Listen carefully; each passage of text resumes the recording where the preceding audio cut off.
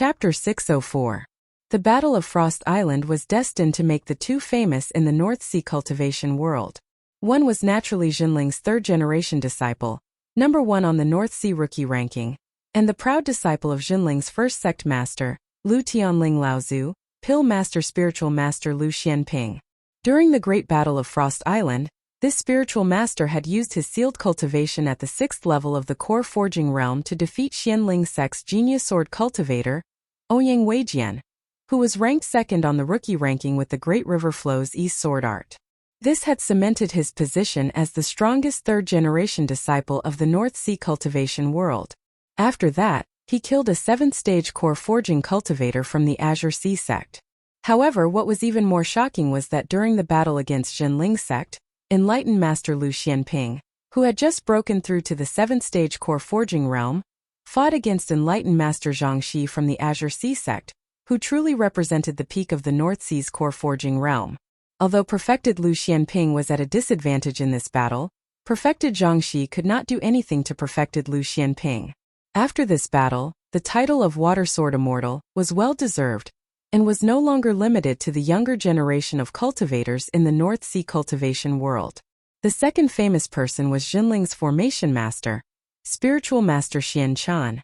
The great profound ice formation she set up on Frost Island allowed Jinling's side to firmly defend the medium-sized spirit mine under Jinling's feet with less than half the strength of the other 6 sections.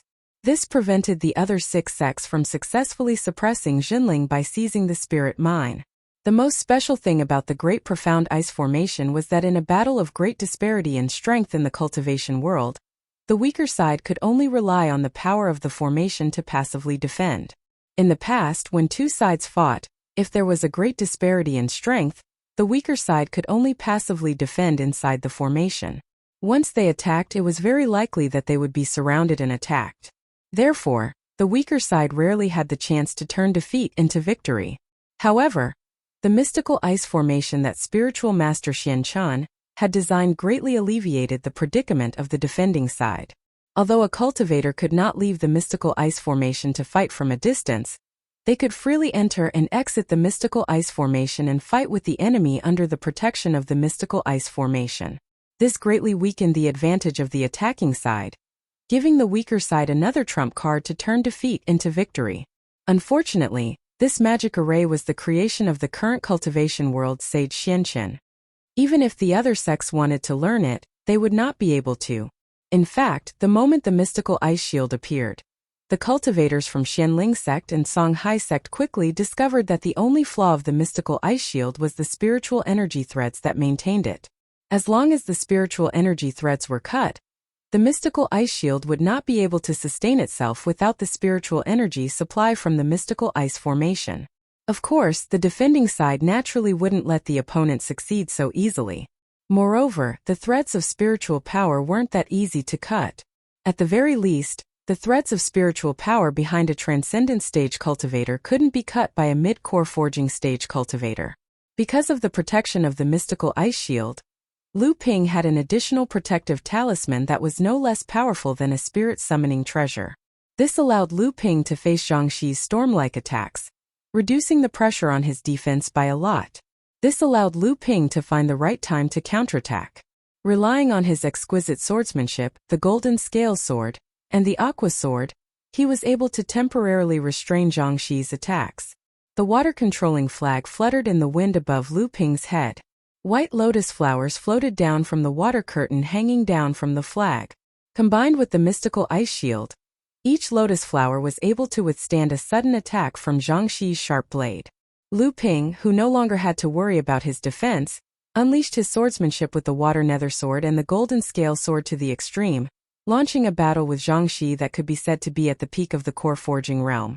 The Great River Flow's East Sword Technique, the 100 Rivers Flow into the Sea Sword Technique, the True Chi Sword Technique, the Torrent of Sword Technique, the Green Dragon Disturbing the Sea Sword Technique, the Shapeless Sword Technique, and so on. Each of these sword techniques was at least at the level of a minor magical power, especially the Shapeless Sword Technique. After the Aqua Sword's quality had risen to the level of a spirit summoning treasure, the power of the Shapeless Sword Technique had gone a step further. In Lu Ping's hands, the power of the Shapeless Sword Technique was no weaker than a great magical power sword technique. However, because of the innate strangeness of the shapeless sword technique, the power of the shapeless sword technique was weaker than a real great magical power sword technique. In addition, there were various swordsmanship techniques that Lu Ping had studied and learned, and their power was also quite impressive. Although there was still a gap between them and a real great magical power sword technique, Lu Ping was able to use these sword techniques under the most appropriate circumstances, and he was able to achieve an effect that was similar to a great magical power sword technique. The more Zhang Xi fought, the more shocked he became. In terms of swordsmanship alone, Lu Ping's current achievements were already comparable to those of a true grandmaster swordsman. Zhang Xi was able to suppress Lu Ping only because he had a much higher level of cultivation than Lu Ping. Furthermore, Zhang Xi could feel that once Lu Ping advanced to the 8th stage of the core forging stage, the one who would be suppressed would be Zhang Xi himself. Who was Zhang Xi? He was a person who could take a blow from a Dharma adept as a peak core forging stage adept and come out unscathed. How many people like that were there in the North Sea? And how many in the entire world of cultivation? Zhang Xi had the intention to kill Lu Ping. Killing Lu Ping might mean killing Jinling's future powerful adept. However, Zhang Xi had to admit that at this moment, he no longer had the ability to kill Lu Ping. Even without the Dark Ice Shield, with Lu Ping's strength, Zhang Xi would not be able to stop him if he wanted to leave. Zhang Xi could call for help from other adepts to encircle and kill Lu Ping, but Zhang Xi could not bring himself to be so thick-skinned. Not to mention Zhang Xi's status in the North Sea cultivation world. Just Lu Ping's identity as a third-generation disciple alone made Zhang Xi's face burn. Moreover, Lu Ping was not a fool. Once Zhang Xi called for help, would he wait for others to encircle and attack him?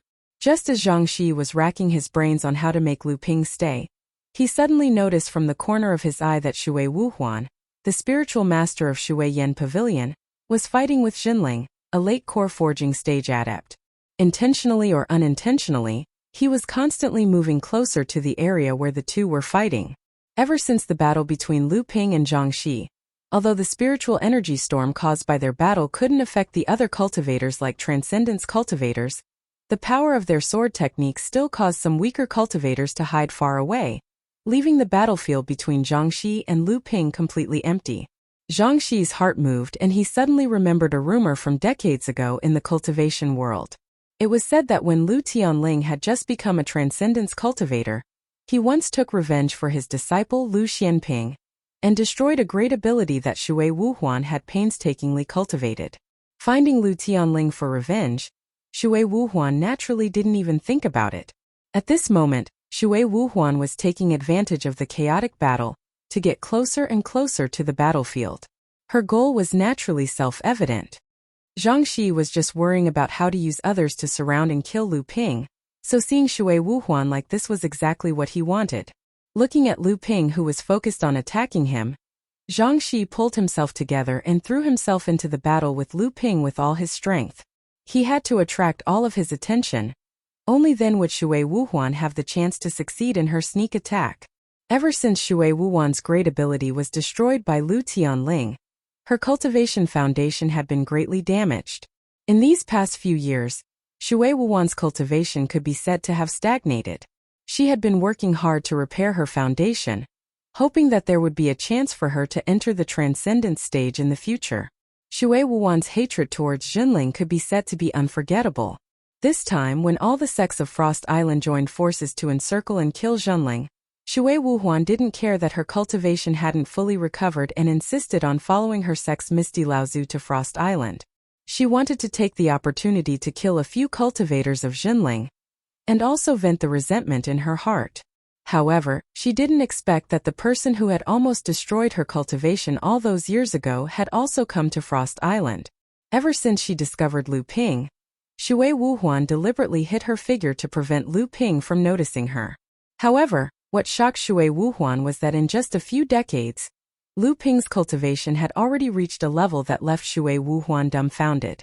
How many core forging stage cultivators in the North Sea cultivation world could fight evenly with Zhang Xi? At least, Shui Wuhuan knew that she couldn't do it. And after her great ability was destroyed by Lu Tianling, she couldn't do it anymore. She couldn't let this kid grow any further. This person must die. Shui Wuhuan's thoughts coincided with Zhang Xi's at this moment, and they were highly similar, even more so than Zhang Xi's. Zhang Xi watched as Zhang Xi intentionally or unintentionally changed her position, gradually exposing Lu Ping's back to spiritual master Shui Wuhuan's eyes during the battle with Lu Ping. Seeing that spiritual master Shui Wuhuan had suddenly broken away from the Jinling cultivator she was fighting and was rushing towards Lu Ping's back, Zhang Xi didn't hold back anymore.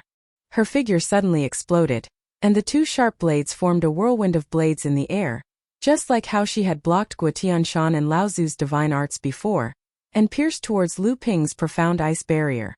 Shui Wuhuan was overjoyed. The water mist muslin in her hand shot out, and like a spirit snake, it shot towards Lu Ping's body to bind him. However, what the two of them didn't know was that, in terms of cultivation, Lu Ping was the weakest of the three. In terms of strength, Lu Ping couldn't compare to Zhang Xi, but in terms of divine sense cultivation, the two of them were far beyond Lu Ping's reach. Even Zhang Xi's peak core forging cultivation wasn't enough. With such a divine sense cultivation, Lu Ping could see everything around him, so how could he not discover the sneaky Shui Wuhuan behind him? The reason why he pretended not to discover her was because Lu Ping had a bold idea. He wanted to use this opportunity to kill Shui Wuhuan in one fell swoop. Just when Shui Wuhuan thought that under her and Zhang Xi's joint attack, Lu Ping would definitely be seriously injured, she saw the moment her water mist muslin bound Lu Ping's entire body suddenly turned into a ball of flowing water. Shit, I've been tricked. Shui Wuhuan panicked, and then she heard a sudden clap of thunder above her head. Chapter 605. The art of sea deception was able to fool the vengeful and weakened Shui Wuhuan, but it couldn't fool Zhang Xi. Just as Lu Ping moved his body, Zhang Xi's blade storm slashed towards an empty place in the void. The golden scale sword abruptly appeared in the void, and Zhang Xi activated the great divine ability of the sword art of 100 rivers into the sea. The entire void turned into a golden sea, and layers of golden sparks rose in the sky to meet Zhang Xi's sharp blade storm. The sound of popping rose one after another, attracting the attention of all the core forging cultivators within a radius of several miles. However, after Zhang Xi's blade storm fused with the two blades, it had risen to the level of a spirit-nurturing magic treasure. Although the golden scale sword had reached the peak of the spirit-nurturing magic treasure, it was still only condensed with 6 treasured restrictions. In addition, Lu Ping's strength was slightly weaker than Zhang Xi's, so Lu Ping's sword art great divine ability was broken by the blade storm. Even so, Zhang Xi's blade storm was still weakened by a lot. However, at this time Lu Ping didn't care about Zhang Xi's weakened blade storm. Instead, he pointed one hand to the sky and the other to the ground, muttering an incantation. Suddenly, a deafening clap of thunder resounded in the sky. At the same time, Shui Wuhuan's Shui Yensha had just stirred up the water statue left behind by Lu Ping. Her shocked expression was awakened by the sudden clap of thunder in the sky. When she looked up, her face was covered with a layer of panic. A bucket-thick 7-colored lightning opened up a zigzagging path in the sky, and finally fell on Shui Wuhuan's head. Lu Ping didn't dare to summon the 7-treasure thunder calabash in front of everyone. However, after the 7-treasure thunder calabash had condensed 3 spirit-nurturing magic treasures, although Lu Ping didn't have time to use the corresponding natural treasures to enhance the 7-treasure thunder calabash's power, the power of the 7 treasures thunder calabash's 7 thunder fusion magic treasures was much more tyrannical than ordinary great divine abilities. The blade storm shredded Lu Ping's profound ice shield in one fell swoop, and the water curtain hanging down from the water control flag grew dimmer and dimmer. Just as it was about to be broken, a snow-white lotus suddenly appeared under Lu Ping's feet. The lotus bloomed into 9 petals, and when each petal bloomed, 6 dense qi floated out from the petals and floated into the water control flag's water curtain. Although the storm of sharp blades was crazily slicing at the water curtain hanging down from the flag, it seemed like there was only a thin layer of light left before it could completely kill Lu Ping. However, this thin layer of light was still as tough as iron. It firmly blocked Zhang Xi's powerful spells from reaching it. Zhang Xi helplessly withdrew his artifact. Right now he had already tried his best. If he attacked again, he wouldn't be able to pose a threat to Lu Ping in a hurry. He could only look at spiritual master Shui Wuhuan below with a slightly regretful expression, and just happened to hear spiritual master Shui Wuhuan's great divine ability scream spread across the entire Frost Island. Spiritual master Shui Wuhuan, who couldn't withdraw his natal artifact in time, was suddenly covered by a layer of green mist. The moment the green mist formed, it turned into a 5 feet thick layer of solid ice on top of spiritual master Shui Wuhuan's head. Lu Ping's expression changed. This layer of green mist was obviously a kind of ice fiend that had been formed for more than 3,000 to 5,000 years. This kind of ice fiend was of a much higher quality than the profound ice fiend that Lu Ping had obtained on Frost Island. It was just right for Lu Ping to use to condense the 7 Thunder Treasures calabash to advance his spirit channeling artifact. However, the solid ice formed by this layer of ice fiend was far from being able to withstand the 7 Thunder fusion art of the 7 Thunder Treasures calabash. The solid ice was blasted apart by the lightning, and amidst spiritual master Shui Wuhuan's blood-curdling screams, half of spiritual master Shui Wuhuan's body was charred black by the 7-colored lightning. However, this degree of injury was still far from being able to kill Shui Wuhuan. Although Shui Wuhuan's body was already heavily injured, his consciousness was still intact. The light beneath his feet continuously flickered as he attempted to flee towards the Water Mist Pavilion's camp. At this moment, Zhang Shi couldn't just watch as Lu Ping died. His twin blades struck out once again, attacking towards the left and right of Lu Ping with the intention of stopping Lu Ping from intercepting Shui Wuhuan. However, a small boat suddenly appeared beneath Lu Ping's feet. The small boat flashed across the sky and disappeared. While Zhang Shi was still in a daze, his twin blades struck empty air. Ocean crossing boat. Isn't this the flying artifact that Jinling heavenly phenomenon Lao Zu used back then? How did it end up in his hands? Zhang Shi muttered to himself. A bad premonition seemed to be growing clearer and clearer in his mind. Seeing that she was getting closer and closer to the Water Mist Pavilion's camp, Shui Wuhuan had long since lost all thoughts of vengeance. At this moment there was only a single thought in her mind, and that was to escape. She had to escape with her life first. Seeing the Water Mist Pavilion's cultivators rushing over to receive her, Shui Wuhuan's heart was instantly filled with the joy of survival. However, at this moment, before her pitch-black face that no longer listened to her orders revealed even the slightest twitch, she saw the gazes of the Water Mist Pavilion's senior and junior sisters suddenly filled with shock and fury. There were even a few of them who shouted out furiously, "This is..." Daoist Shui Wuhuan instantly came to a realization. When he raised his head with great difficulty, he saw a large silver jade seal descending from the sky. At the bottom of the large seal, the 2 words landslide were inscribed. The desire to survive caused Daoist Shui Wuhuan to erupt with the last of his potential. He raised his hands upwards, and the true essence in his entire body flowed in the opposite direction. The half of his body that had long since been charred continuously disintegrated into black powder, while the other half of his body that was still in good condition had blood continuously bursting from the surface of his skin. However, at this moment, landslide was no longer an ordinary magic treasure. Instead, it was a spiritual magic treasure that had condensed 2 spiritual treasure restrictions. Even though the heavily injured Daoist Shui Wuhuan had reversed his true essence, it was still like a mantis trying to stop a chariot. The iron seal that descended with a loud rumble smashed Daoist Shui Wuhuan into a pile of meat paste. A famous Water Mist Pavilion's 8th layer core forging stage cultivator had fallen just like that. Landslide flew backwards, turned into the size of a palm, and fell into the hands of Lu Ping, who had just rushed over. The Water Mist Pavilion's cultivators were riled up and surrounded Lu Ping. Lu Ping was startled. At this time he had just gone through a series of battles. Although he had plotted against Shui Wuhuan during his battle with Zhang Shi to take advantage of him, Lu Ping's spirit was still somewhat exhausted. It wasn't that Lu Ping's true essence was insufficient. After successively refining a portion of Profound Essence Heavy Water and 2 portions of 10,000 Wonder Jade Nectar, and advancing to the late stage of Core Forging stage, the density of the true essence in Lu Ping's body could only be described as inhuman. Although this battle was fierce, it was still too far away from exhausting his true essence. It was just that this kind of mental exhaustion caused Lu Ping to have a feeling of weariness for the battle. Therefore, before the Water Mist Pavilion could surround him, Lu Ping had already jumped out of the encirclement and returned to the Profound Ice Array. Lu Ping turned to look at Zhang Shi, who was on the other side. He was somewhat baffled as to why Zhang Shi would allow him to return to the Profound Ice Array without making a move to intercept him.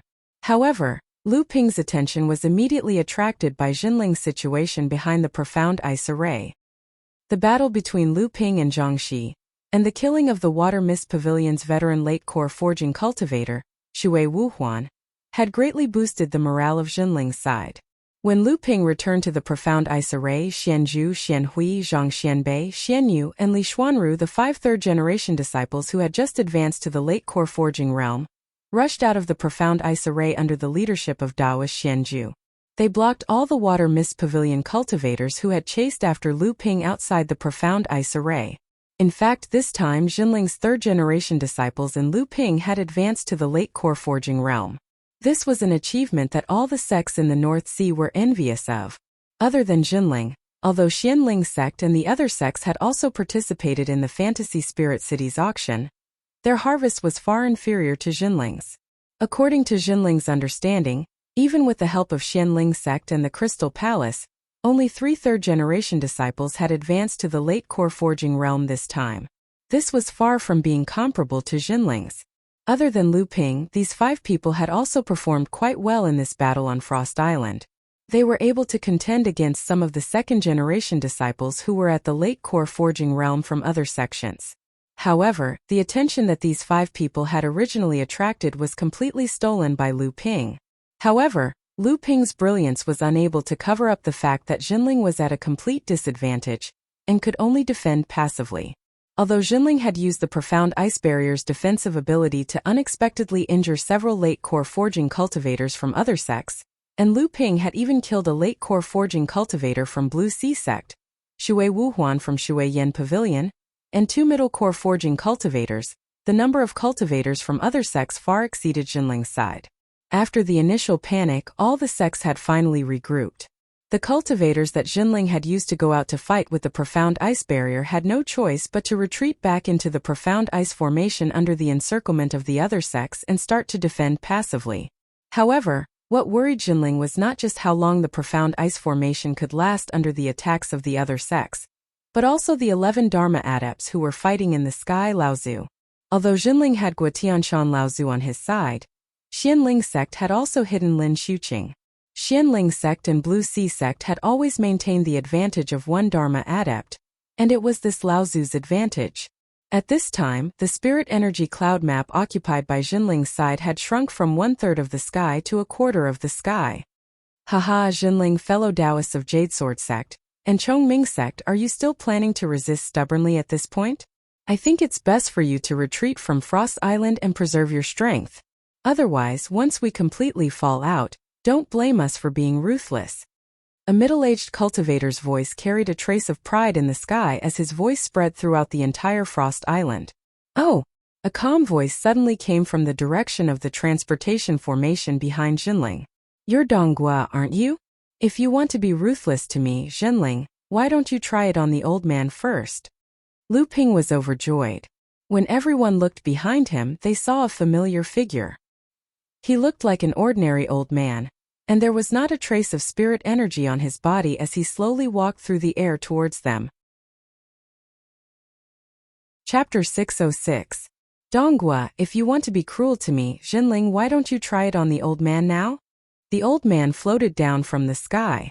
There was not a single trace of spiritual energy around him, as if he was just an ordinary person. However, when the old man appeared, not only was there not a trace of spiritual energy around him, even the spiritual energy storm that had been stirred up by the hundreds of cultivators on Frost Island gradually calmed down. Celestial Phenomenon Laozu. It's Celestial Phenomenon Laozu. He's back from the East Sea. This is bad. Xianling sect and Songhai sect are in for it this time. The arrival of Celestial Phenomenon Laozu made the cultivators of Jinling overjoyed, and the cultivators of Chongming sect and Yujian sect also relaxed. On the side of the Songhai sect, Zhang Shi looked at the old man in the sky, whose sleeves were fluttering in the wind.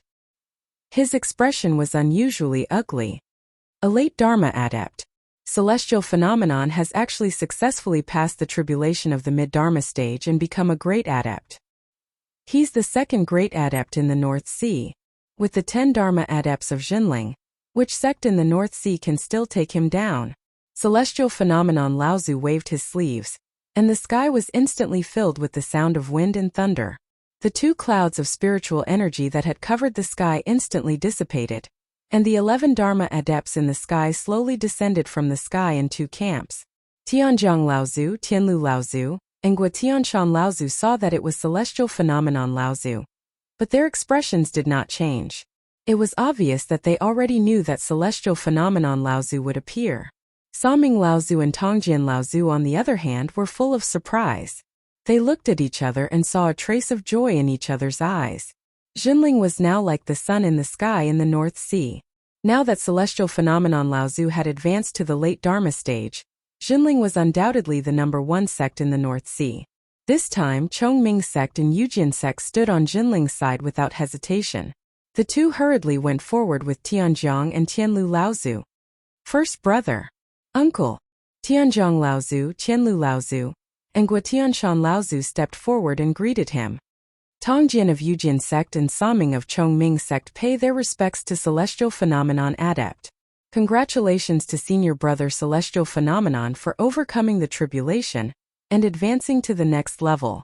After Celestial Phenomenon Laozu had advanced to the late Dharma stage, Tongjian Laozu and Saming Laozu had subconsciously lowered their statuses, as if they were half a generation lower in front of Celestial Phenomenon Laozu. Celestial Phenomenon Laozu returned their greetings with a smile and said, "This time, Jinling was able to overcome this tribulation thanks to the help of the two of you and your disciples. When you return, I hope that the two of you can express my gratitude to Brother Yujian and Brother Shouming." After Celestial Phenomenon Laozu exchanged greetings with the few Laozu on his side, he turned around to look at the 6 early Dharma adepts. His gaze lingered on Lin Xuqing for a moment before shifting to the 2 Laozu leaders, Feng Shidao and Donghua Laozu. When Celestial Phenomenon Laozu's gaze landed on Lin Xuqing, he felt as if his body had been pierced by a pair of sharp swords. He had only felt such a feeling from Dao Sheng Laozu. After Celestial Phenomenon Laozu's gaze moved away from him, Lin Xuqing could vaguely feel that his back was already soaked in cold sweat. Celestial Phenomenon Laozu's arrival seemed to have instantly become the center of attention of the entire Frost Island. Even Donghua Laozu, Feng Shidao, and the rest did not dare to act rashly in front of him. They were all Dharma adepts, but no one would have thought that the difference between an early Dharma adept and a late Dharma adept would be so huge. Celestial Phenomenon Laozu looked at Donghua Laozu and said with a smile, "Donghua, does the old man still remember what you said earlier?" At this moment, Donghua Laozu no longer had the same high spirits as before. When he heard Celestial Phenomenon Laozu's words, cold sweat instantly flowed down his forehead and down his face. However, he did not dare to wipe it away. His mouth moved, but he did not say a word. Celestial Phenomenon Laozu's expression immediately darkened. He snorted coldly and said, "Donghua, how dare you? Even the East Pole and East E would not dare to act so presumptuously in front of the old man. What are you trying to do, Donghua?" Celestial Phenomenon Laozu's cold snort was no less than a clap of thunder in Donghua Laozu's divine sense. Every word that came out of Celestial Phenomenon Laozu's mouth was like a talisman that was deeply imprinted in Donghua Laozu's divine sense. Then it exploded. By the time Celestial Phenomenon Laozu had finished speaking, Donghua Laozu was already bleeding from his nose and mouth. His face was pale and he looked like he was about to collapse. The entire Frost Island fell silent after Celestial Phenomenon Laozu's words fell. The 6 Xianling sect and Blue Sea sect's Laozu actually did not dare to move in the slightest in front of Celestial Phenomenon Laozu's prestige. After a while, 2 awkward laughs suddenly rang out. Yanming Laozu of the Water Mist Pavilion and Songli Laozu of the Sea Flame sect cupped their fists at Celestial Phenomenon Laozu and said, "Congratulations, Brother Celestial Phenomenon, for becoming the 2nd Dharma cultivator in the North Sea cultivation world. Since there is a Dharma cultivator in Jinling, it is only natural for them to occupy a mid-sized spirit mine. Our sects will not participate in today's matter." After that, Patriarch Smoke Dragon and Patriarch Songli each took their disciples and withdrew from the alliance with Xianling sect and Songhai sect. All the sects secretly cursed these 2 sects for being shameless, but these 2 sects had always been swaying in the North Sea. Moreover, these 2 sects advanced and retreated together in the North Sea cultivation world. Even large sects like Xianling sect and Jinling sect usually didn't want to offend them too much. Celestial Phenomenon Laozu suddenly raised his head and said, "Are Brother Daosheng and Brother East Pole here?" The old man has been waiting here for a long time. As soon as celestial phenomenon Laozu's voice fell, the cultivators from the various sects were in an uproar again. Among them, when the Xianling sect cultivators heard that their Dharma cultivators had arrived, their faces instantly lit up with joy. The Blue Sea sect cultivators also looked much better. At first, the cultivators on Jinling's side were a little restless, but when they saw celestial phenomenon Laozu standing there calmly, the cultivators on Jinling's side quickly calmed down and followed celestial phenomenon Laozu's gaze to the rear of Xianling sect and Blue Sea sect's camp. Daosheng Laozu and East Pole Laozu's faces were a little unsightly.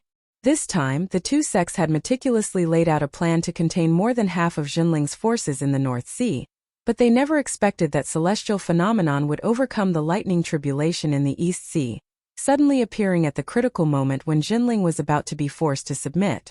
In one fell swoop, the two sects' plan was foiled, and on the contrary, it once again helped Jinling's power in the North Sea. When Daosheng Laozu arrived in front of celestial phenomenon, he suddenly let out a sound, as if he had discovered something.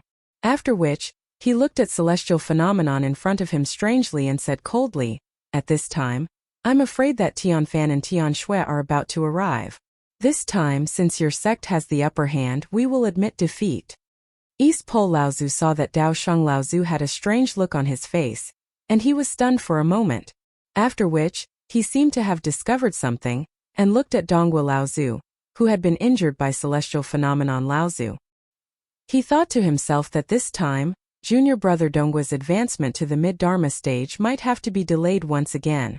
Fortunately, celestial phenomenon also had his reservations, and did not injure junior brother Donghua's foundation. Otherwise, even if the Blue Sea sect became the spearhead of the other sects, they would still make Jinling pay the price. Although that was the case, when East Pole Laozu saw Donghua Laozu's pitiful appearance, he was still secretly shocked. The means of a late Dharma adept was indeed hard to predict. A door of ice and snow was formed. After the door opened, a gentle breeze blew in, and then Tianshui and Tianfan, the two Jinling Laozu, walked out from the door. When the various sects saw the arrival of these two, their hearts sank even more.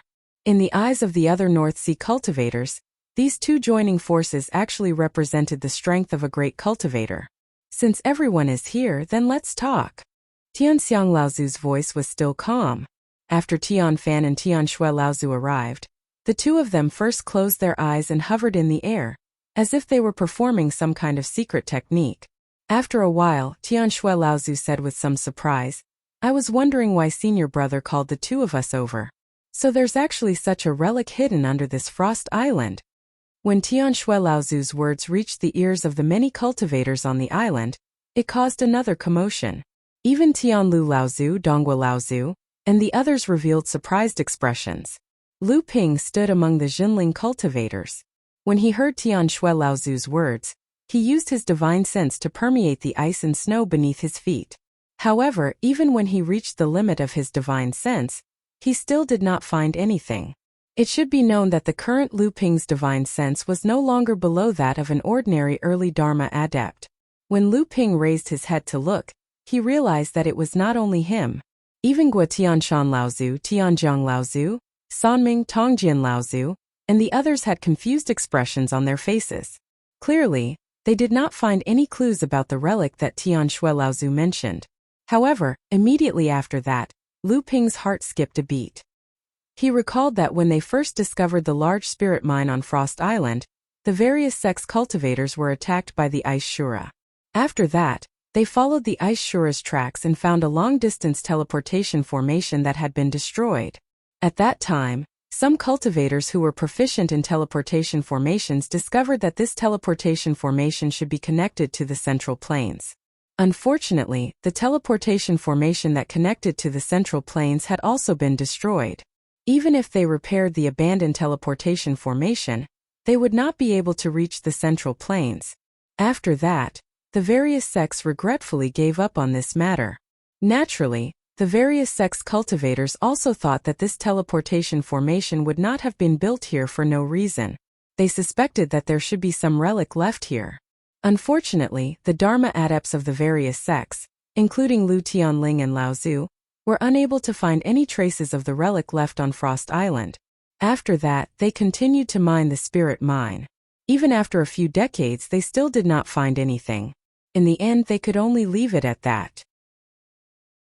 From the looks of it now, it was obvious that at that time, Laozu's strength was not enough to discover the relic that had been hidden on Frost Island. There were many cultivators who knew about the teleportation formation on Frost Island back then. Seeing how certain Laozu was, everyone quickly connected the matter of the relic with the teleportation formation back then. Brother Tianxiang, what is your plan? Although Daosheng Laozu and Dongji Laozu had lost in this scheme, Daosheng Laozu was, after all, the #1 cultivator in the North Sea. Even if Tianxiang Laozu had become a great cultivator, his strength was definitely not a match for this cultivator who had been in the late Dharma stage for more than 100 years. At that moment, after exchanging glances with Dongji Laozu, Daosheng Laozu stepped forward to negotiate with Tianxiang Laozu. Tianxiang Laozu smiled slightly and said, "This medium spirit mine is recorded under Jinling's name. Previously, it has already been approved by the Haiyan sect and the Shuoyan Pavilion. I believe the two of you have no objections." Chapter 607. Tianxiang Laozu smiled and said, "This medium spirit mine is under Jinling's name, and it has already been approved by both the Haiyan sect and the Shuoyan Pavilion. I believe the two of you have no objections." On the periphery of the confrontation, although the Haiyan sect and the Shuoyan Pavilion had expressed that they would no longer participate in the matter of the medium spirit mine, the people of these two sects did not retreat, but stood far away on the periphery. Especially after Daosheng Laozu and the others arrived, Yanming Laozu and Songli Laozu keenly sensed something. As expected, after Tianshui Laozu said that there was a relic hidden in Frost Island, the two naturally did not dare to delay and hurriedly sent the news back to their sects, informing the mid-Dharma adepts of their sections. At this time, the only ones who were qualified to participate in the matter were the guardian Laozu of each sect. The other sects such as Chongming, Jade Sword, Linggu, and Feiyu cultivators also informed the mid-Dharma adepts of their sects, Laozu. Naturally, Patriarch Celestial and the others noticed what the cultivators from the other sects were doing. However, they did not say anything about it. Instead, they used the Water Mist Pavilion and Ocean Flame sect as shields to occupy the mid-sized spirit mine first. At this time, Yanming Laozu and Songli Laozu looked a little embarrassed. Daosheng Laozu glanced at the two of them and said coldly, "Since Brother Tianxiang insists on this spirit mine, then this spirit mine will be given to your sect. There are so many cultivators here today, and they can be witnesses. We should wait for the other friends to arrive, and then we can discuss how to excavate this relic." "No hurry." Daosheng Laozu's face turned cold, but Tianxiang Laozu smiled and said, "This spirit mine originally belonged to our sect. It was your sect who was jealous and joined forces with other sects to snatch it. Now that your sect has failed, how can you say that it will be given to us? Brother Daosheng, are you muddle-headed?" Daosheng Laozu said coldly, "Then what does Brother Tianxiang mean? Could it be that your sect wants compensation from us? Brother Tianxiang, do you really think that no one in the North Sea can deal with your sect?" Daosheng Laozu deliberately said this, but it made Yanming Laozu and Songli Laozu, who originally planned to stay out of this matter, change their expressions. Both of them looked at Tianxiang Laozu with bright eyes, waiting for his answer. Tianxiang Laozu looked at the Ocean Flame sect and Water Mist Pavilion in the distance, and said unhurriedly, "Brother Daosheng, you think too much. This time the other sects besieged our Frost Island spirit mine. I think the other sects were just fooled by Brother Daosheng and Brother Eastern Pole. Junior Brother Dongwa of the Blue Sea sect has already been punished by the old man, so this matter is over with the Blue Sea sect. I wonder if the old man thinks so. How about Brother Eastern Pole, Water Mist Pavilion and Ocean Flame sect?" Daosheng Laozu's expression changed, but before he could say anything, another two doors opened in the void in the sky, and two voices came from the doors saying, "Brother Tianxiang is right. The matter of Water Mist Pavilion and Ocean Flame sect working together with Jinling on Frost Island is over." Daosheng Laozu's expression changed, and before he could say anything, two mid-Dharma adepts walked out of the door. This mid-Dharma adept Laozu walked straight to the Ocean Flame sect and Water Mist Pavilion cultivators, and Yanming Laozu and Songli Laozu hurriedly went forward to greet him. Tianxiang Laozu was obviously trying to drive a wedge between the two sects, but these two sects had always been seeking benefits. Previously, they had only allied with Xianling sect and Blue Sea sect because of the benefits promised by the two sections. Now that they could not get any benefits, and they might even offend the powerful Jinling, they naturally had to quickly draw a clear line between Xianling sect and Blue Sea sect. At this time, East Pole Laozu spoke. "Ah, so it's Sister Yinyu from Water Mist Pavilion and Brother Tsong Qi from Ocean Flame sect. Nice to meet you." After greeting the two mid-dharma adepts, East Pole Laozu turned a blind eye to Dao Sheng Laozu's piercing gaze, and turned to Tianxiang Laozu saying, "Since Brother Tianxiang no longer wants to pursue the matter of the spirit mine, then the Blue Sea sect will also write off the injury of Brother Donghua from our sect." Dao Sheng Laozu said angrily, East Pole Laozu turned to Dao Sheng Laozu and said indifferently, "Brother Dao Sheng, I'm really sorry.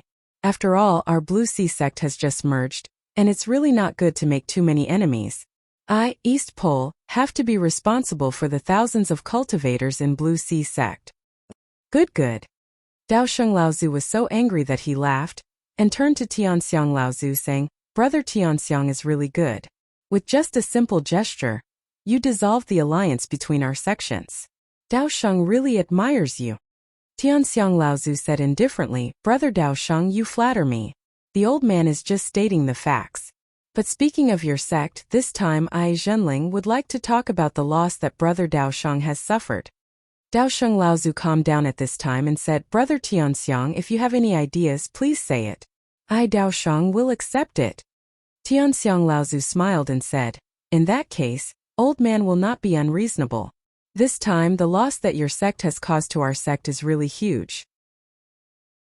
Apart from the dozens of disciples who died, there is also a large amount of spiritual stones spent in the profound ice formation. My request is not too excessive. Our two sects will take 25% of the large spirit vein. Originally it should be divided equally, but now I think I, Jinling, will take 15%, and the remaining 10% will belong to your sect. What do you think, Brother Dao Sheng?" Dao Sheng Laozu's expression changed. He stared at Tianxiang Laozu and said, "Tianxiang, don't go too far. The large spirit vein on Frost Island could be said to be an important source of spiritual stones in the cultivation world of the North Sea. Therefore, it was also an important foundation for the cultivation of the North Sea cultivators. It could be said that every bit of the share was a large amount of spiritual stones, enough for all sects to fight for it. This point could actually be seen from Jinling's medium-sized spirit vein. For the ownership of a medium-sized spirit vein, the top 10 sects of the North Sea were actually involved. Only one last step was left for a great battle in the North Sea cultivation world. However, the importance of a large spirit vein was not only in this aspect. The more important significance of a large spirit vein was that it could produce extremely stable top-grade spiritual stones, and the top-grade spiritual stones were an important foundation for the cultivation of Dharma manifestation cultivators. Tianxiang Laozu's expression immediately darkened when he saw Dao Sheng Laozu's anxiety. He said coldly, "So Brother Sheng, you don't agree?" Tian Shui and Tian Fan, who were standing behind Tianxiang Laozu, immediately took a step forward and stood behind Tianxiang Laozu, glaring at Dao Sheng Laozu like a tiger watching its prey. It looked like they would start a fight if there was any disagreement.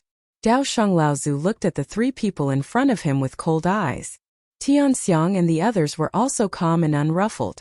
Feng Shutao, who was standing behind Dao Sheng Laozu, could no longer hold it in and said angrily, "You Jinling have gone too far. That fellow Taoist Donghua was injured by you, so we can call it even.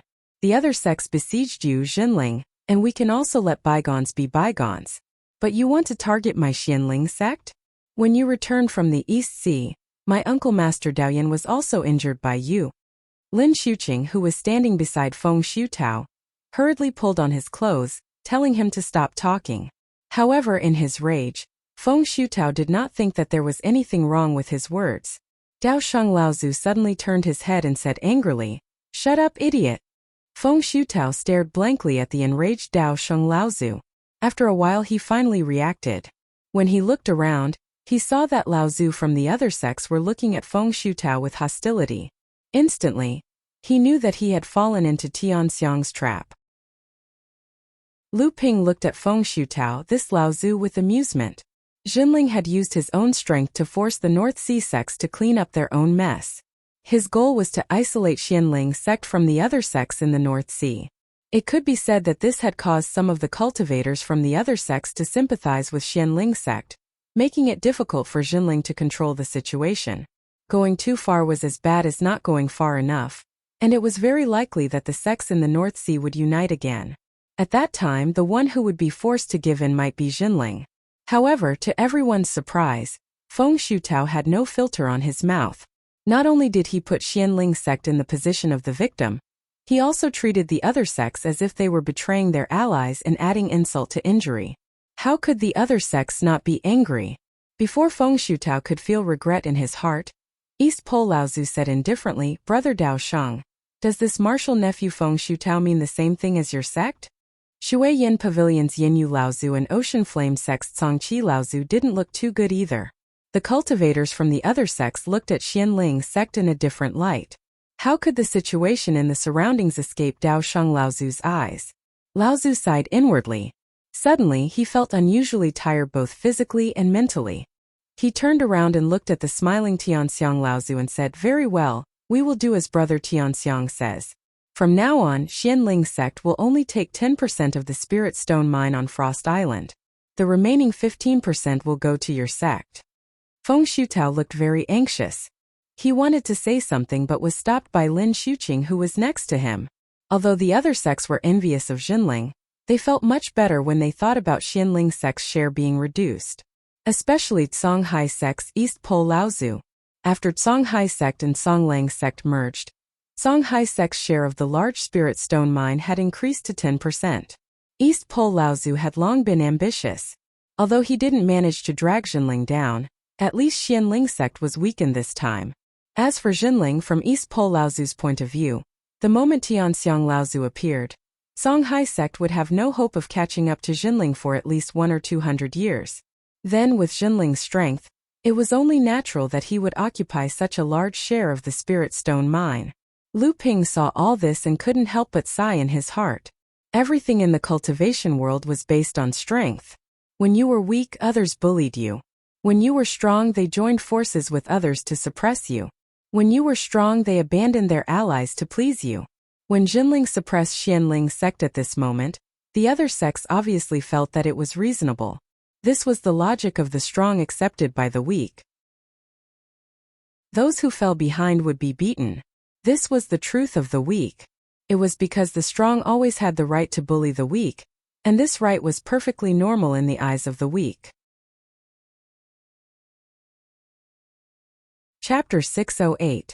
The four mid-Dharma adepts of Chongming, Jade Sword, Feiyu, and Linggu sects also arrived one after another.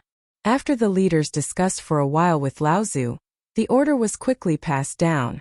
Other than guarding the areas that their sects had divided on Frost Island, the core forging adepts of the other sects all returned to their own sections.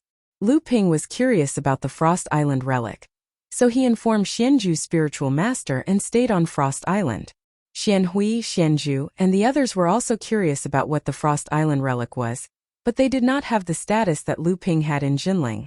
Moreover, in the Battle of Frost Island, Lu Ping had fought against Zhangxi and killed Shui Wuhuan. It could be said that he had truly established his position in the North Sea cultivation world. Many third-generation disciples were convinced by Lu Ping. Even many second-generation disciples who had advanced to the late core forging stage did not have the same strength as Lu Ping. At least, Xianju's spiritual master himself was not Zhangxi's match. Not long after, a huge restrictive formation rose in the sky above the battlefield where everyone had fought, completely enveloping the entire area. Following that, the entire Frost Island began to shake violently. Muffled sounds came from the ground far away, echoing throughout the entire world. For half a day, Frost Island passed in this kind of rumbling. Lu Ping stood in the middle of the profound ice formation and looked at the restrictive formation from afar. His eyes flashed with green light, but he still could not see through this layer of restrictive formation. Lu Ping shook his head helplessly and returned to the profound ice hall. Half a day later, Guotianshan Laozu returned from the restrictive formation. Lu Ping's eyes brightened, and he hurriedly went forward to ask. Guotianshan Laozu shook his head and said, I did not think that there would be such a place on Frost Island. It looks like this spirit mine on Frost Island had already been discovered by Fei Ling sect and Ying Tian sect 4 or 5,000 years ago, and these two relics were left on this island. Ying Tian sect? Lu Ping asked with some confusion. Guo Tianshan Laozu nodded and said, Ying Tian sect is a large sect in the Middle Plains, or rather, an allied sect of Fei Ling sect. Fei Ling sect's treasured ship departed from the North Sea to Ying Tian sect, and set up the teleportation formation to the Middle Plains at Ying Tian sect. Lu Ping realized something and asked in shock, since these two sects owned the ruins back then. Ling Tian sect and Ling Heaven and sect didn't come to excavate after 4 or 5,000 years. Ling has already Tianshan Laozu and said, Ying Tian sect and sect, Ling Tian sect and Ling Tian sect and Ling sect and Bai and Wu and sect Ling Laozu Tianyang sect Bai Yulong, and sect Ling Tian sect and Ling sect, Gua sect after. At the same time, Lu Ping's expression was one of shock as he murmured, two large sects, Ying Tian sect's power should not be weaker than Fei Ling sect's, and Fei Ling sect itself had 18 Laozu, 3 of whom were late Dharma adepts. With the combined power of these two sects, even a large sect like the Crystal Palace would not dare to act rashly. What kind of power could destroy these two large sects at the same time? Guo Tianshan Laozu shook his head and said, after Fei Ling sect was destroyed, the North Sea cultivation world was basically cut off from the Middle Plains. I do not know how Ying Tian sect was destroyed, but the destruction of Fei Ling sect was not the work of one sect or sect. Almost all the sects in the North Sea participated in the destruction of Fei Ling sect. I do not know if there were any forces in the East Sea and the South Sea that participated, but from the way the old man sees it, without the intervention of external forces, how could the sects in the North Sea be a match for Fei Ling sect? However, all the sects in the North Sea are very secretive about these matters, and I am afraid that only the first generation Laozu of Tianxiang, Tianfan, and Tianshui know a little about this. Fei Ling sect was the most glorious sect in the North Sea cultivation world. Although it had been destroyed for more than 4,000 years, it still attracted the attention of many practitioners in the North Sea cultivation world. Lu Ping had also tried to find the reason for the destruction of Fei Ling sect, but there were too many different opinions about the reason for the destruction of Fei Ling sect, and Lu Ping could not tell which was true and which was false. However, after Lu Ping filtered through the reasons of these legends in the cultivation world in detail, he found that the destruction of Fei Ling sect was not as simple as it seemed on the surface. There might be many reasons that were not known to outsiders, but these secrets might be like what Guo Tianshan Laozu had said. Only the leaders of the various sects in the North Sea would know. This might be an opportunity. Guo Tianshan Laozu's expression showed a hint of excitement, interrupting Lu Ping's thoughts. Lu Ping could not help but be a little surprised and asked, what opportunity? Guo Tianshan Laozu looked around. Only Lu Ping and him were in the profound ice temple.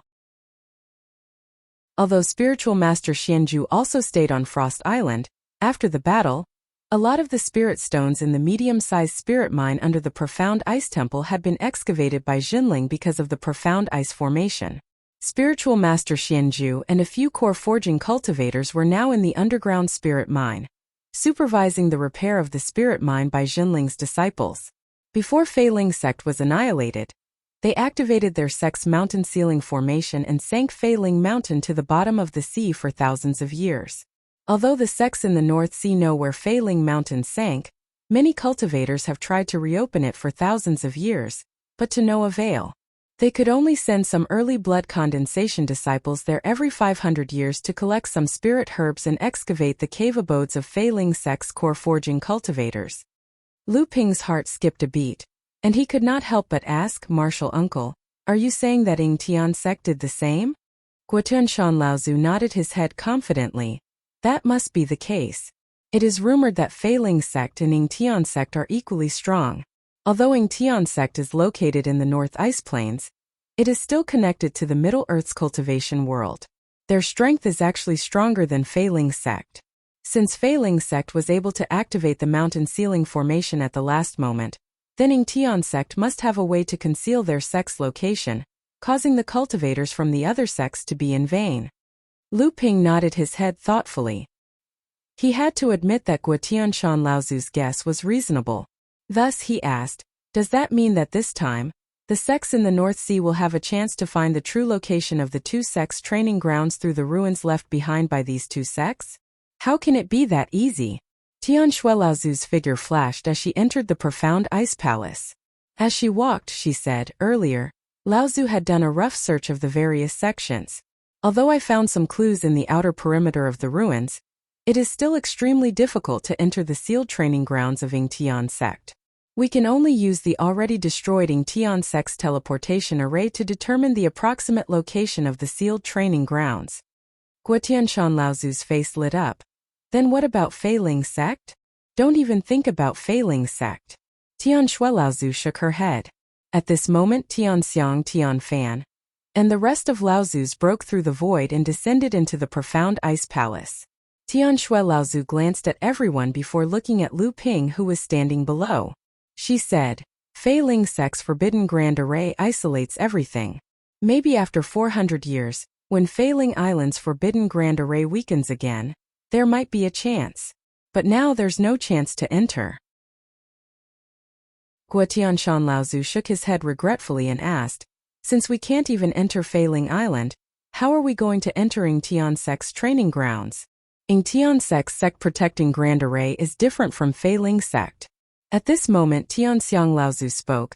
The Yingtian sect's reverse grand array is indeed powerful.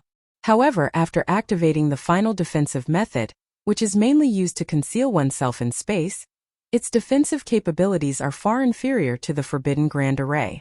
Although this type of grand array makes Yingtian sect's training grounds not as profound as the seven-star cave heavens, in these thousands of years, I have never heard of any sect in Middle Plains obtaining the inheritance of Yingtian sect. Tian Fan Laozu continued, the Northern Sea sect's Laozu's intention is to gather the formation masters and masters of the various sections. After we have completely opened up the ruins of these two sects on Frost Island, we can use the destroyed teleportation formation to determine the approximate location of Yingtian sect. After that, each sect will secretly send Dharma Plane cultivators to Middle Plains to search for Yingtian sect's training grounds. At this moment Tian Shui Laozu seemed to have thought of something. Suddenly, she asked Lu Ping, do you still remember Qingjian Laozu? Lu Ping did not know why Tian Shui Laozu would mention this person, so he nodded his head in confusion. However, he heard Qingjian Laozu continue, just now, after the Laozu of the various sects worked together to break through the protective formation set up by these two sects and opened up the ruins, the Eastern Pole Laozu of the Blue Sea sect revealed a secret. He said that Qingjian Laozu was originally a remnant of Yingtian sect after it was annihilated. Originally, he wanted Fei Ling sect to take him in so that he could make a comeback. Unexpectedly, perhaps because Qingjian was afraid that his identity would be exposed along the way, he was not well informed. It was only when he reached the North Sea that he found out that Fei Ling sect and Yingtian sect had been annihilated at almost the same time. Completely disheartened, Qingjian Laozu wandered around the North Sea. In the end, he was unintentionally taken in by Laozu of the Blue Sea sect and found out about his background. Lu Ping's face was filled with shock, but his heart was in turmoil. The first thing that came to Lu Ping's mind was Qingjian's cave dwelling. There was an extremely well-hidden Middle-earth teleportation formation. Where was its destination?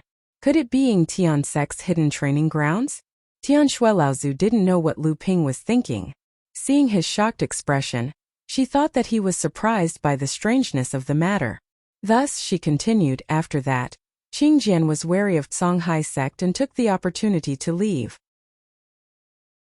Unexpectedly, Songhai sect happened to lose the flowing sword of the thin water flowing sword, a pair of flying swords left behind by their founder. Songhai sect once slandered Qingjian Laozu for stealing the sword. This matter was left unsettled, but it became the fuse that caused Songhai sect to split. After that, Zhongxian Laozu launched a sneak attack on Songhai sect and stole the other thin water sword. After that, all the sects in the Northern Sea rejoiced in Songhai sect's misfortune. Only Songhai sect realized that Zhongxian Laozu launched a sneak attack on Songhai sect because he received the news and came specifically for Qingjian Laozu. Unexpectedly, Qingjian Laozu had become an influential figure in the Northern Sea's cultivation world. How would Zhongxian Laozu dare to meet him? A remnant of Fei Ling sect and a descendant of Yingtian sect. In the end, the two of them were unable to work together. Perhaps they knew that they had lost their power and were powerless to reverse the situation. Chapter 609. Lu Ping thought for a moment and said, Lao Zu, can this disciple go to the outer perimeter of the ruins to take a look? This disciple is very curious about the items left behind by the two large sects. Tianshui Lao Zu giggled and said, I think you are just pretending to look at the ruins. You are just trying to fish in troubled waters. Lu Ping smiled embarrassedly. He really did have such a plan. After Debao advanced to the core forging realm, his talent had been strengthened. Although Lu Ping didn't know what level Debao's spiritual seeking talent had reached, it was still good to be able to pick up some Transcendence Realm items that Lao Zu didn't like. Tianshui Lao Zu saw Lu Ping's embarrassed expression and laughed again. Brat, don't even think about it. Not to mention that the sects Lao Zu have already made an agreement to keep this matter a secret. Only Transcendence Realm cultivators from the sects are allowed to enter. Even if we let you in, what ability do you have to pick up our leftovers? Lu Ping smiled embarrassedly and didn't say anything else. At this time, Tianlu Laozu suddenly laughed and said, however, there is still a place where you can be of use. Lu Ping looked at Tianlu Laozu in astonishment, only to see Tianlu Laozu saying, there are actually 4 mid-sized spiritual veins hidden in the ruins. In these thousands of years, there are quite a number of spiritual herbs that have matured. Especially in this special environment, there are quite a number of ice attribute spiritual herbs that are growing and blooming. It would be a pity to directly pluck them. I wonder if your group of amethyst bees are with you? Old man, you can take them and use them. The various Laozu looked at the amethyst bee king in astonishment. The amethyst bee king was only a foot in size. It was grabbing Lu Ping's ear and trying its best to hide behind Lu Ping's head. After Lu Ping summoned the amethyst wasp queen Zilan, she didn't wait for Zilan to start dancing in the air before she discovered that there were several towering auras in the hall, making it hard for her to breathe. She could only desperately hide behind Lu Ping. Fornax Laozu was surprised at first, and then he was pleasantly surprised. He said anxiously, This is the amethyst bee king? A core forging stage amethyst bee king? Tianshui Laozu looked at Tianlu Laozu in astonishment. Smiling, she said, Junior brother Tianlu, you can be considered as one of the most knowledgeable alchemists in the Northern Sea. Why are you so excited about a mere shape-shifted demon cultivator? Tianlu Laozu assessed his own emotions and said, Senior sister, you don't know this.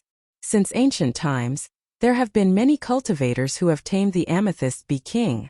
However, the number of cultivators who have been able to cultivate the queen bee into a shape-shifted demon cultivator in the past tens of thousands of years is less than a handful. Oh, Tianshui Laozu blinked and asked, could it be that this amethyst bee king that has transformed has something special about it? It actually made you, an alchemist grandmaster, so excited? Tianlu Laozu nodded solemnly and said, that's right. All these years, the number of Dharma stage elixirs consumed by this senior brother, senior sister, and martial nephews has increased a lot. Firstly, it's because of our sect's painstaking efforts over the years. That girl Tianqin has also brought back quite a lot from Phantom City. Secondly, it's because of the amethyst royal jelly in this kid's hands that the success rate of Dharma stage elixirs has increased a lot. Tianxiang Laozu also laughed and teased, this old man has also heard of this matter, but I heard more about junior brother Tianlu complaining that this kid is stingy, using the amethyst royal jelly in his hands to extort a lot of spirit herbs and elixir recipes from your hands. Tianlu Laozu looked at Lu Ping angrily, causing Lu Ping to feel a little embarrassed. Tianlu Laozu continued, that's right. However, because the amethyst royal jelly is only at the blood condensation stage, although it's rare, it can only increase the success rate of Dharma stage elixirs by 10%. However, the amethyst royal jelly brewed by the core forging stage queen bee can at most increase the success rate of Dharma stage elixirs by 20%. As soon as Tianlu Laozu finished speaking, other than Tianxiang Laozu, the other Laozu in the Mystic Ice Temple gasped. Even Lu Ping didn't know that the core forging stage queen bee's royal jelly could have such an effect. The spiritual herbs required to concoct Dharma stage elixirs were already scarce. In addition to the low success rate, most of the Dharma stage cultivators in the cultivation world were in a state where elixirs were scarce. This was also why the amethyst royal jelly, which could increase the success rate of Dharma stage elixirs by 10%, was known as the holy elixir in the cultivation world. This time, when Laozu heard that the core forging stage queen bee could brew royal jelly with a success rate of 20%, it was enough to make all of the Laozu go crazy. The few Laozu's gazes towards the amethyst queen bee on Lu Ping's shoulder became even brighter. The amethyst queen bee, who was previously no longer afraid after being comforted by Lu Ping, was suddenly frightened. Her eyes were tearing up, and her small hands grabbed Lu Ping's ears even tighter, causing Lu Ping to grimace in pain. At this moment, Tianshui Laozu seemed to have thought of something. Stretching out her hand, she opened up a spatial rift. After rummaging through it for a moment, an exquisite jade essence bottle appeared in her hand. Tianlu Laozu looked at the jade essence bottle in Tianshui Laozu's hand, and his eyes lit up. Clear spirit pill. Senior sister, this junior brother has been asking you for this for over 100 years, and you were unwilling to give me a single pill. Now you're willing to take it out? Tianshui Laozu rolled her eyes at Tianlu Laozu. These 3 clear spirit pills were given to me by a Taoist from the Spirit Beast sect when I was roaming the Central Plains. This Taoist gave me these 3 clear spirit pills before we parted. Every single one of these 3 clear spirit pills are exceptionally precious. Your junior brother Tianlu doesn't have any precious spiritual beasts with him, so it's fine if he wants them to look at them. However, if you take them, you will definitely try to imitate them. Furthermore, there's a high chance that you won't be able to imitate them. You'll just be wasting a clear spirit pill. Tianlu Laozu smiled awkwardly. At the very least, I'll be able to know the composition of the clear spirit pill, right? This sentence undoubtedly admitted that it was extremely difficult to imitate such a miraculous pill. Lu Ping had heard of the Spirit Beast sect before. This sect was equivalent to a large sect in the Central Plains. However, the traces of this sect in the Central Plains were extremely elusive. This was because this sect had quite a huge controversy among both humans and demons. Hence, the cultivators from this sect rarely revealed themselves in the cultivation world. However, the moment they did, they would definitely be the strongest of their generation. Very few people would dare to look down on them. The clear spirit pill was the exclusive secret medicine of the Spirit Beast sect. It was a miraculous pill that was no less beneficial to the demon race than the clear spirit would. It was also one of the reasons why the experts of the demon race had a love-hate relationship with this sect. To the Spirit Beast sect, the clear spirit pill was similar to the spiritual forging pill to the Feiling sect. Tianshui Laozu poured out a golden pill the size of a grape from the jade essence bottle and placed it on her palm. She smiled at Zilan, who was hiding on Lu Ping's shoulder, but her attention was already attracted by the pill in Tianshui Laozu's palm. My good daughter, come here. Grandma will give you something delicious. Lu Ping could feel the current amethyst queen bee Zilan's emotions. That clear spirit pill had given her an unlimited amount of temptation. However, the tyrannical aura from the owner of the clear spirit pill had caused this queen to be extremely afraid. She could only look towards Lu Ping for help. Lu Ping smiled at the queen bee and sent her a message with his divine sense. Go. He said go. Zilan hesitated for a moment. She first circled around Lu Ping's head once before flying off in the direction of Heavenly Snow Grand Ancestor, looking back 3 times with every step she took. It was as if she was afraid that she would never see Lu Ping again. Only when she arrived in front of Tianshui Laozu, Zilan carefully stood on top of Tianshui Laozu's palm and looked at it.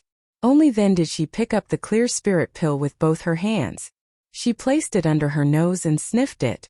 An intoxicated expression appeared on her face as she smiled sweetly at Tianshui Laozu. Thank you, Grandma. Finished speaking, she held onto the clear spirit pill and quickly flew back to Lu Ping. When Tianlu Laozu saw how easily Lu Ping obtained the clear spirit pill, his expression couldn't help but become gloomy. Thus he said, Brat, for this queen bee to be able to advance into the core forging realm, you must have had a fortuitous encounter. That clear spirit pill isn't that easy to obtain. Quickly take out some of your royal jelly. Furthermore, this queen bee's cultivation has already reached the peak of the first layer of the core forging realm. You must have some royal jelly brewed by this queen bee after she advanced into the core forging realm. Don't take out royal jelly from the blood condensation realm to fool the old man. When Lu Ping heard this, He knew that Tianlu Laozu probably didn't know the difference between the royal jelly brewed in the core forging realm and the royal jelly brewed in the blood condensation realm. Thus, he took out 3 jade bottles from his storage ring and handed them over to Tianlu Laozu. When Tianlu Laozu saw that Lu Ping had actually taken out 3 bottles of royal jelly, he was immediately overjoyed. Aha! 3 bottles of royal jelly? Brat, why are you so generous this time? Don't tell me you're planning something again? Senior Sister Tian Shui gave that bee a clear spirit pill. That thing's effect on the demon clan is no less than a spirit forging pill. After your amethyst bee queen advances to the core forging stage, I'm afraid that it will be difficult for them to progress any further. With this clear spirit pill, things will be different. So, it's best for you to be careful. As Tianlu Laozu spoke, he opened the bottle of royal jelly in his hand. He couldn't wait to know the difference between the royal jelly brewed by the royal jelly brewed by the royal jelly of the blood condensation realm and the royal jelly of the core forging realm. However, after opening the first bottle, Tianlu Laozu frowned. He immediately opened the second bottle and looked at Lu Ping before opening the third bottle. Tianlu Laozu couldn't help but curse, "Brat, this third bottle is the real royal jelly of the core forging realm. Right? The first 2 bottles were for the blood condensation realm. Why is there only half a bottle for the core forging realm's royal jelly?" Lu Ping helplessly explained, "Martial uncle, don't be angry.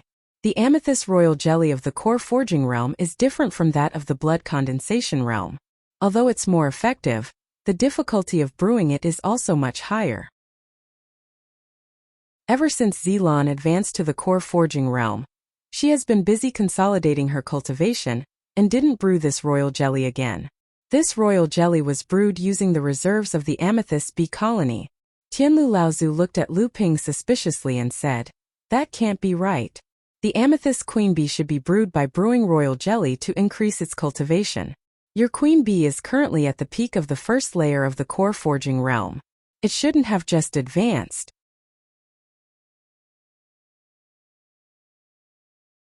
Chapter 610. Lu Ping had no choice but to explain the situation in the secret place, but he concealed the matter about Long Huai. Finally, he said, "Once the spiritual herbs in the sea of flowers leave the soil, they immediately turn into ashes. I had no choice but to let Zilan collect as much nectar as possible." After Zilan knew that the sea of spiritual herbs could no longer be returned, she commanded the bees to stimulate their potential, almost risking the collapse of her cultivation to continuously collect the nectar. In the next few years, in addition to recovering from her injuries, she also used the amethyst queen bee collected during that time to brew the royal jelly. Only then was her cultivation promoted to the peak of the first layer of the core forging realm. Although the Laozu had already known the news of the secret place in the Fallen Archipelago, this time when they heard Lu Ping's personal experience, they were still shocked by the scene. A boundless sea of spiritual flowers. Fornax Laozu's face was full of yearning. "It's a pity that we can't collect them, it's really strange." Celestial Phenomenon Laozu smiled slightly and said, "How can we study the wonders of this world? It's not surprising that there is such a wonderful place."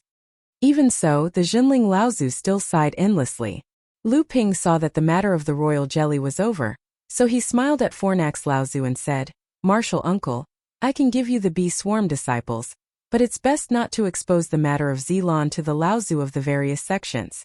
Fornax Laozu coldly snorted and said, "Boy, the old man knows more about this matter than you do. This group of amethyst bees has made the old ghosts of the various sects envious. If they know that the old man has a purple crystal queen bee at the core forging realm, I'm afraid that the various sects will be so jealous that they will plot to kill the old man." However, Lu Ping immediately felt that it was a little strange, so he asked, "Martial Granduncle, are the sects just going to let our sect use the amethyst bees to collect the nectar for the ice attribute spirit flower?" Fornax Laozu smiled. "Of course it's not that simple. Whether it's the nectar or the royal jelly, I Jinling will only get 30%. The rest will be left for the other sections. However, your 2 bottles of blood condensation royal jelly came at the right time. I'll give one to them when the time comes."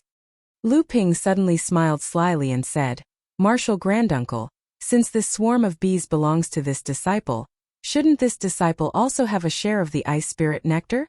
Not much, just 10% will do." Fornax Laozu flew into a rage and said, "Get lost, don't even think about it. Who knows how much amethyst honey you have right now? I heard that Tianlin, and their little girls use amethyst honey to make tea every day.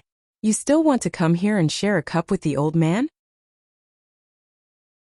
Lu Ping smiled embarrassedly, but in his heart, he was cursing incessantly. Which one of the Laozu present here didn't receive his filial piety? However, Lu Tianling was his teacher, Zhang Tianlin was his grandmaster, and they were all stationed at Huangli Island all year round. In addition, Zhang Xianxian was his junior sister, so naturally, his filial piety was a little more than the others. However, Lu Ping quickly put away his embarrassment and once again smiled at Fornax Laozu and said, "Martial granduncle, this disciple plans to concoct elixirs for a period of time. That Nachuan cauldron, do you think it's time for you to return it to this disciple?" In the past, Lu Ping had made it clear to Fornax Laozu and Tianzhong Laozu that when he had the strength of an alchemy grandmaster, he would return the Nachuan cauldron to Lu Ping. Fornax Laozu's face lit up and said, "You have already concocted a transcendence elixir?" Many of the Laozu present also looked happy and looked at Lu Ping with some anticipation. Lu Ping was a little scared by the gazes of several Laozu and quickly said, This disciple's current alchemy skills have reached a bottleneck. This time, I hope to use the Nachuan cauldron to break through in one fell swoop and become an alchemy grandmaster." Although Lu Ping had not yet broken through to become an alchemy grandmaster, this reason was enough for Lu Ping to get the Nachuan cauldron back first. As long as he could concoct a transcendence elixir, the Nachuan cauldron would naturally not need to be handed over to the sect. Fornax Laozu still looked a little reluctant. The high quality of the Nachuan cauldron was even higher than the estimation of Fornax and Tianzhong Laozu. The two of them had once discussed in private that with the quality of the Nachuan cauldron, it was completely possible to condense two more treasured prohibitions. This was unique among the few top-grade alchemy cauldrons that Jinling currently had. As for condensing the fourth spirit-connected alchemy cauldron, Fornax and Tianzhong Laozu did not even think about it. The two Laozu had also not heard of any sect in the cultivation world that had an alchemy cauldron at the level of a spirit-connected magic treasure. Perhaps such a treasure did exist in the cultivation world, but even a large sect would most likely keep it a secret. "Give it to him." Lu Ping looked over with some surprise. The one who spoke was Tianzhong Laozu. "Give it to him, lest he thinks all day that the sect will confiscate the Nachuan cauldron. I heard from Tianqin that this kid picked up a piece of 1,000 sandcopper in the Fallen Archipelago. He was really lucky, and exchanged it with Tianqin. With this piece of 1,000 sandcopper, it is estimated that he can completely repair the Sky Hut cauldron and even improve its quality." Tianqin also bid for an alchemy cauldron in Phantom City. I have seen that treasure prohibitions before, and it is most suitable for the characteristics of the Sky Hut cauldron. In this way, there is a 70% chance that the Sky Hut cauldron can be upgraded to a magic treasure. In this way, the Nachuan cauldron can be freed up. Besides, once this kid becomes an alchemy grandmaster, the Nachuan cauldron will be the same no matter who has it. Fornax Laozu nodded when he heard this, and a small cauldron suddenly appeared in his hand. He said in a muffled voice, "Kid, your alchemy cauldron, take it. The Nachuan cauldron is now a magic treasure alchemy cauldron. You've made a profit, but don't forget to return the Linchuan cauldron." Lu Ping happily received the Nachuan cauldron that he had not seen for a long time, and then handed the top-grade alchemy cauldron that he had been carrying with him all these years to the annoyed Fornax Laozu. Lu Ping was about to get up and say goodbye to Laozu when Fornax Laozu said, "The spiritual fire in your hand should still be the Eastern Purple Chi Flame. Originally, the spiritual fire of heaven and earth can be used to refine any kind of elixir, but if you want to refine Dharma stage elixirs, a mid-grade earth-level spiritual fire is still a bit low." After saying that, Fornax Laozu stretched out his left index finger, and an orange flame suddenly ignited at the tip of his finger. Fornax Laozu said, "This flame is a low-grade heaven-level starry sky flame. It is the spiritual fire that the old man uses for daily alchemy. You can take it out and use it first. After the alchemy is completed, you can return it to the old man." Lu Ping looked at the starry sky flame. Although he was very willing in his heart, he had to say, even if this disciple used Martial Uncle's starry sky flame to refine the Dharma elixir, this starry sky flame does not belong to this disciple. It is better to use this disciple's own spiritual fire to refine it. After Lu Ping finished speaking, a red flame also rose in his hand. It was the high-grade earth-level red spiritual flame that Yin Wujiu had given him in the East Sea.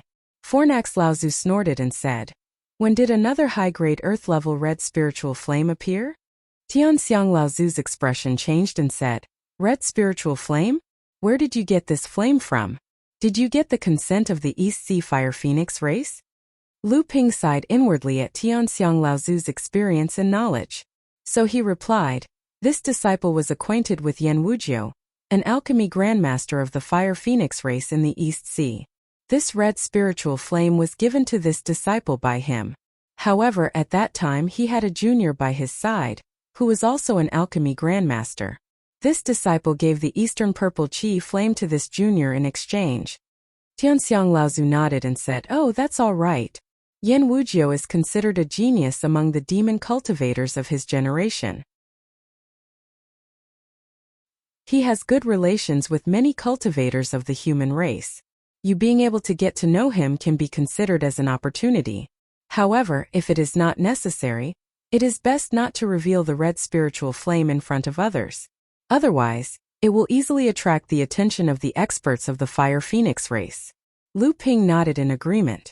Yin Wujiu had said similar words to Lu Ping before. Tianxiang Laozu smiled and said, "After Tianqin's return, our sect already has 2 alchemy grandmasters. With Tianqin's alchemy skills, Xianling sect's Wei Shiren will definitely not be able to catch up. Now that this kid is about to break through, I heard that Marshal Ni Xinyan is also trying to become an alchemy grandmaster?"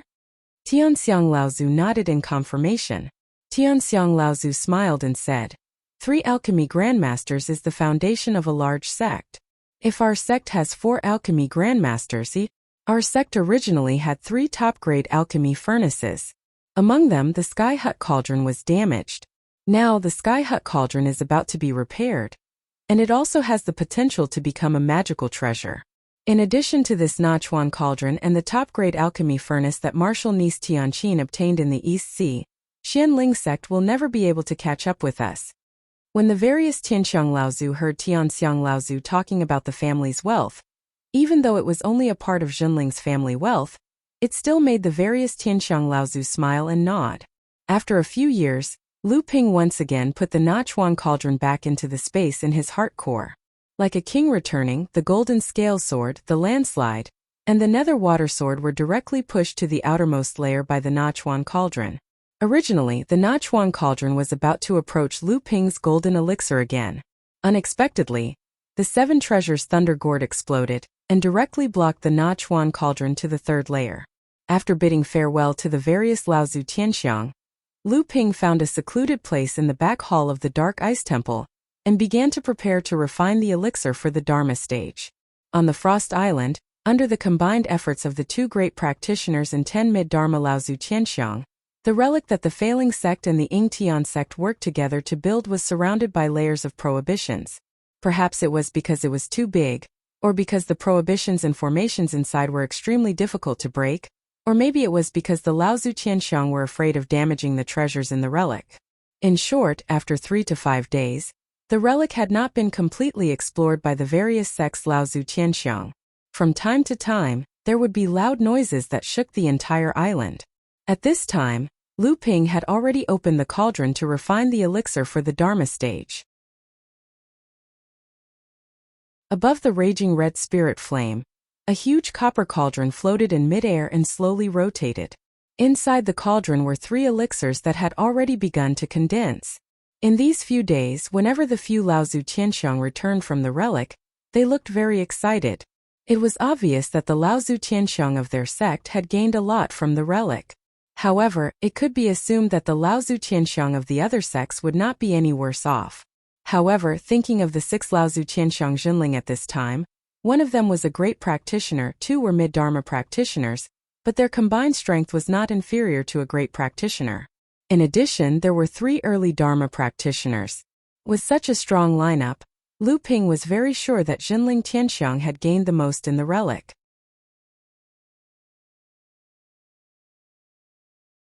Chapter 611. In fact, on the first day Lu Ping arrived, A medium-grade spirit vein was drawn to the bottom of the profound ice temple.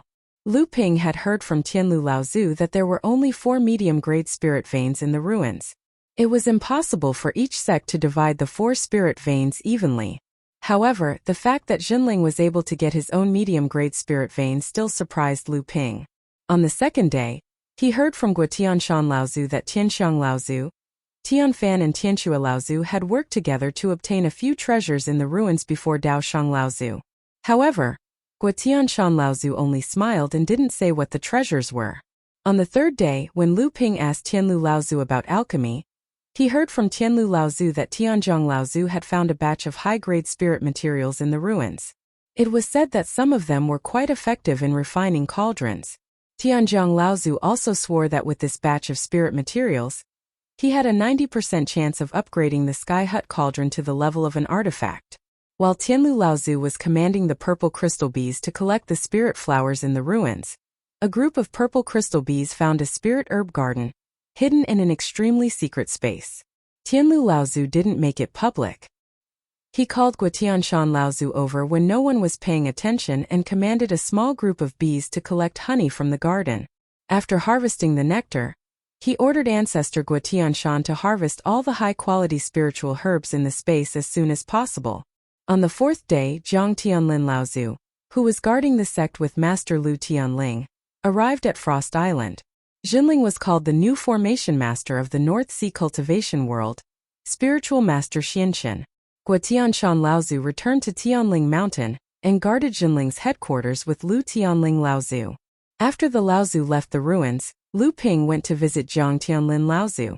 From him, he learned that Celestial Phenomenon Laozu, Daoshang Laozu, Eastern Pole Laozu of the Blue Sea sect, and the 2 Mid-Dharma Laozu of the Sea Flame sect and Water Mist Pavilion had opened an alchemy room together.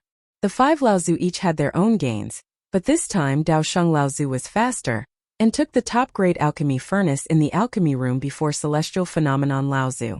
Celestial Phenomenon Laozu could only take a high-grade earth-level spirit fire. However, a third of the jade scrolls and books in the alchemy room were swept away by Celestial Phenomenon Laozu. The rest of the jade scrolls, pills, and spirit herbs were taken by the other Laozu. At the same time, Tianfan, Tianxue Laozu, Shou Laozu of the Chongming sect, and Yujian Laozu of the Yujian sect worked together to open a secret chamber. Within it, they discovered a batch of treasures. It was said that there were some spiritual items and strange items, but their grades were not too high. On the 5th day, Zhang Tianlin Laozu's opportunity arrived. With the help of Reverend Xianxian, they unlocked a secret array. Zhang Tianlin Laozu found 3 boxes within the array, but he had no idea what was inside the boxes. After that, under the joint efforts of a few array formation grandmasters and array formation grandmasters, the various sects Laozu worked together to open the central hall of the ruins.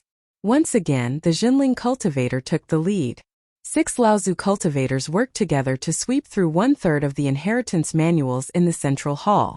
The remaining portion was divided among the dozens of Laozu cultivators from the other 8 sections. After that, the various sects Laozu cultivators finally discovered 2 destroyed teleportation arrays in the central hall. One of them led to the Fei Ling mountain that had sunk to the bottom of the sea due to the isolation of the forbidden array. As for the other teleportation array, it was highly possible that it led to the Yingtian sect's dojo, which was hidden within a spatial crack. The various sects Laozu cultivators could not think about Fei Ling Mountain at the moment. Even if they wanted to, they could only wait until 400 years later, when the forbidden array had weakened and Fei Ling Mountain reopened again. Yingtian sect's dojo was different from Fei Ling Mountain, which was sealed by the forbidden array. Array formation masters from the various sects gathered together. It was highly possible that they could use the destroyed teleportation array to calculate the location of the hidden Yingtian sect's dojo. Leaving the various array formation masters to busy themselves in the central hall, the various Laozu cultivators returned to their respective sects' territories. Outside the secret chamber in the back hall of the Dark Ice Palace, the 3 Laozu cultivators, Tianlu cultivators and Tianlin cultivators, stood together. Despite the obstruction of the secret chamber's dark ice door, a rich pill fragrance still seeped out from the secret chamber. Tianlu cultivator Laozu wrinkled his nose and said, "It's the 9 clear elixir." This is a type of elixir that Dharma adepts often take. I don't know if I can make one. Tianjiang cultivator Laozu was a little surprised. It looks like he's at the final stage of condensing the elixir. He also has a treasure cauldron and a top-grade earth-level spirit fire. This kid must have a lot of royal jelly on him. He should be able to make one, right? Tianlu cultivator Laozu shook his head and said, "It's hard to say. This is the kid's first Dharma elixir.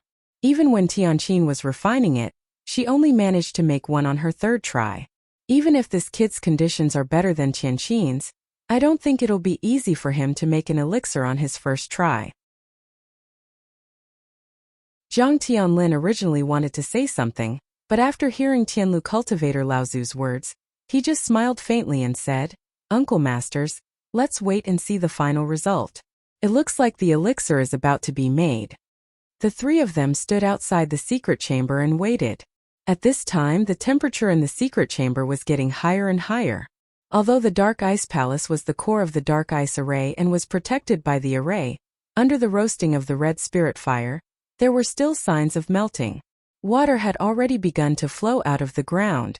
In the secret chamber, Lu Ping's eyes were staring at the Nachuan cauldron that was spinning faster and faster in the air.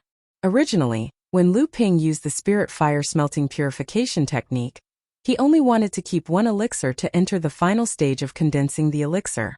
Unexpectedly, when Lu Ping was purifying, he used the spirit explosion technique and exploded 3 top-grade spirit stones in a row. After his divine thoughts entered the cauldron, Lu Ping suddenly realized that after his divine thoughts were focused on one elixir, he still had spare energy to pay attention to another elixir.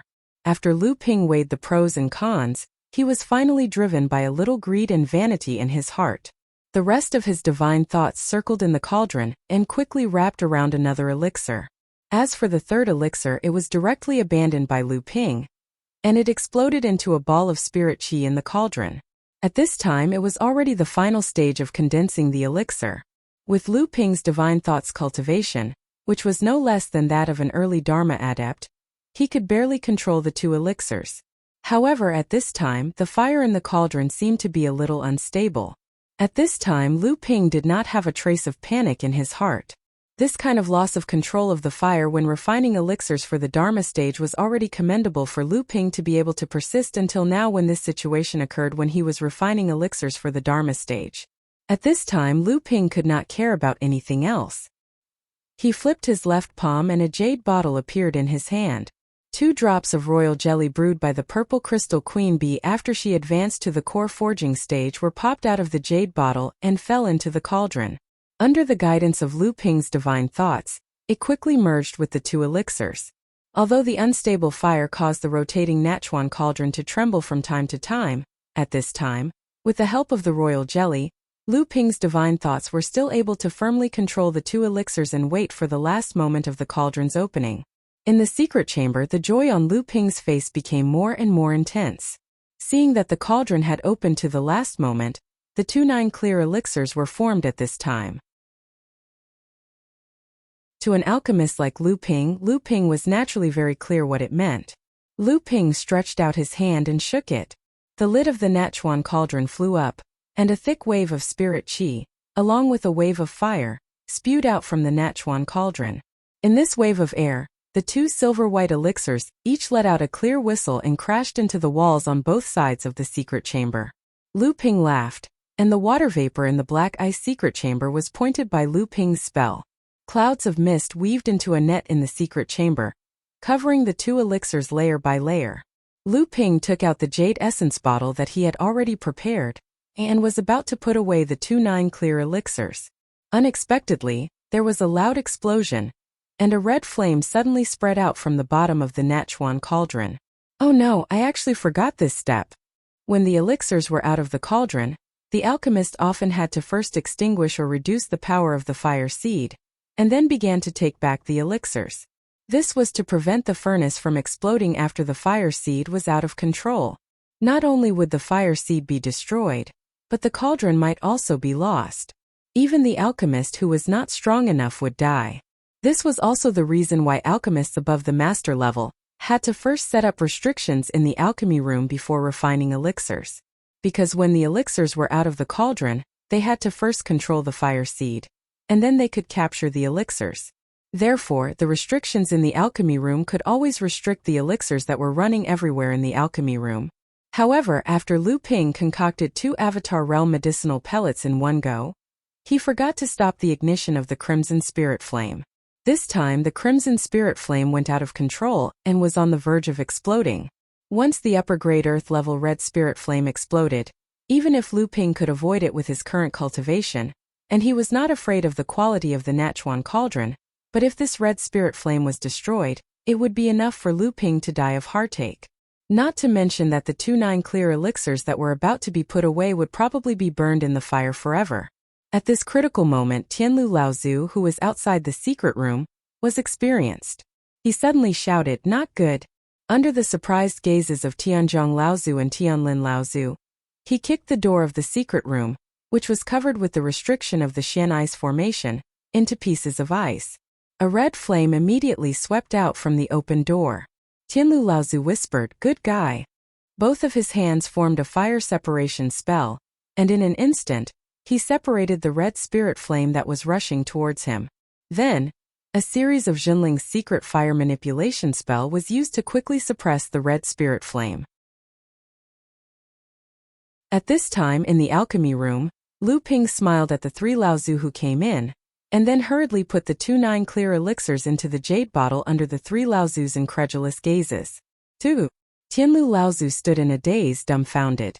"There are 2 of them." Tianzhong Laozu's face was full of surprise. 2, not bad. Zhang Tianlin Laozu was the last to enter the alchemy room. With a wave of his sleeves, he swept the messy alchemy room into an empty space.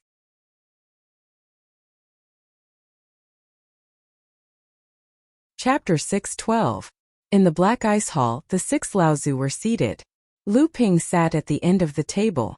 Above him, there were 2 late-core forging female Zenrins.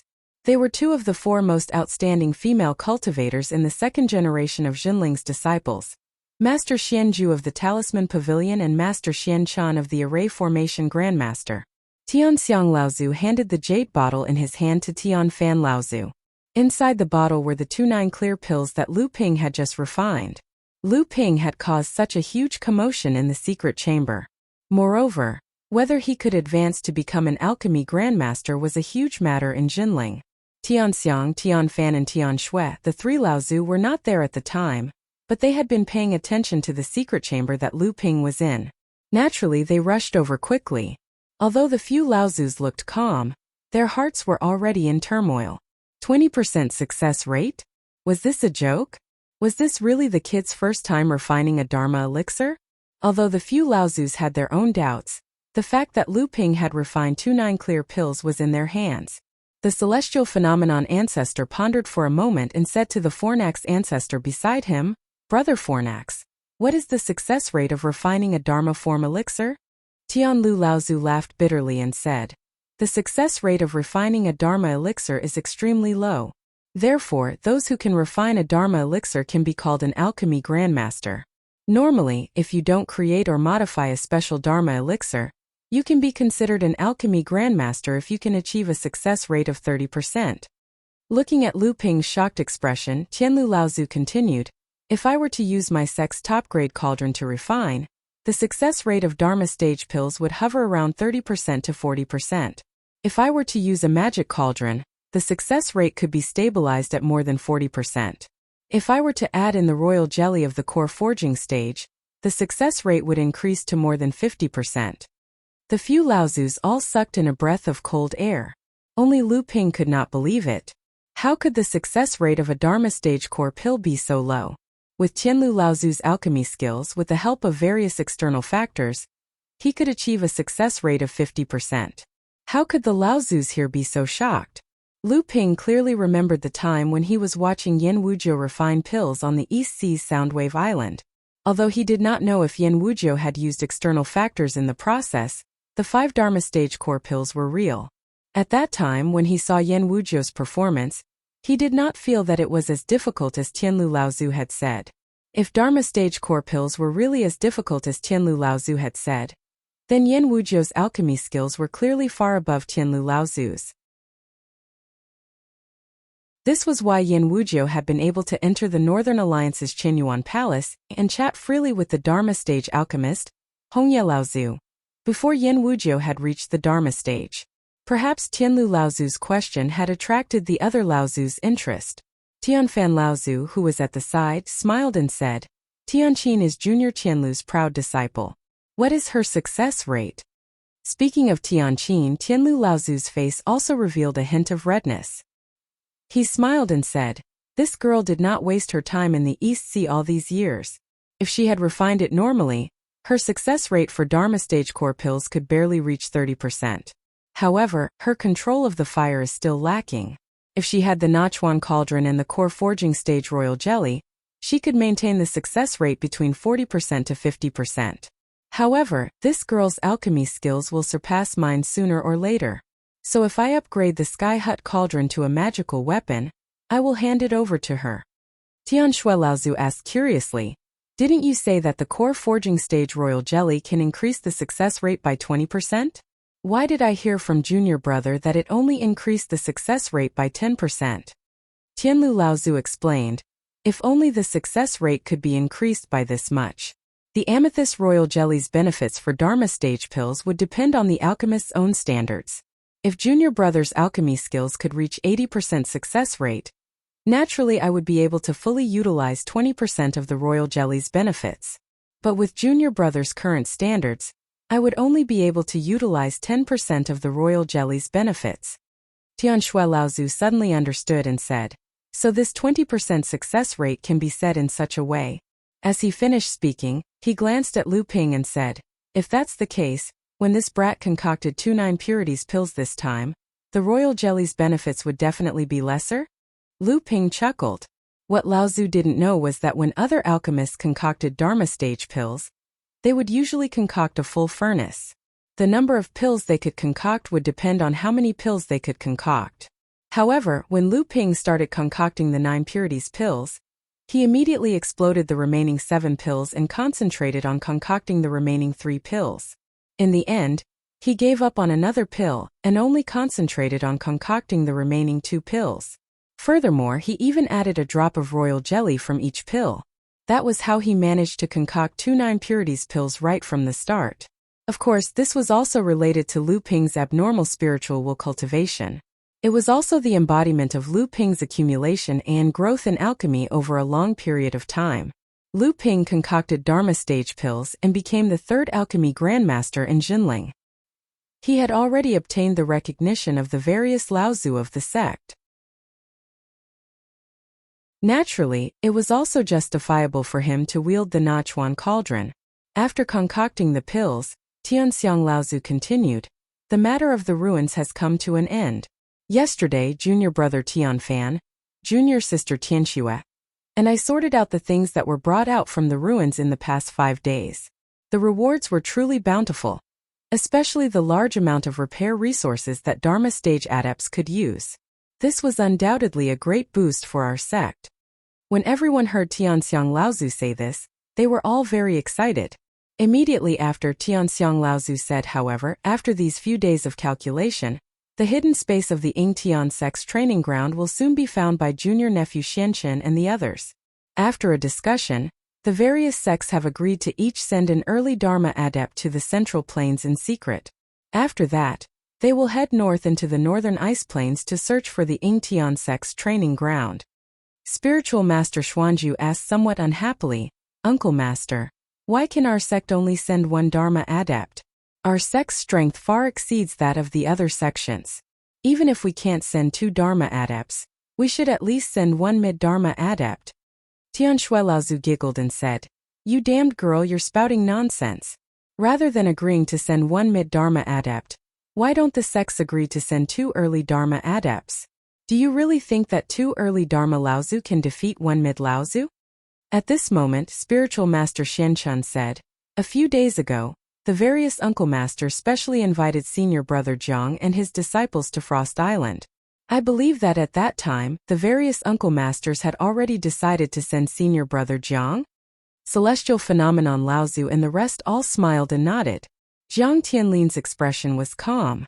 It was obvious that he already knew that he would be heading to Middle-earth in search of the Ying Tian sect. Although our sect will also only send one early Dharma adept this time, what disciple Xuanju said just now makes sense. After all, our sect's strength far exceeds that of the other sections. How can we be on equal footing with the other sects? This time, disciple Xianchen and disciple Xianxin will be accompanying disciple Jiang. When you all head to East Sea, you can bring Xiansu along with you to Jingzha Island. This way, our sect will have 4 practitioners going. This is also what the various sects agreed upon earlier. Among the 3 late core forging adepts, other than spiritual master Xianchen who was at the 8th level, the other 2 were at the 9th level. However, spiritual master Xianchen was a master of formations. In terms of exploring, his usefulness was not much lower than that of a Dharma adept. At this moment, celestial phenomenon Laozu saw that Lu Ping was sitting below, and seemed to want to say something. He smiled and asked, "Little brat, what do you want to say? Could it be that you want to go to Middle-earth as well?" Lu Ping quickly said, "That's right. I heard that Middle-earth is vast and rich in resources. It is a paradise for practitioners.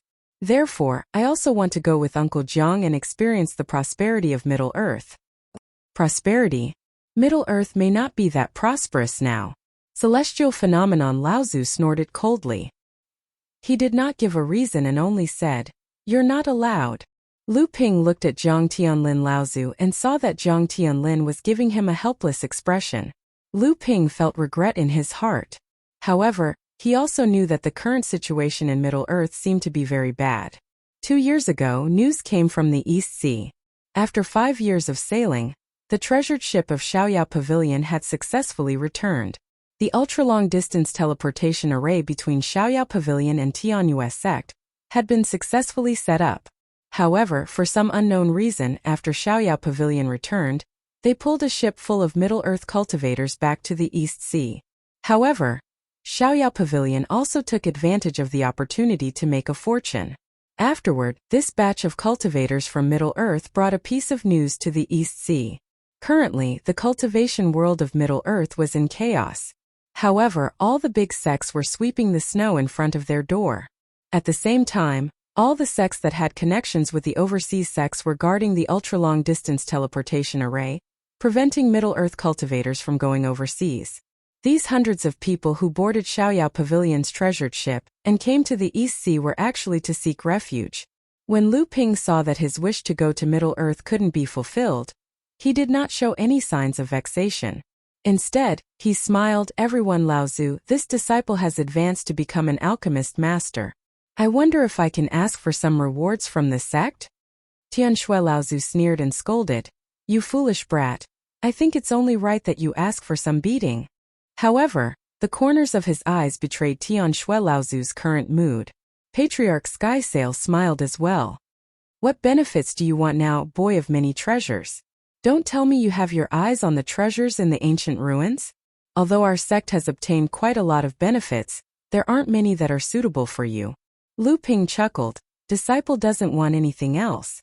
I heard that martial uncle obtained a batch of heaven and earth oddities from the ancient ruins. I wonder if disciple can choose a few? Heaven and earth oddities? What use do you have for those things? Oh, you have already advanced to the late stage of core forging.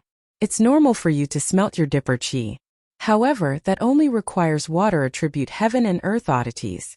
Why is it that the old man doesn't want to choose one or two?" Without waiting for Lu Ping to think of an excuse, Tianxiang Laozu suddenly spoke, "Give it to him. Let him choose." Tianxiang Laozu knew of the existence of the 7 Thunder Treasures calabash. He was purposely opening up a path for Lu Ping. Lu Ping hurriedly thanked him. Although Tianxiang Laozu was somewhat surprised, he didn't say much. It was just a few heaven and earth oddities. Apart from a few that had special effects, the rest were no longer worthy of a Dharma realm cultivator's attention. However, brat, don't you think you should express your gratitude?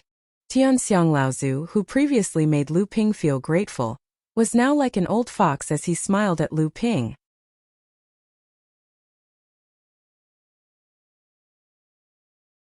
Chapter 6:13. Lu Ping looked at celestial phenomenon Laozu, who was sitting in the seat of honor.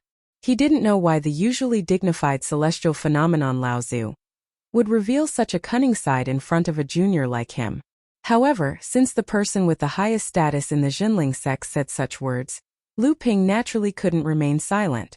Just as Lu Ping was thinking about what to take out, the Laozu in the profound ice temple also looked at him with a smile, as if to test him. Only Taoist Xianju and Taoist Xianchan were surprised to see Lu Ping. They didn't know why the relationship between the Laozu and Lu Ping was so close. When Lu Ping raised his head, he inadvertently glanced at the Laozu sitting in the seat of honor. The expressions on the Laozu's faces immediately entered Lu Ping's eyes. Lu Ping suddenly understood. He rummaged through his storage ring and took out a purple jade slip, saying, "This disciple thought about it and decided to give this minor forging spirit pill to the sect. However, the refinement process of this minor forging spirit pill is quite complicated. The quality of the spirit grass used is only a grade lower than the real spirit forging pill. However, the effect is only a quarter of the original. If we refine a small amount, it will be fine, but if we refine too much, it will affect our 3,000-year-old spirit grass reserves." When the Laozu saw Lu Ping take out the minor forging spirit pill, their faces were filled with gratification. However, when they heard Lu Ping's explanation, they felt helpless. Lu Ping was now an alchemist grandmaster. Since he said that the gains would not make up for the losses, everyone naturally believed him. Tianlu Laozu said, "Let me see the pill first." Lu Ping handed the recipe to the Fornax Cauldron ancestor. The Fornax Cauldron ancestor held the jade scroll in his hand and carefully read the contents with his divine sense. After a long time he said, "Not bad. If this medicinal pellet is refined, the effect will only be a quarter of the real spirit forging pellet's effect. But the spirit herbs used are worth 3/4 of the real spirit forging pellet. Although the loss outweighs the gain for our sect, if we can help the disciples who are just a step away from condensing a 7th-grade golden core to condense a high-grade golden core, it will be worth it even if we waste the spirit herbs." Tianlu Laozu also looked at the jade slip and said, "Brother Tianlu is right. Among our sect's 9th-layer disciples who have yet to condense a golden core, Xianshu has the highest chance of condensing a 7th-grade golden core. However, it will take another 30 years or even longer. If we have the minor forging spirit pill, then we can save a few decades of time." When Lu Ping heard Taoist Xianshu's name, he felt a burst of displeasure in his heart. However, he was not someone who did not see the bigger picture, so he only felt uncomfortable in his heart. Tianlu Laozu continued, "In addition, I heard that Xianhua and Xiansan already have heaven-class spirit items. With this minor forging spirit pill, it will save them 50 years of cultivation time. However, Xianyan, Xiansu, Xianju, and Xianchan are all 8th or 9th layer core forging stage cultivators, but compared to Xianhua and Xiansan, your accumulations are a level lower. If you want to condense a 7th-grade golden core, you will have to put in more effort and have more opportunities." Taoist Xianju's expression was a bit bitter. However, Taoist Xianchan, whose cultivation was lower than hers, was much calmer. Taoist Xianchan did not have much hope of breaking through to the Dharma manifestation stage. Taoist Xianju obviously wanted to give it a try, but she herself was not very confident in her cultivation foundation. In fact, Lu Ping wasn't too concerned about the little forging spirit pellets recipe because he had obtained the 100-flower doo-doo from Long Huai in the Fallen Planet. The effect of this medicinal solution was very similar to the life doo-doo, but its effect was twice as strong. If Lu Ping used the 100-flower doo-doo instead of the life doo-doo, and with the inspiration he gained from the half of the spirit forging pellets recipe, it was entirely possible for the new little forging spirit pellet to be half as effective as the real spirit forging pellet. Lu Ping stayed in the profound ice palace for another 2 days before returning to Heaven Spirit Mountain through the teleportation formation on Frost Island with a slightly depressed expression. Lu Ping originally wanted to take the batch of rare items that Tian Fan Laozu had found in the ruins. However, when Lu Ping excitedly went to the secret room that Tian Fan Laozu had opened in the profound ice palace to store the rare items, something unexpected happened. There were as many as 12 types of heaven and earth treasures in this batch, 17 in total, and Lu Ping recognized most of them. Originally, there were 7 or 8 types of heaven and earth treasures in this batch, but most of them were below mid-grade and low-grade earth rank. Naturally, Lu Ping wouldn't be interested in them. Just as Lu Ping took out the Thunder 7 Treasures calabash from his core space and prepared to swallow the 7 that had yet to be smelted into the calabash, Lu Ping clearly felt a kind of resistance from the Thunder 7 Treasures calabash. Lu Ping looked at the thunder gourd in his palm in bewilderment. Once again, he couldn't help but feel that the thunder gourd that was once known as the number 1 divine artifact in the cultivation world wasn't something that could be easily forged. Lu Ping sighed helplessly. Just as he was about to put away the Thunder 7 Treasures calabash, the Thunder 7 Treasures calabash floated up by itself and took one of the 12 kinds of rare items that Lu Ping did not recognize into the calabash. Then the thunder calabash began to shake as if it was drunk. Electric sparks constantly emerged from the thunder calabash. Lu Ping hurriedly put the thunder calabash into his core space and used his own Jinyuan to help the thunder calabash smelt the ice attribute rare item. Looking at the remaining 11 types of mystical items, Lu Ping thought for a moment. Since Tian Myriad Ancestor had already said that he could choose freely, he picked an ice elemental mystical item for Lu Linger, 3 water elemental mystical items for Lu Hai and Lu Dagui, 1 wind elemental mystical item for Lu Bai, and 2 earth elemental mystical items for Debao. Looking at the remaining 9 kinds of rare items, Lu Ping chose a wood attribute rare item from them. This was to be given to Hu Lily to refine her protective aura qi. Just as Lu Ping was about to go out, he suddenly thought of something. He turned around and took the only mid-grade Earth Step Wind attribute rare item from the 9 Heaven and Earth Spirit items. This was prepared for Lu Bai to advance to the middle stage core forging realm in the future. Lu Linger already had the mid-grade Earth Step Ice attribute rare item from Ao Wushuang.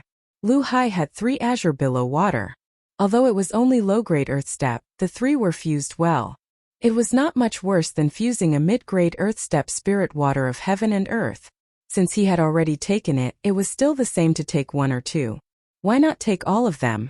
Debao already had 2 high-grade Earth Step Black Jade Stone. Only the Spirit Water of Heaven and Earth needed for Lu Dagui to advance to the middle stage core forging realm in the future. Lu Ping looked at the remaining few rare items. Coincidentally, there was a low-grade Earth Step Black Jade Stone. Although this kind of spirit water was not too special, it was still rare in the cultivation world. Dagui's aptitude was only above average, but it was solid. When he advanced to the middle stage core forging realm, it would not be too difficult for him to refine a low-grade Earth Step spirit item. Moreover, he had mastered more than half of the spirit forging pill's recipe, and he had improved the minor spirit forging pill in hand. Dagui would have no difficulty refining a low-grade Earth Step spirit item. After returning to Jinling, the first thing Lu Ping did was naturally to go to Chonghua Palace to congratulate his teacher for taking the position of the first sect master of Jinling. In Chonghua Palace, when Lu Ping saw his teacher, Lu Tianling Laozu was in the middle of a discussion with Li Xuanru. After becoming the sect master of Jinling, Lu Tianling Laozu's temperament became more and more dignified, and his aura also became more and more vigorous. The dignified bearing of the sect master of the number 1 sect in the North Sea had already begun to take shape. When Lu Tianling Laozu saw Lu Ping coming in to greet him, he said, "I heard that you've become famous again this time, and you actually stepped on Zhangxi's shoulders?" Lu Ping looked at his teacher's expression that seemed like a smile that wasn't a smile, and couldn't figure out what his teacher was thinking, so he looked towards his second senior sister, Li Xuanru. When Lu Tianling Laozu saw Lu Ping looking around, he scolded him in annoyance, "Don't think about it anymore. You killed Shui Wuhuan until her body and soul were completely destroyed, and you're on par with Zhangxi. Right now, your title of Water Sword Immortal is even greater than many late-stage core forging cultivators who have cultivated for hundreds of years.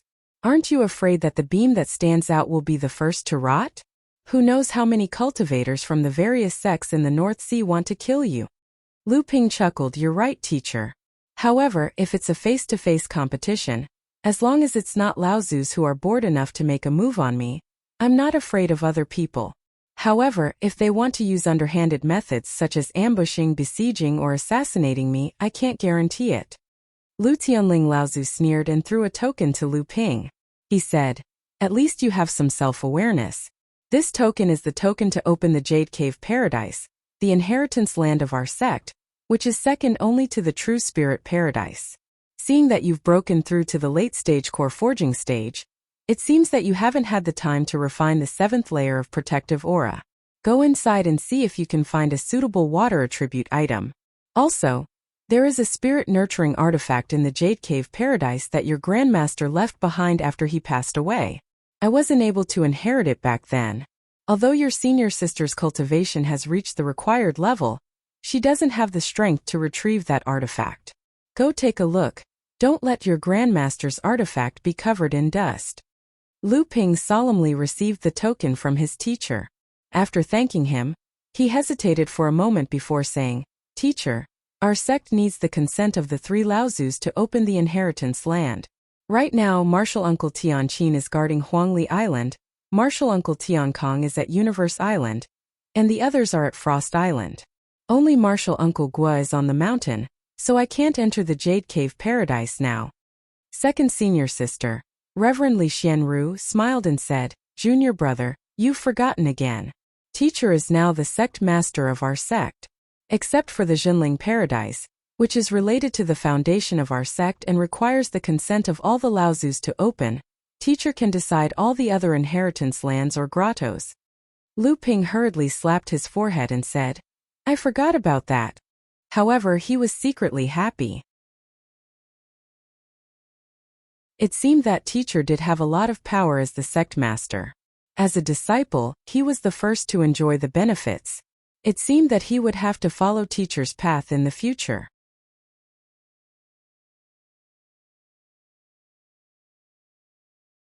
Chapter 6:14. The Jade Cave Grotto Heaven was located at the back of True Spirit Mountain, right next to the peak of True Spirit Mountain. As for the most important land of inheritance in Jinling, the True Spirit Grotto Heaven was naturally located at the peak of True Spirit Mountain. However, when Lu Ping went into seclusion at the peak of True Spirit Mountain, he did not discover any land of inheritance or Grotto Heaven magic treasure. The origin of the Jade Cave Grotto Heaven was quite dramatic. It was said that the Jade Cave Grotto Heaven was created by Taishan Laozu, the only person in Jinling's history who had attained true spirit 6,000 years ago. The Jade Cave Grotto Heaven was originally a piece of raw stone. A cultivator discovered that this raw stone contained a precious jade. So he opened the raw stone and happily left with the precious jade inside. However, the remaining outer shell of the raw stone was picked up by Taishan Laozu, who was passing by. At that time, Taishan Laozu had not attained Tao, but he was very knowledgeable. After picking up the raw stone, he hurried back to Jinling. It turned out that this origin stone was the real treasure. It was a Class 3 supreme-grade spiritual material that had degenerated from a large piece of heaven-grade Fey. Although the precious jade in the origin stone was also precious, it was just a mutated Class 2 spiritual material before the origin stone had degenerated into a spiritual material due to the influence of the origin stone that was still a Fey. Taishan Laozu used this raw stone as a base.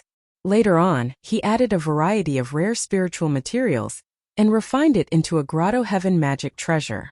Because its appearance looked like a hollowed-out jade cave, it was named the Jade Cave Grotto Heaven.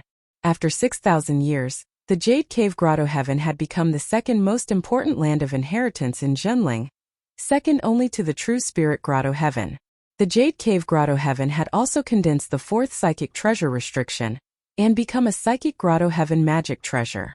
When Lu Ping arrived at the Jade Cave Sky Grotto, he saw a cultivator guarding the Jade Cave Sky Grotto from afar. Seeing this person's appearance, Lu Ping's brows furrowed. Lu Ping had seen this person before. When he and Tianqin Laozu returned from Jingzhi Island, Tianqin Laozu took the opportunity to attack the 3rd-generation disciple. At that time, 6 late core forging cultivators came forward to stop him. This person was one of the 6. Lu Ping still remembered this person's name. He was a 2nd-generation disciple. At that time, Lu Ping was standing behind Tianqin Laozu. "I'm Lu Xianping from Chonghua Sect. Greetings, Martial Uncle Xianshui. I'm under the order of the sect master to go to the Jade Cave Grotto Heaven. I hope Martial Uncle can approve it." Lu Ping was the first to step forward and bow. He didn't know if the other party knew him or if they would take the opportunity to make things difficult for him. However, he had to be courteous and not give the other party a chance or reason to make things difficult for him. A disciple of Chonghua? Senior Sister Tianling's disciple? When did she accept a male disciple? Do you have a space token? Xianshui sage frowned and scrutinized Lu Ping. His eyes were clearly saying, "Boy, you're not an imposter, are you?" Lu Ping knew that today's matter might have some twists and turns, but he still handed over the token. Xianshui sage took a look at the token and immediately snorted coldly. "How dare you? Our sect has clearly stipulated that the use of a space token must have the mark of at least 3 Laozu. This means that the opening of the grotto heaven must be approved by at least 3 Laozu. Your space token only has the mark of Senior Sister Tianling. How can you enter the Jade Cave grotto heaven?" Lu Ping sneered inwardly. Now that Jinling had appointed the sect master to be in charge of everything in the North Sea, who didn't know that? Yet, this person still followed the rules set by Jinling. Clearly, he was doing this on purpose. However, Lu Ping knew that he couldn't be impatient. After all, Xianshui sage was an elder. Even if he was rude and unreasonable, if Lu Ping contradicted him, Xianshui sage would be labeled as a disrespectful person. Even so, Lu Ping didn't greet him with a smile. Instead, he said indifferently, "Uncle Master. Master is now the sect master. Whether or not to open the Jade Cave grotto heaven is up to the sect master. Could it be that Uncle Master doesn't care about the decisions of the sect Laozu?" Xianshui sage's expression changed. He naturally didn't have the right or ability to oppose the sect's decisions. Xianshui sage could only be considered average among the late core forging cultivators in Jinling. He didn't have the right to participate in Jinling's affairs. Even before Lu Ping advanced to the late core forging stage, he naturally didn't know Lu Ping's true status in Jinling. Lu Ping calmly glanced at a fake mountain outside the Jade Cave Grotto Heaven's gate behind Xianshui sage. "If Uncle Master doesn't know the current rules of the sect, you can go to the Hall of the Disciplinary Elders first. Although Uncle Master Tianqin isn't on the mountain, her eldest disciple is. Senior Sister Xian Hui will explain the rules to Uncle Master." In Xianshui sage's eyes, Lu Ping's indifferent attitude clearly showed undisguised contempt. Xianshui sage was instantly enraged. "How dare you, Junior? Do you think I'm someone you can teach a lesson to? Today, I'll teach you a lesson on behalf of Senior Sister Tianling. I'll let you know the meaning of seniority." As soon as Xianshui sage finished speaking, Xianshui sage grabbed the mist qi surrounding Tianling Mountain and turned it into a giant white hand. It slammed down on Lu Ping's head. Lu Ping could tell at a glance that Xianshui sage also cultivated a water attribute cultivation method. The giant hand was still made of mist qi, not water. It was clear that Xianshui sage hadn't used his full strength. However, Xianshui sage was only at the 8th stage of core forging. Even if he used his full strength, how could he deal with the current Lu Ping? However, Lu Ping was also very uncomfortable. He really wanted to give this Uncle Master a good beating and let him know who was in charge of Jinling now. But he knew that if he really did that, it would bring trouble to his teacher. It might even give scoundrels in the sect an excuse to attack his teacher. Although these little tricks wouldn't be able to shake his teacher's position in the sect, Jinling's rise wasn't just driven by the top cultivators, but also by the collective efforts of a large number of low-level cultivators. If some scoundrels were to confuse them and cause chaos among the low-level cultivators in Jinling, it would ultimately affect Jinling's grand plan. The white cloud hand had just reached the top of Lu Ping's head when Lu Ping casually waved his sleeves and activated the art of moving clouds and summoning rain. The white cloud hand immediately vanished into thin air. Xianshui sage was stunned for a moment, then his face turned red as if he had been greatly provoked. He pointed at Lu Ping and said, Good evil creature, you still dare to fight back?" Lu Ping's scattered luck aura condensed again. At the same time, more luck aura from a few thousand feet around him gathered, turning into clouds and water. Once again, the luck aura condensed into a giant hand and slapped down at Lu Ping. This time Xianshui sage was more or less serious. Lu Ping had just casually broken his spell, causing this second-generation disciple to feel as if he had suffered a great humiliation. This time he really couldn't find a way out. Lu Ping looked at the giant sailor that was reaching for him and sighed helplessly. This time he finally raised his hands, but in the end, he only made a simple hand seal and flicked his hands outwards. The sailor immediately collapsed. This time Lu Ping used the art of water manipulation. "You, Xianshui Jinren pointed a finger at Lu Ping. Looking at Lu Ping's solemn expression, he suddenly remembered that not only was he the one who launched the first 2 attacks, but Lu Ping was also the one who neutralized the attacks without retaliating. Xianshui Jinren hesitated for a moment before he blurted out, "Impudent." "Impudent? What a joke, do you think I'll just stand there and let you do whatever you want?" Lu Ping's face was expressionless.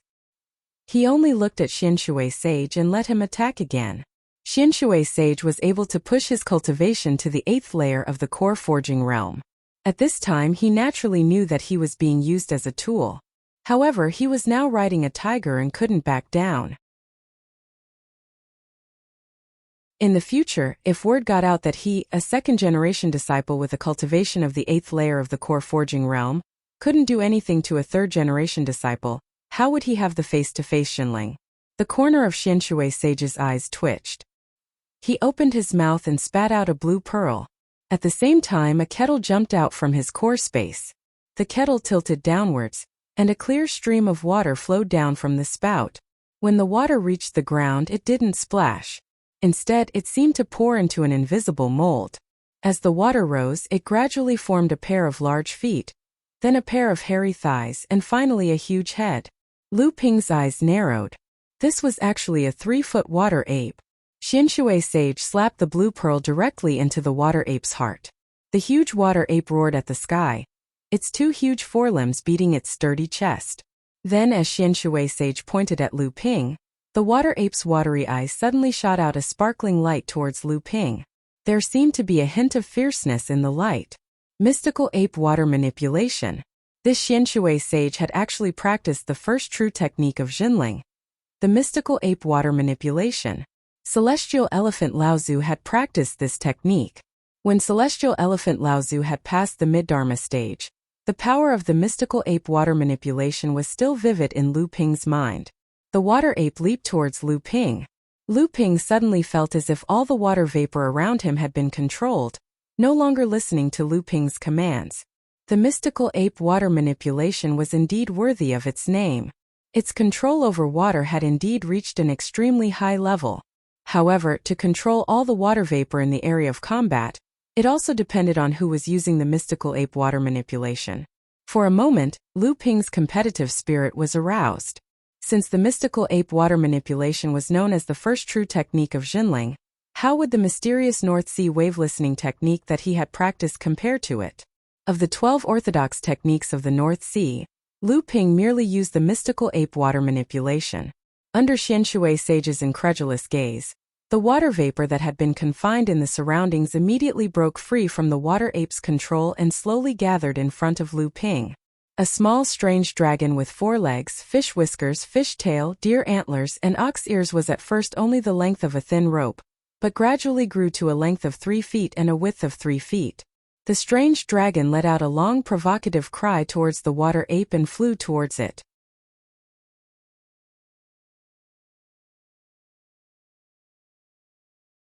Chapter 6:15. Just as the flood dragon was about to collide with the water ape, it suddenly turned around in midair and swung its tail. Bah! The water ape's waist was whipped by the flood dragon's tail, causing water to splash everywhere. The water ape roared and swiped its claws forward. The water flood dragon tried its best to dodge, but was still caught by one of its claws and half of its tail was torn off. Lu Ping frowned. He didn't expect Xianshui Immortal's water ape to be so solid. Its power was obviously greater than the water flood dragon formed by Lu Ping's water manipulation incantation. But when he saw the blue light flashing in the water ape's chest, realization dawned on him. Lu Ping formed a hand seal and flicked his fingers. The golden scale sword turned into a golden light and shot into the water ape's body. Before Xianshui Immortal could feel proud of his counterattack, he saw Lu Ping's water flood dragon suddenly emit dense sword qi. The blue water flood dragon suddenly seemed to be covered with a layer of golden scales. Green flood dragon see disturbance incantation. Before Xianshui Immortal could react, the golden flood dragon regrouped and rammed its head through the water ape's abdomen. Before the water ape could react, it bit off the ape's left arm. Xianshui Immortal was furious. The water ape's right arm grabbed at the flood dragon's tail again, But the flood dragon whipped its tail again and smashed the ape's palm into splashes of water. Xianshui Immortal's face turned pale. He hurriedly retreated, but the flood dragon opened its mouth and spat at the water ape. A stream of golden water turned into 1,296 sword lights and flew toward the water ape. Xianshui Immortal couldn't care less about the water ape anymore. He reached out to recall the blue pearl from the ape's body, then turned into a ray of water light and fled to the side.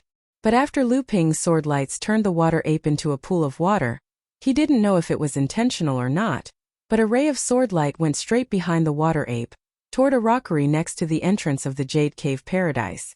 There was a cry of surprise from behind the rockery, and a ray of light that looked like protective upstanding chi rose up. Unexpectedly, after the sword light shredded the rockery into pieces, it seemed to have been summoned.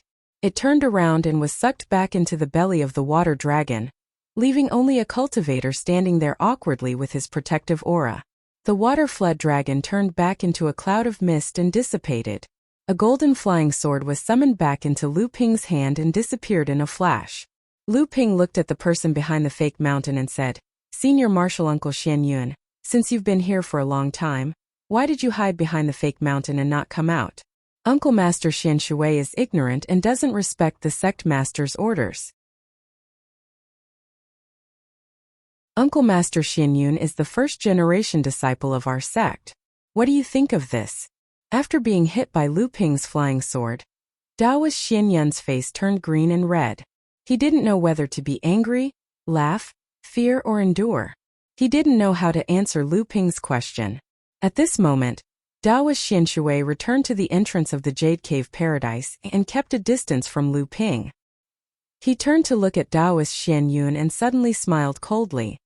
"Uncle Master, it's fine that you used me as a tool today, but why did you hide behind this rockery and not help me when I was defeated? And it seems that you've been hiding behind this rockery for a long time, right?" Daoist Xianyun's face turned red. Old man. After talking for a long time, he still couldn't find any reason. Lu Ping looked at their expressions and said with a smile, "Since the two of you still have things to discuss, then disciple won't disturb you. I believe that Uncle Master Xianshui already knows the rules of our sect. Disciple will enter the Jade Cave Paradise first." With that, Lu Ping walked to the entrance of the Jade Cave Paradise as if there was no one else around. The space token in Lu Ping's hand slowly rose up. Then, a door opened in the Jade Cave Paradise and the token disappeared. Lu Ping turned to look at the two. Daoist Xianshui and Daoist Xianyun watched Lu Ping disappear into the Jade Cave Paradise with complicated expressions on their faces. However, at this time, Lu Ping was too lazy to care about the dirty things between the two. Daoist Xianyun was a first-generation practitioner in Jinling. There were a few first-generation disciples like him in Jinling who had no hope of advancing to the late core forging stage. When Jinling was still a Dharma adept, most of the Dharma adepts spent their time on training. Other than important matters of the sect, other trivial matters of the sect were handled by the supervising disciples. These first-generation practitioners who could not advance to the Dharma stage were not willing to neglect their peers because of their seniority and status. In addition, the first-generation Laozu who had advanced to the Dharma stage did not want to neglect their peers. Therefore, many things in Jinling were controlled by them. Due to the stagnation in their cultivation base, these first-generation cultivators were more concerned about external matters. They put all their energy into the construction of their families, the training of their disciples, or simply indulged in the power in their hands. All of these made these cultivators unable to relinquish the power in their hands. These years, Jinling had risen strongly in the North Sea.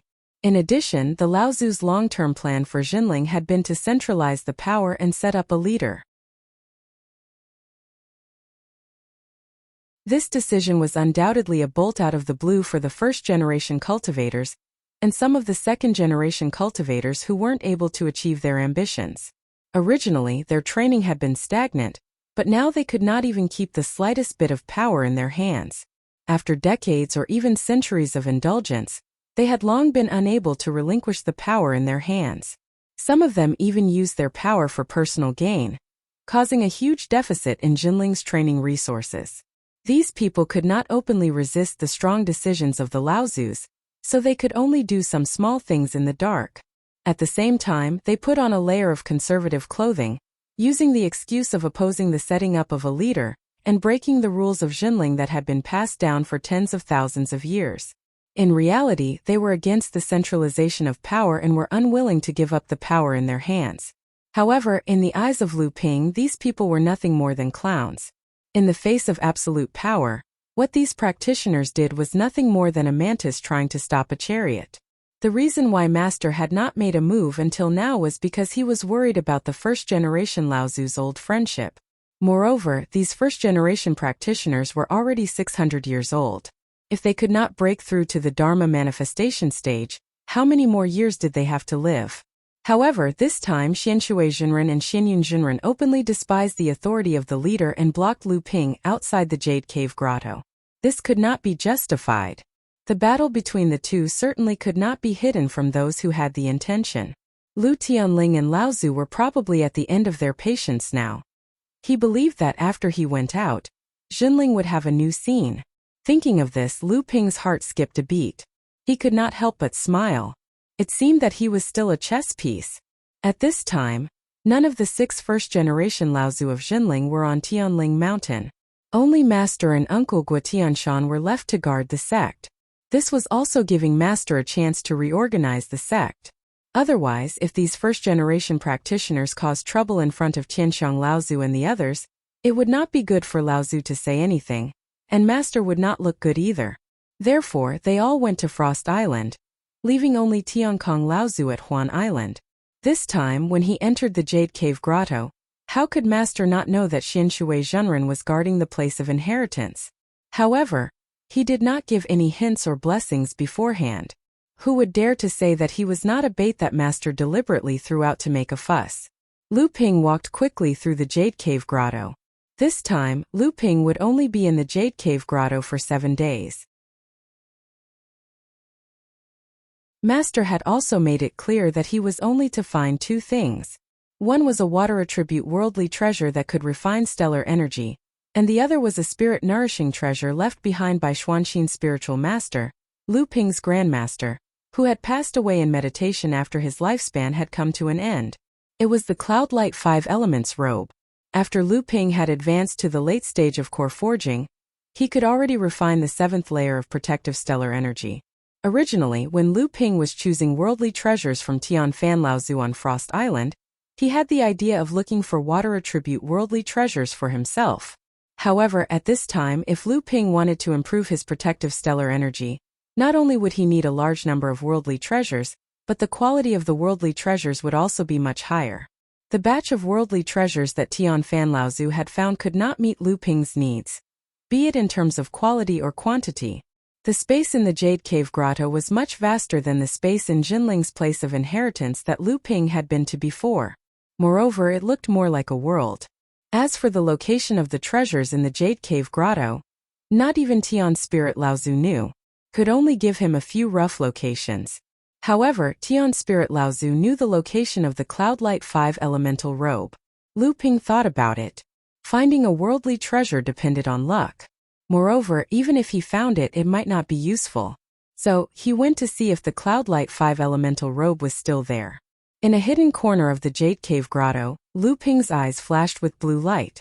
Then, his hands formed several hand seals that Lu Tianling Laozu had passed down to him. A wave of true energy surged into the hand seals, and a spiritual aura flashed in the corner. The scenery in front of him was like a cracked painting, revealing a cave behind it. However, before Lu Ping could enter the cave, a 5-colored cloud had already floated out of the cave and fled into the distance. Once a treasure reached the level of a spirit-connected treasure, it would have a certain amount of spirituality. It could help the cultivator unleash the treasure's greatest power. Once a treasure reached the level of a spirit-nurturing treasure, it would have some spiritual judgment and would know how to seek advantages and avoid disadvantages. The Cloudlight 5 Elemental robe was Sage Xian Xian's proudest spirit-nurturing treasure. There were 8 enchantments inside it.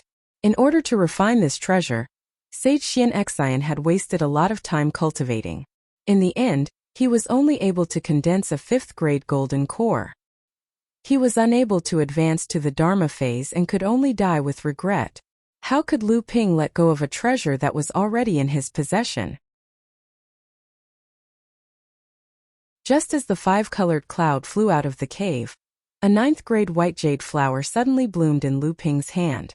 A white light shot out from the flower and froze the five-colored cloud in midair. However, the cloud-light five-elemental robe was a spirit-nurturing treasure. Even though the ninth-grade white jade lotus was of high quality and was one of Lu Ping's personal treasures, it could only temporarily freeze the five-colored cloud for a moment. However, that moment was enough. After the five-colored cloud broke free from the ninth-grade white jade lotus, Lu Ping clasped his hands together. Countless watery lights and clouds gathered, wrapping the five-colored cloud into a huge cloud ball. Then, the cloud ball slowly shrank until it was in Lu Ping's hand.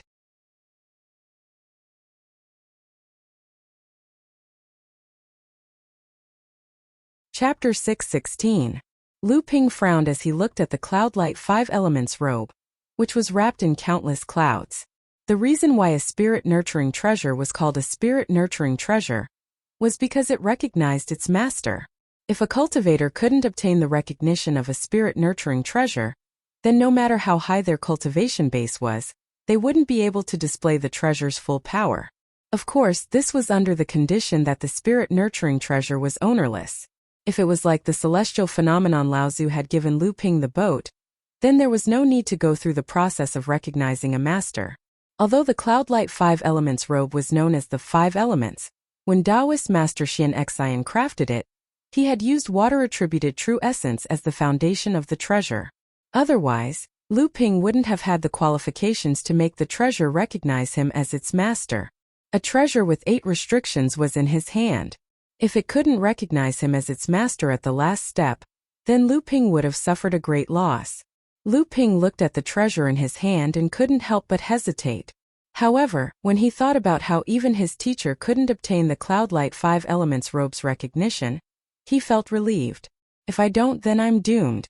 Lu Ping's hand suddenly emitted a rich bluish-purple light. The light quickly soaked into the cloud ball, dyeing it the same bluish-purple color. When Lu Ping observed celestial phenomenon Lao Tzu's tribulation, he had gone through life and death to subdue a strand of pure yang qi that contained the pure yang fire of the thunder tribulation. After this strand of pure yang qi fused with Lu Ping's true essence, Lu Ping's blue true essence was gradually dyed with a trace of purple. After Lu Ping advanced to the late core forging realm, the trace of purple in his true essence greatly increased, causing Lu Ping's true essence to completely turn bluish purple. However, other than feeling that the true essence in his body was more vigorous than before, Lu Ping did not realize how much benefit the pure yang qi had brought him. At this moment, a dazzling five-colored light suddenly burst out from the bluish-purple cloud ball. Lu Ping was shocked at first, but then he was overjoyed. The five-colored cloud-light robe actually recognized him as its master so easily? Could this be the effect of the pure yang qi? Lu Ping suspiciously dispersed the outer cloud ball, and a five-colored cloud light appeared in Lu Ping's palm. However, compared to the inexplicable pure yang purple qi, Lu Ping was more willing to believe in the North Sea Wave listening mantra that he cultivated and condensed unparalleled true essence. The true essence in Lu Ping's hand did not stop flowing out, and a steady stream of bluish-purple true essence poured into the palm-sized five-colored cloud ball. After all, it was a spirit-nurturing grade magic weapon, and its quality was even higher than the ocean crossing boat. If it was an ordinary late core forging cultivator, in a situation where the magic weapon recognized him as its master, he feared that he would not be able to completely activate the magic weapon without a day's worth of effort. However, Lu Ping only stood at the cave entrance for less than an hour. The five-colored cloud ball in Lu Ping's palm suddenly expanded, and then it surrounded the upper half of Lu Ping's body. When the five-colored cloud dissipated, Lu Ping's body was already covered in a simple blue gown. The multicolored cloud robe was not only a powerful defensive magic weapon, but it also had the dual effects of flight and concealment. Compared to the ocean crossing boat, the multicolored cloud robe was far inferior in long-distance flight, but in a small area, the multicolored cloud robe was much more flexible than the ocean crossing boat. Compared to Lu Ping's mysterious stone armor, the multicolored cloud robe could not perfectly conceal Lu Ping's aura like the stone armor, but it could hide Lu Ping's figure in the void without being seen by other cultivators. If the two could be combined, Lu Ping did not know who under the transcendent stage would be able to see through Lu Ping's concealment. Of course, the multicolored cloud robe was first and foremost a defensive magic weapon. Although the water-controlling flag had a great reputation, it was after all broken and only condensed 6 treasures. At least for now, it was far from being comparable to the multicolored cloud robe. As for the rank 9 white jade lotus, it was even worse.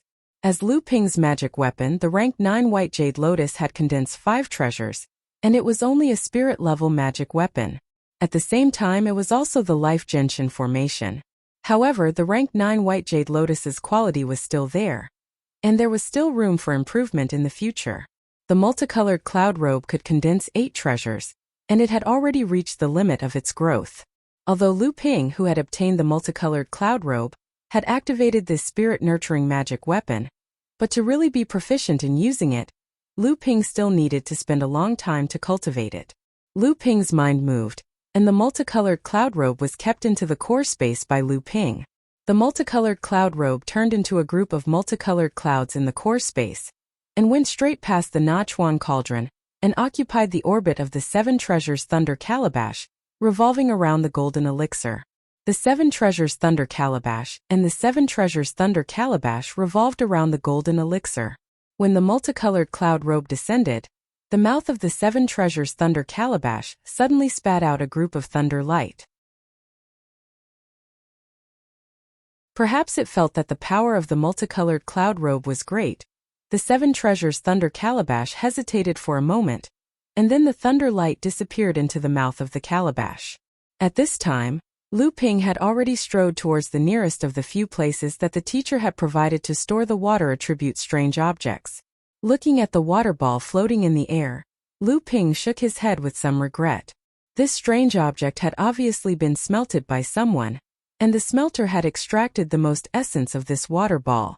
The rest, whether in terms of quantity or quality, was not enough for Lu Ping to smelt the 7th layer of Gang Qi. Lu Ping turned around and walked to the next location. Looking at the Kuei water essence in the middle of a pond, Lu Ping sighed helplessly. His protective aura had long been condensed into such a miraculous item. There were too few strange objects in the 3rd place, and there was nothing at all in the 4th place. At this time, for days had passed. If he still couldn't find it today, then even if Lu Ping found a suitable strange object in the future, with the amount of his Gang Qi needed, he wouldn't be able to smelt it in the remaining time. At that time, Lu Ping would be teleported out of the Jade Cave Grotto by the space token. There were 2 very strange rules in the Jade Cave Grotto. One was that cultivators were not allowed to fly in it, and the second was that other than magic treasures and magic tools, other spiritual objects and strange objects were not allowed to be brought out of the grotto unless the cultivator directly refined and fused them. In the past few days, Lu Ping had found a lot of magic treasures, spiritual materials, spiritual objects, strange objects, medicinal pills, inheritance, and so on along the way. There were many things that even the current Lu Ping was quite envious of. It could be seen that the foundation that Jinling had accumulated for tens of thousands of years might not be as good as Xianling sect as the outside world had guessed. Come to think of it, if Jinling's foundation was really not as good as Xianling sect's, how could Jinling have risen so quickly over the years? However, these things were all imprisoned by layers of restrictions. Once Lu Ping opened these restrictions and obtained one of the treasures, the space token would automatically teleport Lu Ping out of the Jade Cave Grotto. Lu Ping hurriedly walked towards the 5th place mentioned by his teacher. Time was getting tight. If he couldn't find a suitable strange object, Lu Ping would have to give up this rare opportunity. Seeing that he was already halfway to the next place, Lu Ping's footsteps suddenly stopped. Activating the 3 pure true pupils, Lu Ping's eyes flashed with green light as he looked at a vertical waterfall in front of him. After thinking for a moment, Lu Ping turned and walked in the direction of the waterfall. Standing next to the pool formed by the impact of the waterfall, Lu Ping's eyes were still flashing with green light, and his expression was a little uncertain. After a while, Lu Ping seemed to have finally made up his mind. He raised his hands towards the pool, and the water in the entire pool actually flowed up along with Lu Ping's palms. In just an instant, the water in the pool had been raised by 2/3 by Lu Ping. Lu Ping reached out his hand towards the pool, which was already 2/3 deep, and a ball of green light jumped out of the pool and was caught by Lu Ping's hand. However, just as Lu Ping grabbed the ball of water, Lu Ping turned to look at the waterfall that was also being pulled up. He let out a "eh," and there was a trace of surprise in his voice. He raised his hand again, and the waterfall that was previously half rolled up suddenly flowed up even higher, and a stone wall appeared behind the waterfall. Lu Ping slowly pressed towards this stone wall, and with a bang the stone wall opened up to a cave of 1 foot in size. The surface of the cave was covered by a spiritual net formed by a layer of restriction. Lu Ping's divine thought swept across the spiritual net, and at the same time his eyes flashed with green light. Then he made a few gestures with his hands and raised them towards the spiritual net. A bluish-purple light suddenly integrated into the spiritual net. When the grayish-white spiritual net completely turned bluish-purple, the spiritual net cracked from the middle. Lu Ping hooked his right index finger toward the cracked crack, and a pitch-black liquid gushed out of the crack, forming a black water ball in front of Lu Ping. The water ball grew larger and larger until it reached a diameter of 2 feet, and the pitch-black liquid in the stone wall stopped gushing. Lu Ping looked at the small cyan water ball, and then looked at the large black water ball, and muttered to himself, "Flowing green jade sedimentation liquid, black marrow stone liquid."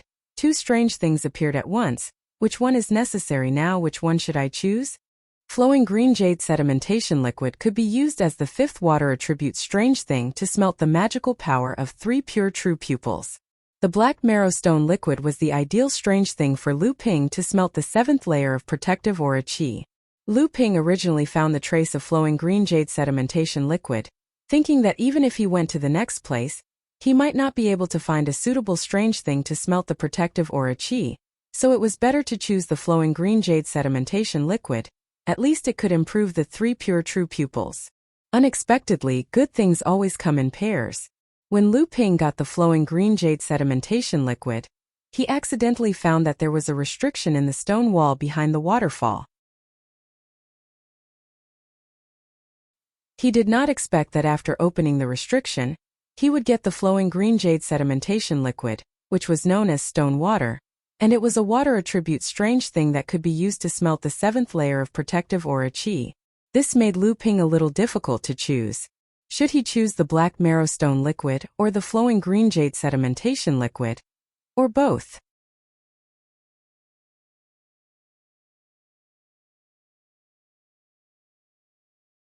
Chapter 6:17. Lu Ping wanted to choose both, but no matter which one Lu Ping fused with first, Lu Ping would be teleported out by the space token after the fusion, so he naturally wouldn't have a chance to fuse with the other one. Fused together? This was a good idea, but if the two were to be fused at the same time, not to mention that there might be mistakes in the middle, even if everything went well, it would be impossible to fuse the two completely in 3 days. At that time, when the space token opened, he would still fall short of success. After weighing the pros and cons for a long time, Lu Ping finally put the flowing green jade sedimentation liquid back into the pool, and began to concentrate on smelting the liquid of the black essence stone. 3 days was actually only enough for Lu Ping to barely liquefy the black essence stone into his protective aura. To really form a protective aura shield, it would take at least half a year or even more than a year of nurturing and tempering. The 9th rank white jade lotus bloomed under Lu Ping's feet, and layers of protective aura shield also bloomed around Lu Ping's body at the same time as the lotus bloomed. A wisp of the black essence stone liquid was absorbed by Lu Ping's true essence, and began to slowly melt into the 6th layer of aura shield. Before he could carefully polish it, he also absorbed the 2nd wisp of black essence liquid. Unexpectedly at this time, the 7 treasure thunder calabash in the core space began to jump rapidly again, wanting to rush out of the core space. Obviously, it also wanted to swallow the black essence liquid. Lu Ping had already begun to absorb and refine the black essence liquid, so he naturally wouldn't let the 7 treasure thunder calabash come out at this time to make trouble. The surface of the golden core suddenly shone with a golden light, and the white jade lotus under the golden core shot out a white light, firmly locking the 7 treasure thunder calabash in the core space. Lu Ping didn't have time to think about the difference between the black marrow stone liquid and ordinary mystical items, and why it would attract the Thunder Gourd's interest. All he could do was speed up the process of refining the black marrow stone liquid into his protective aura. When the black marrow stone in the protective aura reached its saturation state, Lu Ping finally stopped. At this time, the black marrow stone in front of him was only half a foot in size. It was far from enough for Lu Ping to feed the Thunder Gourd.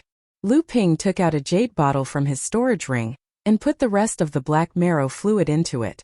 A spatial door suddenly appeared above Lu Ping, and Lu Ping felt his body lighten. When he reappeared, he was already at the entrance of the Jade Cave Paradise. Lu Ping stared blankly at the person in front of him. He couldn't help but sigh at how fast his teacher was. Martial Uncle Xianchen, why did you come here to guard the entrance to the Grotto Heaven? And you've already advanced to the late stage of the core forging realm? Your disciple wishes to congratulate you. The person in front of him was Spiritual Master Xianchen, who had come to fight with Xianshang, Xianlei, Xianxing, Xianzhou and the others when Lu Ping was at Heaven Spirit Mountain. Although Spiritual Master Xianchen was a second-generation disciple, he was only about the same age as Xian Tian and Xian Hui. He was also Tiankong Laozu's last disciple. Usually, he didn't put on the airs of an elder and could play with many third-generation disciples. Now, he had advanced to the late stage of core forging. When Spiritual Master Xianchen saw that it was Lu Ping, he smiled and said, "So it's you, kid. I was wondering who had the guts to fight with the guards at the entrance of the Jade Cave Paradise and beat an 8th-level core forging second-generation disciple into such a sorry state." Lu Ping smiled bitterly and said, "Martial Uncle, is this disciple a troublemaker for the sect?" Spiritual Master Xianchen smiled and said, "You think the trouble you caused is small? I heard that this time you killed Shui Wuhuan on Frost Island and fought to a draw with Zhang Xi." When senior brother Xian Shui heard the news, he scolded Martial Uncle Xianyun in front of senior sister Lu and senior brother Gua. That scene made the first-generation cultivators of the sect miserable. In a rage, senior sister Tianling banished the few remaining first-generation cultivators of the sect, who had not reached the Dharma stage, to the Elders' Hall in the back of Tianling Mountain. Lu Ping said helplessly, that Martial Uncle Xian Shui was too easily fooled. He became someone else's tool for no reason. Who can he blame? Spiritual Master Xianchen said, "Who can't see this? But senior sister Tianling should have done this a long time ago. Our sect is thriving now, and those stubborn old people have long lost the motivation to cultivate. Now they're just waiting to die. They occupy the latrine but don't shit. They even covet the sect's cultivation resources to benefit their own disciples. Now let them vacate their positions and give it to someone with ability. That way, we can make the best use of their talents and resources." Lu Ping did not expect that the usually frivolous Spiritual Master Xianchen would say something like this. He could not help but cup his hands and said with a smile, "Martial Uncle is wise. I admire you." Spiritual Master Xianchen waved his hand and said, "Don't flatter me. I guess you still have to go see senior sister Lu? I also did not expect that the task of guarding the Jade Cave Grotto Heaven would fall on my head. But this is also good. The Jade Cave Grotto Heaven is the closest cultivation place to the top of Tianling Mountain. The density of the spirit qi there is much higher than my cave abode. When I have nothing to do, I can use it to cultivate." When he saw his teacher again, Lu Tianling Laozu was talking to Guotianshan Laozu in the True Spirit Palace. After seeing his teacher, Lu Tianling Laozu said with a smile, "How did the trip to the Jade Cave go?" Lu Ping patted his chest, and a colorful cloud appeared in Lu Ping's hand. He smiled and said, "Disciple was lucky to not fail." Lu Tianling Laozu summoned the colorful cloud in front of him and carefully observed it for a long time. He looked quite sad and said after a long time, "This magic treasure was your grandmaster's favorite. You must treat it well. In the future, it will be the inheritance of my Zhonghua sect. It will be used to protect the future disciples." Lu Ping nodded solemnly. He took the colorful cloud and put it back into his core space to nurture. Seeing that Lu Ping had not left, Lu Tianling Laozu asked, "Is there anything else?" Lu Ping scratched his head and chuckled. He roughly told him what happened in the Jade Cave Grotto Heaven. In the end he said, "The flowing green jade liquid is quite useful for one of my abilities. Disciple sincerely requests the sect to grant this item to disciple. I am willing to exchange some treasures for it." Guotianshan Laozu had been looking at Lu Ping with a smile since he came in. When he heard Lu Ping's request, he could not help but chuckle. Lu Ping did not know what Guotianshan Laozu meant. Just as he was about to look at Guotianshan Laozu, he heard his teacher snort and say, "What exchange? You are now one of the best high-grade cultivators in the sect. What's the big deal about making a request to the sect? The flowing green jade liquid is not a treasure that can be used as a last resort. Since you need it, just take it." At this time, Guotianshan Laozu also laughed and said, "Boy, I think you are afraid of being blackmailed by Master Tianlu. You don't know that the pill pavilion looks good on the surface, but it is difficult on the inside. The consumption of all kinds of spirit herbs is quite large, and our sect does not have enough alchemists. Inside and outside, it is mostly managed by Tianlu Laozu alone. That's why it seems like he is haggling over every little thing. In addition, you have always been rich, so Tianlu Laozu always wants to exchange some good things from you. Now our sect's shortage of spirit herbs has been greatly alleviated. You are also our sect's third alchemist grandmaster. Your status in our sect is not below Fa Xiang Laozu. So what if you ask for 1 or 2 treasures from the sect? Even if you don't ask, hasn't the sect been sending you benefits all these years?" Lu Ping was at a loss after hearing Guotianshan Laozu's words. Only now did he remember that ever since he advanced to the late core forging stage, Tianxiang Laozu had rewarded him with a spirit-nourishing magic treasure, the ocean-crossing boat. Then his teacher opened the jade cave heavenly abode for him to retrieve the cloud-light multicolored robe and the black essence stone. Then, there was the batch of heaven and earth spiritual treasures that Tianfan Laozu found on the Frost Island. Lu Ping took away nearly half of the things in one go, and Tianfan Laozu did not say anything. Obviously, with Lu Ping's current status, he already had the qualifications to make the sect lean towards him and rope him in. Tianling Laozu glanced at Lu Ping, then said to Guotianshan Laozu, "Junior brother Gua, why are you saying all this? It's a waste of this kid's arrogance. Right now he's in the limelight. Not only did he kill Shui Wuhuan, he even dared to make fun of our sect's second-generation disciple. If his cultivation was a little higher, wouldn't he go against the heavens?" After asking Lu Ping about the location of the flowing green jade liquid in the jade cave heavenly abode, Tianling Laozu instructed Lu Ping to wait for a day on Heavenly Spirit Mountain, and there would be news on the second day. After leaving the True Spirit Hall, Lu Ping thought for a moment. However, he did not return to his cave abode on Heavenly Spirit Mountain. Instead, he turned around and went to the Puppet Hall.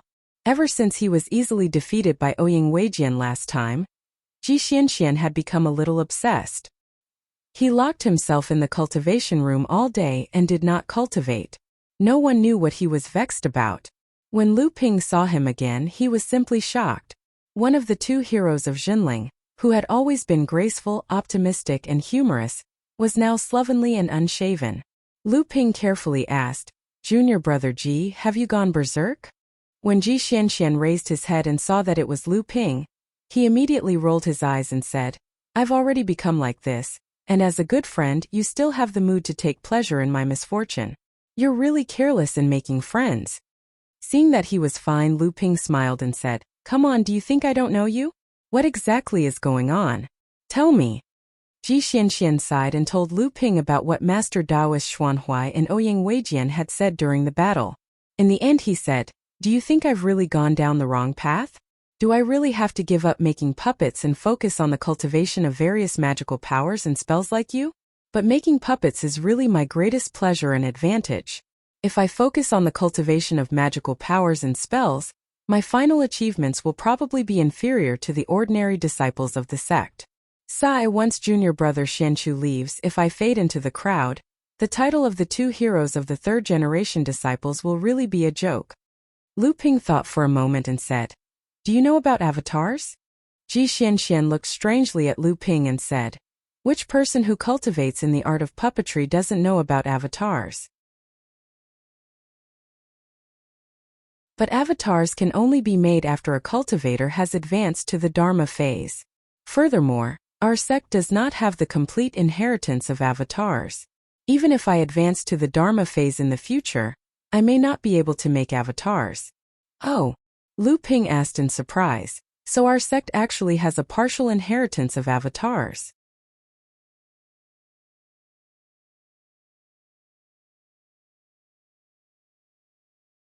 Chapter 6:18. Ji Xianxian said proudly, "Of course there is. It's just that it's not complete. Do you still remember the gift we presented to teacher when we attended the Master's Apprenticeship Hall?" Lu Ping suddenly realized something and said, "I remember that you presented a jade scroll regarding the creation of puppets. Martial Uncle Xian Huai seemed to be very happy at the time. Could it be that the jade scroll contained the creation method of an avatar?" Xian Huai's eyes lit up. Ji Xianxian said, "Exactly. Unfortunately, the records within it aren't complete. Teacher has exhausted all his efforts in these past few years in order to perfect this external avatar technique, and it's even to the extent that he's delayed his own cultivation for this. Unfortunately, even though this incomplete refinement technique has allowed the standard of my puppet pavilion to rise greatly, it's still far from being able to refine a true external avatar." Lu Ping thought for a moment and said, "If you have that external avatar technique, can it make up for your current situation?" Ji Xuanxuan's spirit rose as he said, "Of course. Right now, my cultivation just happened to fall into the fault line of my sex puppet creation technique. I don't have enough low-level puppets and I can't use high-level puppets. If I have a true identity avatar technique, I will definitely be able to figure out the most suitable puppet creation technique through it. This way, I can't say that my strength is better than Ouyang Weijian's, but I won't be easily defeated by him like those people on Frost Island." At the mention of puppet creation, Ji Xuanxuan's face immediately glowed. He was originally a genius that only appeared once in 1,000 years in the puppet pavilion, but this genius wasn't because of his cultivation, but because of his talent in puppet creation. However, because of the limitations of Jinling's puppet creation technique, he had no choice but to become mediocre. After speaking for a long time, Ji Xianxian looked at Lu Ping suspiciously and said, "You've been talking for a long time.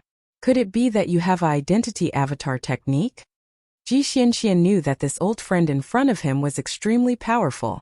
If it was someone else, he naturally wouldn't think of it as an external avatar. Only Lu Ping, Ji Xianxian knew that he definitely wouldn't speak without thinking. Lu Ping nodded. "You really have it?" Ji Xianxian was still a little worried. Although there was doubt on his face, his eyes were already burning with the flames of hope. Lu Ping stretched out his hand and threw a purple jade slip into his hand. Ji Xianxian took the jade slip, and without saying a word, he poured all of his spiritual will into the jade slip. When he first obtained the inheritance of the Longhuai ancestors' doppelganger technique in the Fallen Ruins, Lu Ping had also carefully read the contents inside. Even though he wasn't proficient in the refinement of puppets, so he was even more helpless when it came to higher-level external avatars, he had a good friend like Ji Xianxian, and under his influence he had a good understanding of puppet refinement and external avatars. But when Lu Ping looked at the external avatar technique of the Longhuai ancestor, only then did he realize how shallow his knowledge was. The external avatar technique was extensive and profound. Everyone in the cultivation world knew that the external avatar technique was the highest realm of puppet refinement, but they didn't know that the external avatar technique itself was an enormous cultivation system, and it was divided into many different stages, realms, and uses of the external avatar technique. The jade slip that Lu Ping took out was only the most basic part of the identity avatar technique. However, in Ji Xuanxuan's opinion, this basic part was an extremely complete and profound inheritance of the external avatar technique. Ji Xianxian quickly skimmed through the contents, then looked up to the sky and exhaled. He closed his eyes, as if he was savoring the contents inside. After a long time he opened his eyes, revealing boundless fanaticism, and said, "Senior brother Lu, where did you get this complete external avatar technique from? I'm suddenly enlightened." Lu Ping smiled and said, "You don't have to worry about where I got it from. I only want to ask you if this inheritance is real. And if it's complete?" Ji Xianxian nodded solemnly and said, "It's absolutely true. There's no mistake this time. The strength of our sex puppet pavilion will definitely increase greatly." "All right." Lu Ping smiled and said, "I only have 2 requests. First, only the 2 of us know about today's matter. The sect is asking you about the origin of the complete external avatar technique. You have to justify yourself and don't drag me into it. Second, when I advance to the Dharma manifestation stage in the future, you have to do your best to refine an external avatar of the highest quality for me. You can't hide anything from me. Ji Xianxian solemnly vowed and patted his chest, saying, "If you spoke like this on any other day, I would have already fallen out with you. However, this inheritance is of great importance, so I naturally have an excuse. Don't worry, I definitely won't drag you into it." Lu Ping had divided Long Huai's avatar inheritance into 3 grades. The one he gave to Ji Xianxian was merely the most basic part of the lower grade.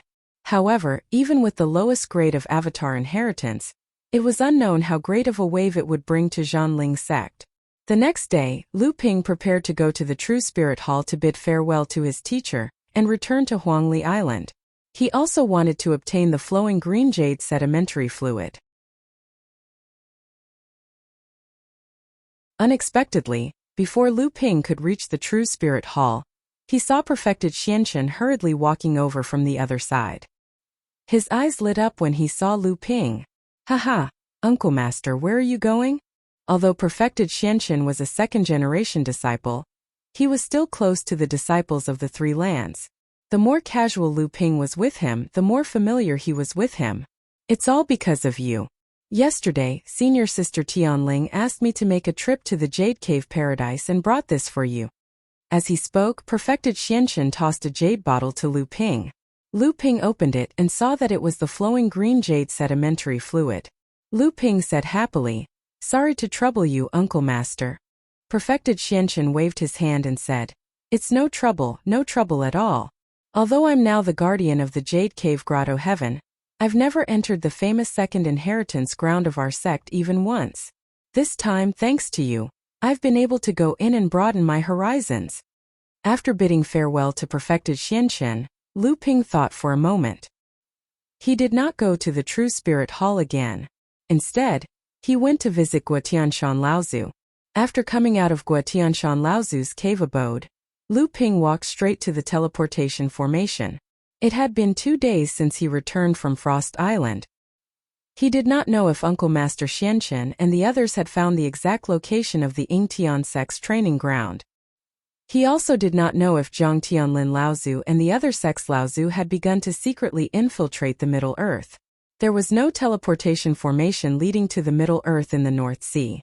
Therefore, these 10 Laozu and the late-stage core forging cultivators had to use the teleportation formation controlled by the sects of the East Sea to reach the Middle Earth. They had to move separately to avoid being discovered by the sects of the East Sea. After reaching the Middle Earth, Yingtian sect's training ground was located at the border between the Middle Earth and the North Ice Plains. Even if there were no obstacles along the way, it would take them at least 10 to 15 days to gather the people from the various sections. Thinking of this, Lu Ping became much more confident.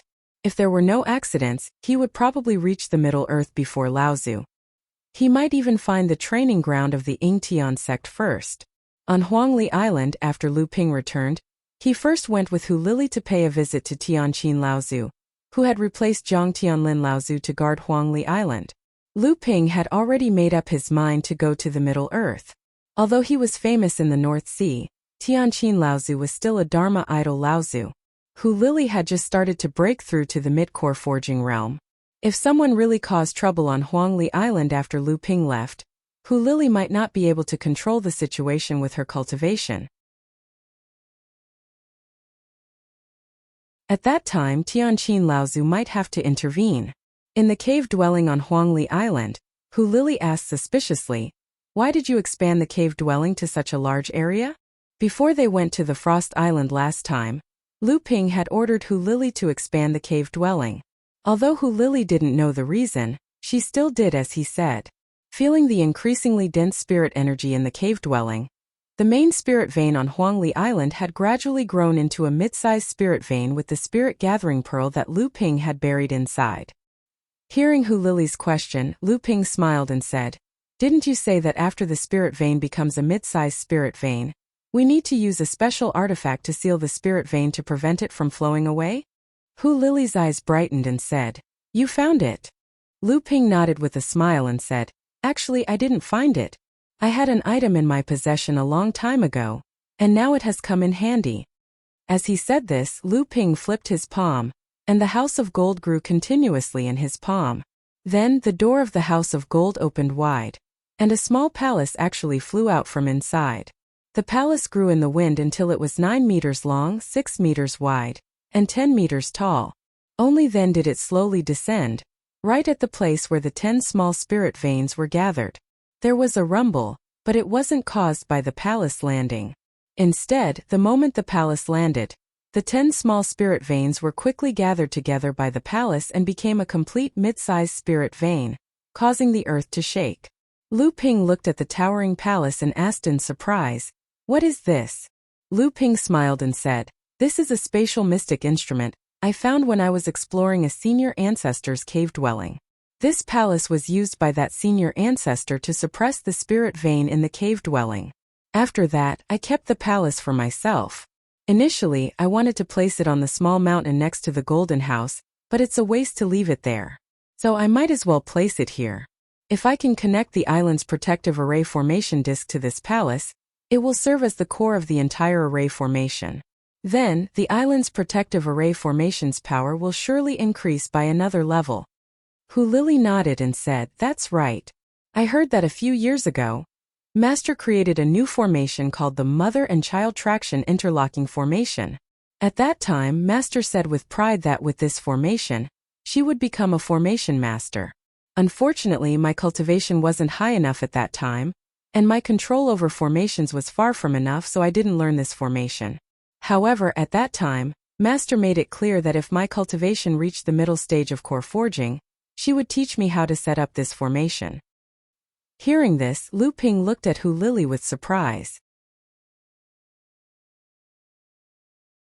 Although he knew that Hu Lili was quite talented in formations and was now spiritual master Xuanzhen's successor, he didn't think that Hu Lili's cultivation in formations had already reached such a level. The Mother and Child Traction Interlocking Formation was probably the profound ice shield that Jinling cultivators could form on their bodies when they entered and exited the profound ice formation.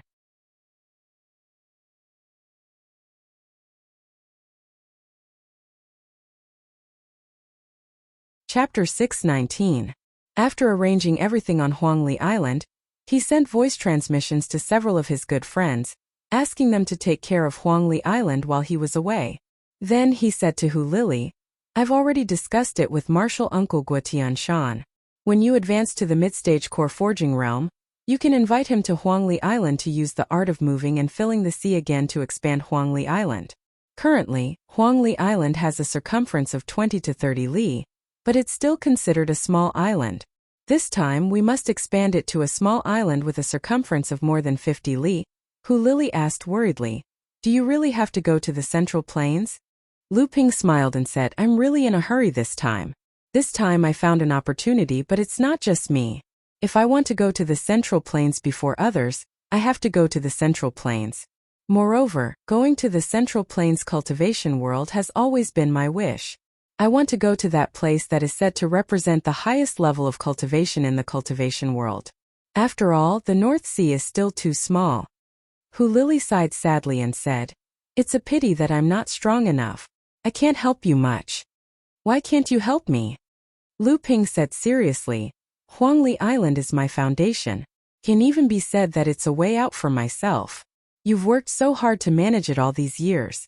This is a great help to me." Hu Lili was a shrewd person after all. A hint of sadness flashed through her eyes. She thought for a moment and said, "Don't forget about those 2 brats. That Wang Qi was sent to chop firewood at the back of Tianling Mountain. It's said that he was tortured by Du Feng. Now he's following Du Feng to hunt demonic beasts overseas. That Tian Yu, whom you placed in the Pill Pavilion, is said to be a talented 4th-generation alchemist. He's highly regarded by the Pill Pavilion's new alchemist, Master Xian Fang." Hu Lili paused for a moment before continuing. "There are also 5 other disciples who have seen you practice. I heard that their cultivations aren't low either. They have all advanced to the late blood condensation realm, and were accepted by the Sex Core Forging realm's 3rd-generation disciples. They are considered the best among the 4th-generation disciples." When Hu Lili saw Lu Ping's nonchalant expression, she couldn't help but agitate him. "I see that all your hard work has gone to someone else. Forget about those 5 disciples, but that Wang Qi, junior brother Dufeng, has come to me several times to ask if you still want to accept him as your disciple. If you don't accept him, he will accept him. You should know that Wang Qi cultivates the metal element sword technique, which is very compatible with junior brother Dufeng's sword technique. Junior brother Dufeng is a man of few words, but he has asked me several times. It seems like he really wants to accept Wang Qi. Lu Ping replied nonchalantly, "Don't worry, senior brother Du won't accept him as a disciple. He's just trying to provoke me, just like you, to make me accept Wang Qi as a disciple as soon as possible." Then why did you? Swordsmanship isn't something that can be learned by following seniors, and it can't be trained by killing beasts either. Why are sword cultivators known as the best in the cultivation world? It's because swordsmanship requires the most spirituality. How do you make your swordsmanship, flying swords, and divine arts linked to the spirit? What is the spirit of all living things in this world? These are all things that a true sword cultivator should consider. After all, the path of a sword cultivator has to rely on oneself to succeed. Lu Ping paused for a moment, then said, "Tell Wang Qi what I said. Then ask him to go to the East Sea Soundwave Island and find Qi Lianying. Tell him that I told him to come to the East Sea to train and practice his swordsmanship." Hu Lili blinked her eyes. Although she was not a sword cultivator, she had been with Lu Ping for a long time, so she had some understanding of swordsmanship. After a moment of hesitation, she asked, "You're not asking him to kill people, are you? Which sword cultivator doesn't kill people like flies?" Lu Ping paused for a moment, then said, "I just want to see if he can walk this path. What about Tianyu? That kid has my token. Who in the entire Elixir Pavilion would dare to take him as a disciple? Who would dare to make things difficult for him?" After a pause, Lu Ping added, "Even the Fornax and Tianqin Laozu wouldn't dare." Although Hu Lili was surprised by Lu Ping's words, she did not know that her Dao companion was now the 3rd alchemist in Jinling, so she continued, "But you really should take in a disciple or two." Previously, when junior brother Zhang Xuanqing visited Huangli Island, he would always bring Uncle Master Xuanyuan's message urging you to take in a disciple. Now, among the 3rd-generation disciples in the sect, your cultivation is the highest, your strength is the most profound, and you are the most famous, but you don't have a single disciple. If this goes on for too long, I'm afraid Uncle Master Lu Tianling will also blame you." Lu Ping was stunned for a moment. Only then did he remember what his master said when he saw the cloudy light multicolored robe in the True Spirit Palace that day. Taking the cloudy light multicolored robe as the inheritance of Zhonghua lineage, to protect the future disciples. Wasn't this also hinting that he should take in a disciple to inherit his legacy? It seems that I really should take in a few disciples, but it's not that easy to become my disciple. Seeing that Lu Ping had this thought, Hu Lili no longer urged him, but instead said, "With your current identity and status, you naturally have to be very careful when taking in disciples." After saying goodbye to Hu Lili, who was standing in front of the cave residence to send him off, Lu Ping could not help but look back. With his magical vision, he could naturally see that Hu Lili was still looking at him from the entrance of the cave residence. Lu Ping sighed in his heart and thought to himself, "It seems that she's going to have a baby. It's not good to leave her alone to look after the house like this." Hundreds of miles below the sea surface outside of Huanyu Island, after the teleportation array incident with AOU, this place was occupied by the Monster Clan. Although the cultivators of the North Sea organized several attacks on the Monster Clan, and although the Monster Clan suffered heavy casualties, they still firmly occupied this area of the sea. The various sects of the North Sea also suspected that the Monster Clan had discovered some secret in this area. And there were even human Dharma adepts who sneaked in to investigate, but in the end they found nothing. Although the various sects were puzzled, they could only send people to monitor and report immediately if anything happened. The Jade Water Moon Pearl, the Ocean Crossing Boat, the colorful Cloudlight Robe, the Stone Armor, and on top of that, Lu Ping's exquisite water-based cultivation method. If he wanted to sneak into the sea, even early Dharma adepts would find it difficult to find him. "Brother Zhang, do you know why we are stationed here? This place is so close to the human territory, and we are often attacked by the human race. Countless of our brothers have died, but we have never seen a mountain of gold or silver here. Brother Wu, you're really funny. Even if there is a mountain of gold or silver, you want it? That's just a common thing for mortals. What use do we have for it? I just don't understand. What do you think there is in this place? We are a lone army in deep waters, and every time we rely on the lives of our brothers to barely defend this part of the sea. I don't know who came up with such a bad idea. If Wu Shan, become Lao Zu, I will definitely have a talk with him. You? Brother Wu, it's not that I want to discourage you, but the one who came up with this idea was Aou of the Ice Dragon clan. Let's not talk about whether you can become a Dharma adept. Even if you become Lao Zu, would you dare to find trouble with that guy Aou? He has already condensed a high-level golden elixir, and it is said that he has already broken through to the Dharma stage. By the time you become a Dharma adept, he will probably have already passed the tribulation and reached the mid-Dharma stage. Even if he can't reach it, Brother Wu, at the same level, would you be a match for the Ice Dragon clan? What's so great about that? Aou still says that his clan is a top demon clan, but he is not alone. The Ice Dragon clan is about to be wiped out by him. Brother Wu, don't talk nonsense.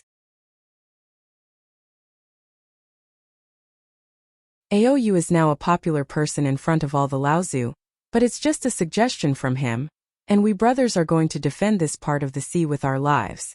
Isn't that enough to explain the problem? Hey, speaking of which, you really don't know why we are guarding this place. Who knows? There are rumors that there are ancient relics hidden here, and the relics are about to be unearthed. There are also rumors that the earth meridians here are special, and there may be a time when a large spiritual meridian will be born, and so on. In short, these rumors are everywhere. But as you can see, there are at least 2 Lao Zu leading us to guard this place. Although there are always changes, there are 2 Lao Zu, one in the mid-Dharma stage, and the other in the early Lao Zu stage. Isn't this enough to explain the problem? Behind the 2 patrolling core forging demon cultivators, an invisible stream of water flowed for a moment, then disappeared. Lu Ping avoided the eyes and ears of the demon clan guarding this area, and slowly approached the underwater mountain range where he had discovered the clear stream cave abode. Many years had passed, and although the cave at the entrance of the clear stream cave abode was well hidden, he didn't know if the demon clan had already discovered it. Lu Ping remembered that the demon clan had secretly set up camp here because he had helped Yin Xianchu escape the sex pursuit, and wanted to use the clear stream cave abode's transportation formation to go to the Middle Lands. Unexpectedly, he ran into the demon clan's hiding place, and had no choice but to give up on the trip to the Middle Lands. He had thought that after the various sects of the North Sea discovered that the demon clan was stationed here, they would definitely sweep through the demon clan with lightning speed. This place was too close to Universe Island, and how could they allow outsiders to sleep next to their bed? Unexpectedly, after several years, the North Sea Demon Clan still firmly occupied this part of the sea. Aou was from the Ice Dragon clan, and the Ice Dragon clan had an inheritance pearl. Could there really be some secret buried here? Lu Ping had his suspicions, but now was not the time to think about such things in a dangerous place. After avoiding many patrolling Demon Clan cultivators along the way, Lu Ping finally arrived at the hidden cave where the clear stream cave abode was located. After investigating the waters around the cave, he discovered that there were no Demon Clan members nearby, and the mark he'd left behind was still there. This meant that the Demon Clan hadn't discovered this place yet. Lu Ping couldn't help but sigh in relief. However, Lu Ping still didn't dare to be careless. After opening up the huge rock outside the cave, he carefully put it back in its original place. Only then did Lu Ping continue slowly toward the cave abode.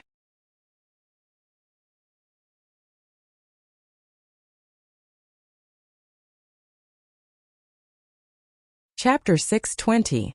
Following the cavern tunnel, Lu Ping walked all the way to the spacious hall where they had found the underground abode all those years ago. Back then, before the underground abode was discovered, the protective formation of the Qingjian cave was still in operation, and the seawater was kept out of the hall. Now that the protective formation had collapsed, the entire Qingjian cave had been flooded by seawater. When Lu Ping had first arrived here, he had been puzzled as to why there were so many fragments of ritual implements in the hall. After receiving Qingjian Laozu's inheritance, he found out that Qingjian Laozu must have triggered the tribulation of the early Dharma stage when he was seriously injured. Only then did he suddenly realize that Qingjian Laozu had failed to pass the tribulation in the hall, and his protective ritual implements had been destroyed by the lightning tribulation. It was only after Lu Ping had witnessed the process of Lao Zu's tribulation that he realized that practitioners could not rely on ritual implements to pass the tribulation. They could only rely on their own inner yuan, spells, powers, and physical strength to withstand the tribulation. Otherwise, it would interfere with the process of the tribulation and make things worse for the practitioner. Lu Ping then realized that the countless fragments of the ritual implements in the hall were not destroyed by the lightning tribulation. Instead, they were destroyed by the residual power of the lightning tribulation after Qingjian Laozu had failed to pass the tribulation. This was also the reason why Qingjian Laozu had given his storage implements and the few treasures that he had inherited from Jinling to Lu Ping in advance when he thought that he would not be able to survive the last 2 lightning tribulations of the mid-Dharma stage. He was afraid that if Qingjian Laozu failed to pass the tribulation, not only would he die, but the items that he had brought with him would also be damaged by the residual power of the lightning tribulation. However, at this time, Lu Ping was not in a hurry to rush to the Qingjian cave through the underground tunnel of the hall. Instead, he was patrolling the hall in the middle of the mountain, as if looking for something. Since Patriarch Clearstream was a cultivator of the Yingtian sect, he was lucky enough to escape after the Yingtian sect was annihilated. He rushed to the North Sea to seek refuge with Fei Ling sect, but he didn't expect that Fei Ling sect would be annihilated almost at the same time. Helpless, he was invited by the Azure Sea sect, who had secretly seen through his background, and became their honored guest. The Songhai sect wanted to obtain the inheritance treasures of the Yingtian sect and the Fei Ling sect from him, but unexpectedly, they failed to steal the chicken and ended up losing the rice. Not only did Qingjian Laozu escape from the Songhai sect, but not long after Qingjian Laozu escaped from the Songhai sect, the flowing sword of the thin water flowing sword, a pair of flying swords passed down by the founder of the Songhai sect, was also stolen. Originally, the Songhai sect thought that Laozu had stolen the flowing sword and joined forces with the cultivators of the sect to suppress him. Unexpectedly, they had no evidence, and under Qingjian Laozu's meticulous plan, they had angered the cultivators of the North Sea. In the end, they had only seriously injured Qingjian Laozu. During this period of time, the Songhai sect had been secretly taken advantage of by Laozu. He had snuck into the Songhai sect and forcefully taken the thin water sword, causing the Songhai sect to become the laughingstock of the North Sea cultivation world. As a result, the Songhai sect had split up. Although Qingjian Laozu had many alibis at the time to prove that he was not the one who stole the flowing sword, Lu Ping had always believed that the flowing sword of the Azure Sea sect was actually stolen by Qingjian Laozu.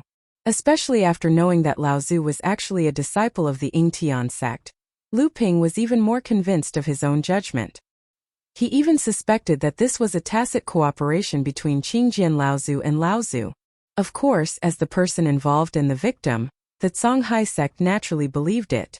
Unfortunately, the Songhai sect, which was already in internal strife, had no time to care about Qingjian Laozu. Qingjian Laozu seemed to be quite tactful and quickly disappeared from the North Sea cultivation world. In fact, it was because after being injured by Laozu of the Songhai sect, there was almost no hope of recovery. Disheartened, he built the Qingjian cave abode at the bottom of the sea and lived in seclusion. Lu Ping's current divine sense cultivation, eyesight, and insight were no longer the same as when he first entered the Qingjian cave abode. Lu Ping walked around the hall and finally looked at the core of the abandoned waterproof formation in the middle of the hall. Lu Ping walked to the core of the formation and suddenly stomped down. With a muffled dong, it seemed like the entire mountain began to shake. However, Lu Ping seemed to be unaware of it. He raised his foot and stomped down again. Dong! The ground creaked like a spider web with the core of the formation as the center. It seemed like the entire mountain was about to collapse. However, Lu Ping did not look worried at this time. Instead, his face showed surprise. A cold light like autumn water flashed in the cracked core of the formation. Lu Ping raised his foot and stomped down for the third time. Amidst the clanging sound, a 3-foot-long sword hung upside down from the ground, and Lu Ping grabbed it in his hand. Amidst the clanging sound, the long sword vibrated violently in Lu Ping's hand like a stream of water, trying to break free from Lu Ping's grasp. However, how could Lu Ping let it do as it wished at this time? Suddenly, a rich bluish-purple Zhanyuan rose in his hand, resolving the huge force brought by the vibration of the long sword. At the same time, the bluish-purple Zhanyuan went straight into the long sword, intending to completely refine and subdue this flying sword. The long sword was still trembling. However, when Lu Ping's bluish-purple Zhanyuan wrapped around it, the long sword seemed to suddenly show a feeling of fear. The violent trembling was no longer to break free from Lu Ping's control, but instead seemed to be afraid of something. However, although the long sword could no longer resist Lu Ping's control, it still stubbornly resisted the invasion of Lu Ping's Zhanyuan. It seemed to know that once this bluish-purple Zhanyuan invaded, it would lose its freedom again. Humph! A mere sword spirit dares to resist? As a famous sword spirit, it should fight for the world. If you continue to resist my Zhanyuan refinement, I will seal you again, and we will talk about it again after 4,000 or 5,000 years of darkness. If you surrender to me, I will make you a famous sword spirit in the world. What do you think? Lu Ping's divine sense wrapped around the entire long sword, and Lu Ping's thoughts were transmitted to the long sword over and over again.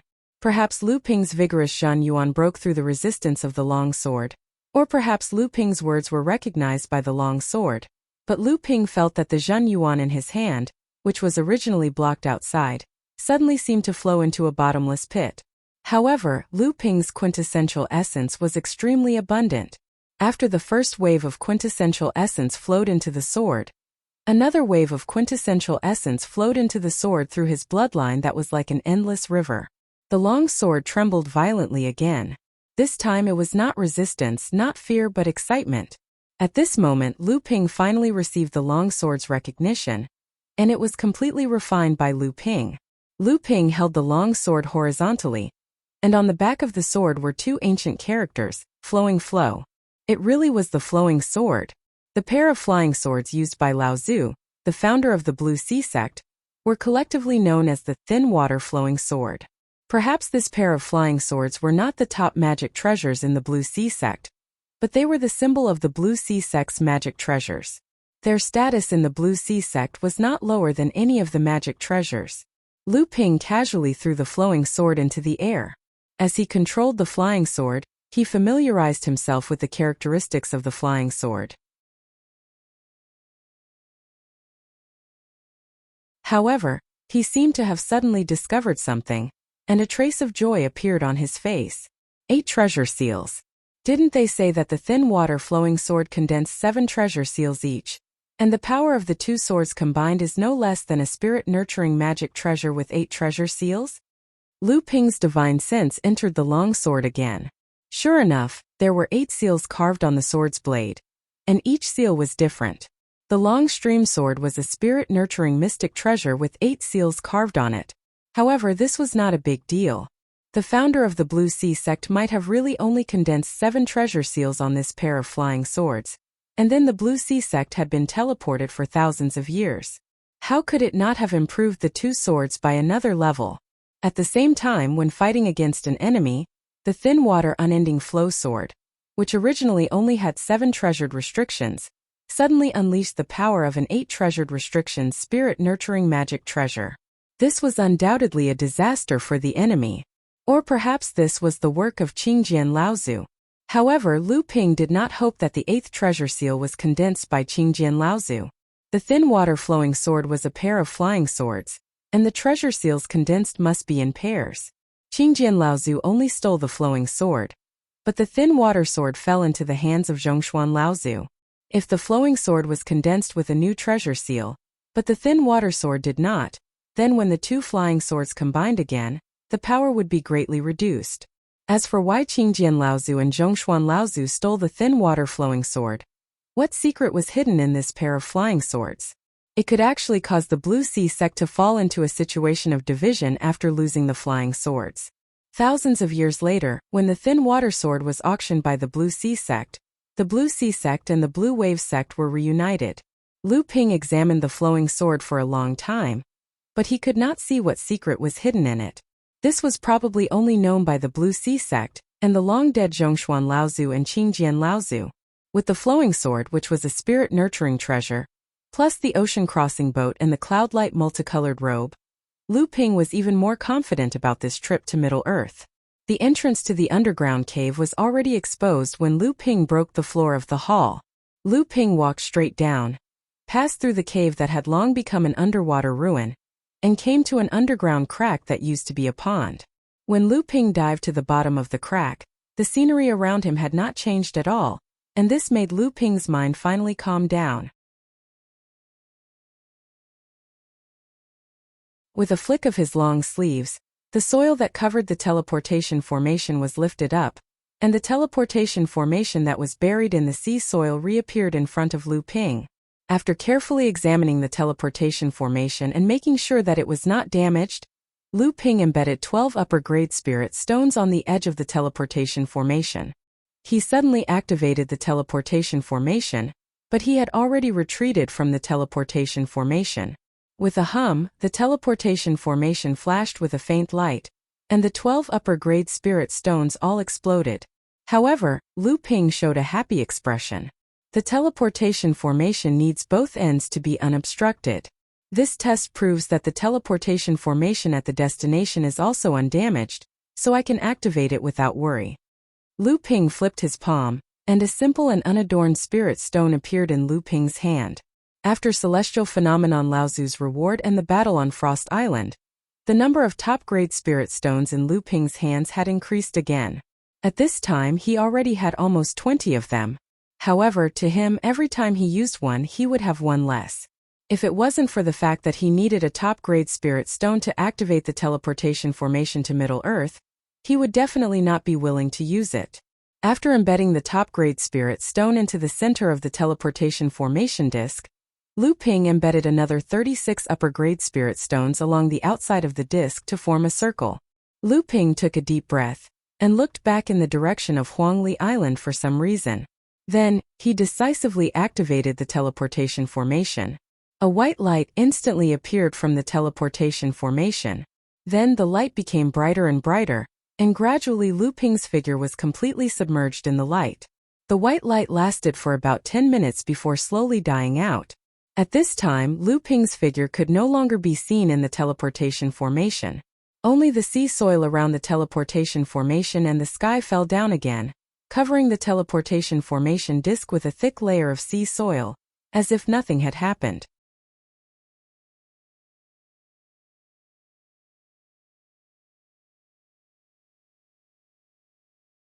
Chapter 621. A thin layer of twilight snow covered the vast land, and the bleak cold wind whistled across the land, rolling up countless snowflakes as if raising a layer of white mist. Lu Ping stood in the wilderness and took a deep breath. A piercing chill rose from his nose straight to his brain, making Lu Ping's spirit suddenly become extremely light. Is this the winter in Middle-earth? Lu Ping gazed into the distance. The vast wilderness stretched as far as the eye could see, but there was no trace of human beings. He had been here for 7 days, and he had explored more than 100 miles around the teleportation array. However, within 100 miles, Lu Ping did not find any trace of human gathering. Instead, there were many traces of beasts and even demonic cultivators. He had never seen such a vast land. In the North Sea, the largest island was said to be Xianling Sek's Xianling Island, which was only 800 miles in circumference, while Jinling's True Spirit Island was only 700 miles in circumference. Although Lu Ping had only carefully explored the area of 100 miles, he could still see the vast land, wilderness, and mountains hundreds of miles away.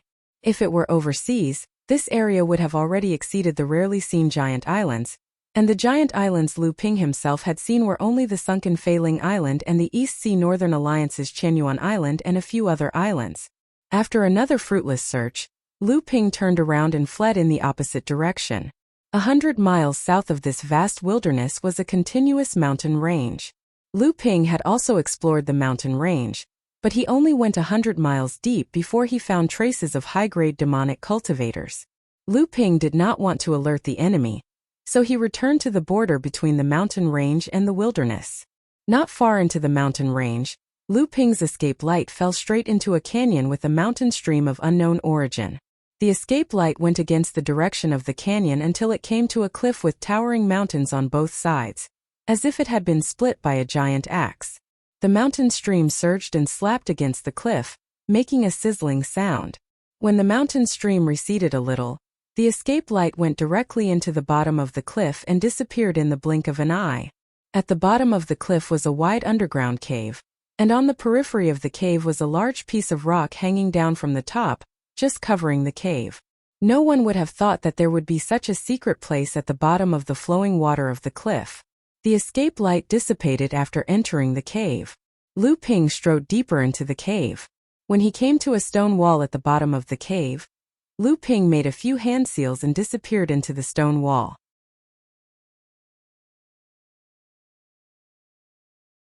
After passing through the stone wall, Lu Ping entered a vast underground stone hall of nearly 100 feet. The fluorescent stones inlaid on the surrounding stone walls exuded a misty white light, illuminating the stone hall as if it was daytime. The rich aura filled the entire stone hall. It seemed that there was at least a medium-sized spiritual vein under this cave stone hall. At the edge of the stone hall, there were several stone rooms. There were stone tables and stone chairs in the stone rooms. At this time, Samling, Debao, Lu Qiner, and Lu Dugue, the 6 monster pets, each occupied a stone room. In front of each of them were a few jade slips and a few sets of paper books.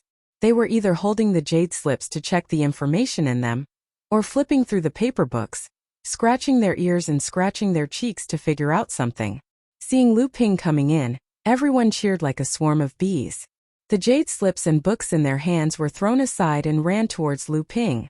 Even Lu Dugue, who had always been honest and obedient, also had a relieved expression after seeing Lu Ping return. Lu Ping said with a fierce face, "What, do you understand all these things?" All the monster pets retreated in embarrassment. Lu Ping snorted coldly and said, "Before you all advanced to the core forging stage, you were still in the form of a monster.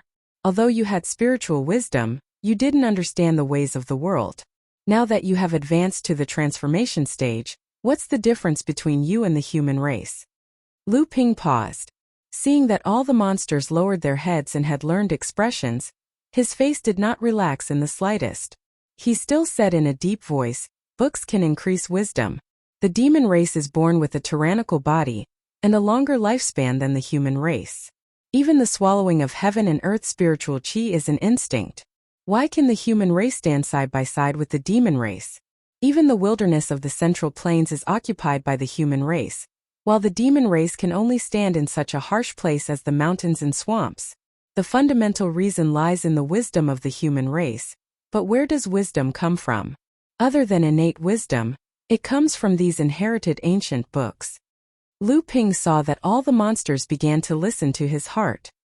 His tone relaxed a little, but he still solemnly said, "These ancient books should have been brought out by Qingjian Laozu from the Yingtian sect's dojo after the destruction of the Yingtian sect. Although it is not a drop in the ocean of the Yingtian sect's inheritance, for any cultivator, it is a precious treasure. I will bring these ancient books back to the sect in the future. You all should take this opportunity to study them. It will be of great benefit to your future cultivation." All the monster pets obediently returned to their respective stone rooms. They picked up the jade slips or books again and began to study the ancient books of the Yingtian sect left behind by Qingjian Laozu. At the other end of the stone hall was the largest stone room. This was Lu Ping's temporary secret cultivation room. The medium spirit vein in the stone hall was also imprisoned under this stone room. In the center of the stone room was an ultra-long distance teleportation array. 7 days ago, after Lu Ping left the teleportation array of the Qingjian cave abode, he reappeared in this stone room. Lu Ping sat cross-legged on the stone bed in the stone room. On a stone table beside the stone bed, there was a small incense burner fixed on the stone table. This small stone incense burner was the imprisonment magic treasure of the medium spirit vein under the stone room. It was also the core of a concealment array in the stone hall. This was obviously a secret cave abode operated by Qingjian Laozu in the Middle Earth. From the harvest in the cave abode, the dojo of the Yingtian sect must be hidden in the area near this secret cave abode. However, in the past 7 days, Lu Ping had searched the area within 100 miles of the cave abode but found nothing. Lu Ping originally thought that Qingjian Laozu must know the location of the hidden dojo of the Yingtian sect. In that case, the teleportation array built in the cave abode that led to the Middle Earth must not be too far from the hidden dojo of the Yingtian sect. It might even lead directly to the dojo. In reality, from the harvest Lu Ping obtained in this cave abode, the dojo of the Yingtian sect could indeed be hidden nearby. However, with Lu Ping's current cultivation and divine power, he obviously could not find the location of the dojo. Thinking about it, it made sense. The Yingtian sect had been destroyed for thousands of years, and the dojo was hidden in the void. In these thousands of years, it must have attracted countless cultivators from the Middle Earth to search for it. However, no one had found the location of the dojo. From this, it could be seen how mysterious the Yingtian sect's void concealment array was. Tianshui Laozu once said that the Yingtian sect's protective array did not specialize in defense, but in concealment. Its level of profoundness was comparable to the North Sea's 7 Stars cave abode. From the looks of it, it was true. After thinking about it, Lu Ping could only place his hopes on the ancient records of the Yingtian sect that he found in the cave abode. He hoped that he could find some clues about the dojo of the Yingtian sect from these ancient records. However, even though there were not many ancient records in the cave abode, the content was extremely vast. Without a choice, Lu Ping released all 6 of his spiritual pets and allowed them to study these ancient records. At the same time, he searched for any records related to the Yingtian sect's dojo. As for Lu Ping, he would occasionally go out to investigate the surroundings of the cave abode. Even though he knew that the chances of finding anything were slim, Lu Ping still persisted in investigating the surrounding 100 kilometers. Lu Ping's divine will entered his storage artifact. First, he took out 4 spirit gathering pearls, 1 big and 3 small. These were the small spirit gathering pearls that Lu Ping had found in the mid-sized spirit vein of the cave abode by Debao the moment he arrived at the cave abode. After that, Lu Ping took out 3 purple jade scrolls that were glowing with spiritual light from his storage ring. His hands formed a few spirit dispersing arts, and after dispelling the restrictions on the jade scrolls, Lu Ping's divine will entered them and began to investigate the contents of the jade scrolls. These 3 jade scrolls recorded 3 sets of inherited techniques from the Yingtian sect. These 3 sets of inherited techniques recorded the entire process of training from the blood condensation realm to the late Dharma stage. As of now, there were only 6 complete sets of inherited techniques in the Jinling sect. Furthermore, one of them was not even considered a true inherited technique. The rules of the Jinling sect were rather unique. For a set of techniques to be on the same level as a technique that could not be passed down, the practitioner had to train this set of techniques to the late Dharma stage. This was also why, when sage Liang Xianfeng had obtained the Linhai wave listening technique from the Zhongshuan cave abode in the East Sea and perfected Lu Tianling's and Laozu's training technique, the Linhai wave listening technique was still unable to become the 6th true inherited technique of the Jinling sect. Even so, if Lu Ping brought these 3 sets of techniques back to the Jinling sect, they would definitely be stored away by the Laozu sect.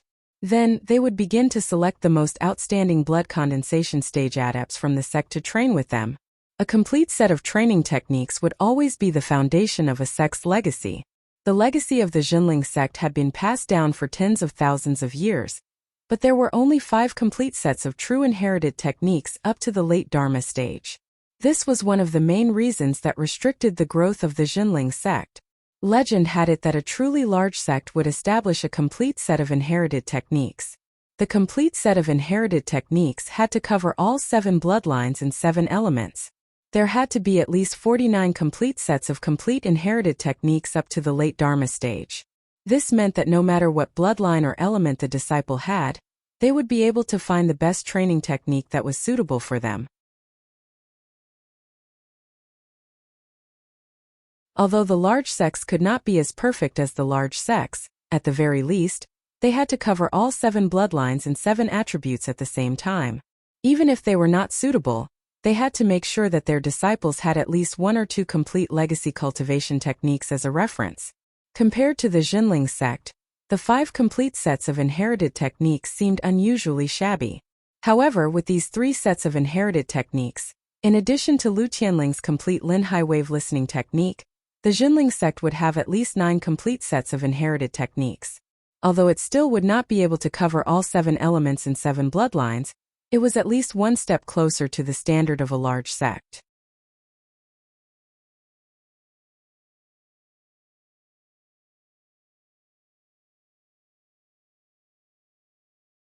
Chapter 622. Lu Ping took out a wooden box carved with second-class spiritual materials from his storage ring. He removed the spirit sealing restriction spell on the surface of the box. More than half of the box was inside. There were 31 pieces in total. Lu Ping had found them next to the incense burner on the stone table, when he had just been teleported to the stone room. This incense was called the Calming Soul Incense. It was made with several precious spices. It was a famous luxury in the world of practitioners.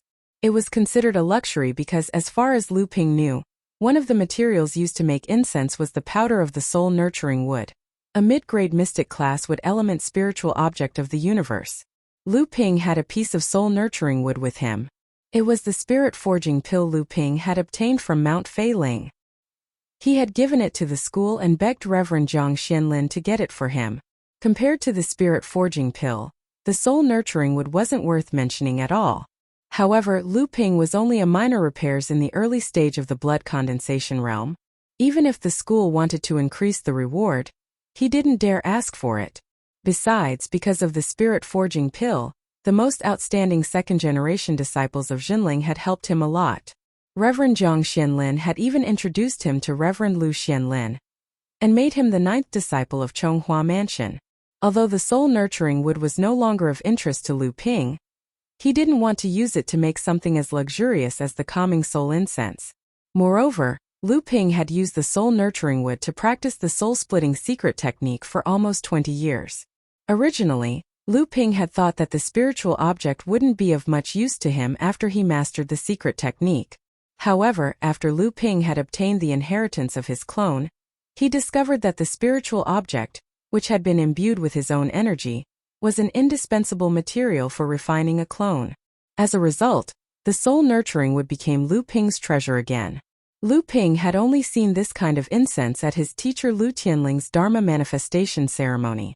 According to Reverend Li Xuanru, it was the leftovers of Zhang Tianlin Laozu's Dharma manifestation ceremony. Back then, Lu Ping had used amethyst honey to make top-grade spirit tea. When Tianlu Laozu found out about it, he repeatedly scolded him for being extravagant. However, the difference between amethyst honey tea and calming soul incense was like heaven and earth. If Lu Ping had something as precious as the calming soul incense, it could only be the top-grade spirit tea brewed by Lu Ping with amethyst royal jelly at Lu Tianling Laozu's Dharma manifestation ceremony. It was said that after Tianling Laozu's Dharma manifestation ceremony ended, she was angrily blocked by Tianlu Laozu. In the end, she promised to refine 5 batches of pills for Tianling Laozu. However, the condition was that Tianling Laozu had to hand over all the royal jelly that Lu Ping had given her to the pill pavilion to be used for refining pills. Only then did she return to the pill pavilion with satisfaction. The biggest effect of the calming soul incense was that when a cultivator was cultivating, it could allow the cultivator to fully immerse himself in cultivation as quickly as possible. It could clear his mind and improve his understanding of cultivation methods and divine abilities during the process of cultivation, without being distracted by external factors. In addition, the calming soul incense was also very effective in nurturing and restoring a cultivator's divine sense. Lu Ping put a piece of calming soul incense into the stone incense burner, and then slowly baked it with the blue spiritual fire. After a while, a deep and distant fragrance slowly came out of the incense burner, and then filled the entire stone room. Lu Ping's divine sense quickly calmed down in the verification and analysis of the 3 sets of cultivation methods. The fragrance continued to spread throughout the entire cave. The 6 spiritual pets who were originally sitting there and trying to figure out the inheritance ancient books of the Yingtian sect because of Lu Ping's request seemed to suddenly have some understanding and quieten down a lot. Lu Ping had obtained a lot of ancient books in this secret cave of Laozu in the clear stream. In addition to the most important and most complete set of 10,000 sets of inheritance ancient books, there were also 5 sets of other ancient books for cultivation up to the Dharma manifestation stage. In addition, there were many inheritance ancient books about alchemy, weapon forging, talisman making, and so on. Although they were scattered, they were also all-inclusive. As Lu Ping forced his spiritual pets to read these inheritance ancient books, he also hoped that they would organize these scattered ancient books. Most of the contents recorded in these ancient books were not complete. Some had a beginning but no end, some had a beginning but no end, and some only had the middle part without the beginning and the end. However, these ancient books obviously had a general pattern of inheritance, and it was obvious that they came from the same style of the sect. Then, these ancient books were obviously collected by Lao Tzu in an extremely chaotic place, which was why they appeared so messy and unsystematic. In fact, this situation made Lu Ping even more certain that Lao Tzu had been to the dojo of the Ying-Tian sect. This was because, according to what Lu Ping knew, when a sect was facing a crisis, they would often scatter the ancient books passed down by the sect and hide them everywhere. This was to prevent external enemies from invading, and to find the complete inheritance of the sect in the process of looting. Once this happened, not only would the sect suffer great losses, but the external enemies could also rely on these looted complete inheritances to strengthen themselves. In the future, it would be too difficult for the sect to take revenge even if it wanted to. This was equivalent to aiding the enemy in disguise. After the ancient books were scattered, even if part of the inheritance was looted, the external enemies would not be able to figure out any complete inheritance from them. At most, they would only be able to use it as a reference, and the sect could use the disciples who cultivated these inheritances to perfect these lost ancient books in the future. Since Qingjian Laozu had found the dojo of the Ying-Tian sect, why couldn't he find all the ancient books passed down by the Ying-Tian sect? After all, Qingjian Laozu was a disciple of the Ying-Tian sect. To Lu Ping, this problem was easier to explain. First, the Songhai sect had been deceived by Qingjian Laozu. He was not a disciple of the Ying-Tian sect at all. He was just a lucky person who had found the dojo of the Ying-Tian sect and obtained part of the inheritance of the Ying-Tian sect. Secondly, even though the Ying-Tian sect was a large sect that was known for its defense, the various protective matrices and prohibitions within the dojo were not something that an early Dharma adept like Qingjian Laozu could completely break through. Qingjian Laozu had only broken through some of the prohibitions that he could break after entering the dojo, and obtained some scattered ancient books. This was also the reason why the ancient books that Lu Ping had obtained in the cave were not systematic. After a night of enlightenment, Lu Ping had gained a lot.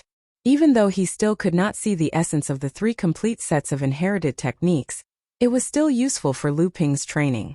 Lu Ping sealed the 3 purple jade slips with a spirit sealing seal, and put them away in his interspatial ring. Then, he took out a 3-legged cauldron that was half the height of a human and placed it on the ground. A top-grade alchemy cauldron, the Flying Rainbow Cauldron. Lu Ping had long suspected that since Qingjian Laozu was able to imitate the failing sect's spirit forging pill, no matter how bad his alchemy skills were, he should at least be a master alchemist. Otherwise, how could he have created a spirit forging pill of such high quality? However, Lu Ping did not obtain Qingjian Laozu's cauldron, spirit fire, and other items from the North Sea Qingjian cave. There were only a few elixir recipes and inherited techniques. Initially, Lu Ping thought that the other cultivators who had gone to explore the cave had obtained them. However, after that incident, Lu Ping had asked around and confirmed that the other cultivators did not obtain the cauldron, spirit fire, and other items. He did not expect that Qingjian Laozu's real alchemy place was in this secret cave. The quality of this flying rainbow cauldron was not inferior to the top-rank cauldron that Lu Ping had once controlled. If he handed it over to the sect, Fornax Laozu would certainly be happy from ear to ear.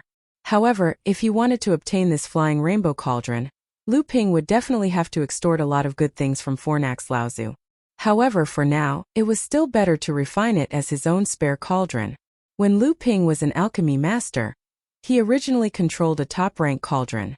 At that time, Lu Ping replaced the Nanchuan cauldron with the Linchuan cauldron, and that top-rank cauldron just happened to be a spare cauldron. However, Jinling had a shortage of cauldrons, and Lu Ping usually did not have any use for that top-rank cauldron. Thus, at the request of Fornax Laozu, he returned the top-rank cauldron back to the Pill Pavilion. Currently, Lu Ping had a magic treasure-level cauldron, the Nanchuan cauldron, But a magic treasure-level cauldron was after all too eye-catching. However, Lu Ping just happened to lack a cauldron that could be used to deceive people. The appearance of this flying rainbow cauldron was just right. After refining the flying rainbow cauldron, Lu Ping flipped his hand and another orange flame appeared. Looking at this flame, Lu Ping shook his head in pity. After all, thousands of years had passed, and the little orange flame, which was originally a heaven-level lower-grade spirit fire, had become a third-grade spirit material due to the gradual loss of spirituality.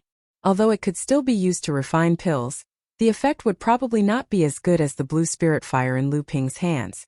There were still some spirit herbs and spirit pills hidden in the pill room of the cave dwelling.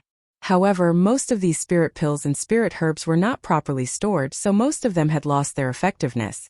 There were only a few bottles of late core forging realm and manifestation realm spirit pills left. Perhaps it was because they were too valuable that he used a top-grade jade essence bottle and cast a spirit sealing restriction, which was why they did not lose their effectiveness. Just as Lu Ping was preparing to take stock of his other gains and the spoils of war from killing a few cultivators on Frost Island, Debao excitedly ran into Lu Ping's stone room. The moment he entered the secret room, he shouted, Boss, there's some progress. We might be able to find the Dao field of Ying Tian sect." Although the 6 spirit pets were forced by Lu Ping to read the records of Ying Tian sect, these records were scattered and vast, so the 6 of them could only pick the ones that interested them. Samling and Lu Qiner were only interested in the growth of their own strength, so they mostly browsed through the jade scrolls that recorded the arts and techniques. Lu Daguay, on the other hand, knew that his talent was not high. If he wanted to achieve something in the future, he would have to spend a lot of effort to stabilize his cultivation foundation. Therefore, he mostly studied the records of cultivation methods. Debao, on the other hand, was different. He had once told Lu Ping that he wanted to appraise all the treasures in the world. Therefore, what he was interested in were all kinds of miscellaneous books in the cultivation world, his travels, and the catalogs of spirit herbs and spirit materials. It was precisely because he had read the most extensive records that he found some clues about Ying Tian sect's Dao field from a record that recorded the history of Ying Tian sect. You're tuning into the Li Mei's Wuxia Whispers YouTube channel. We're so grateful for your support, and don't forget to subscribe to join us on this incredible journey through captivating stories.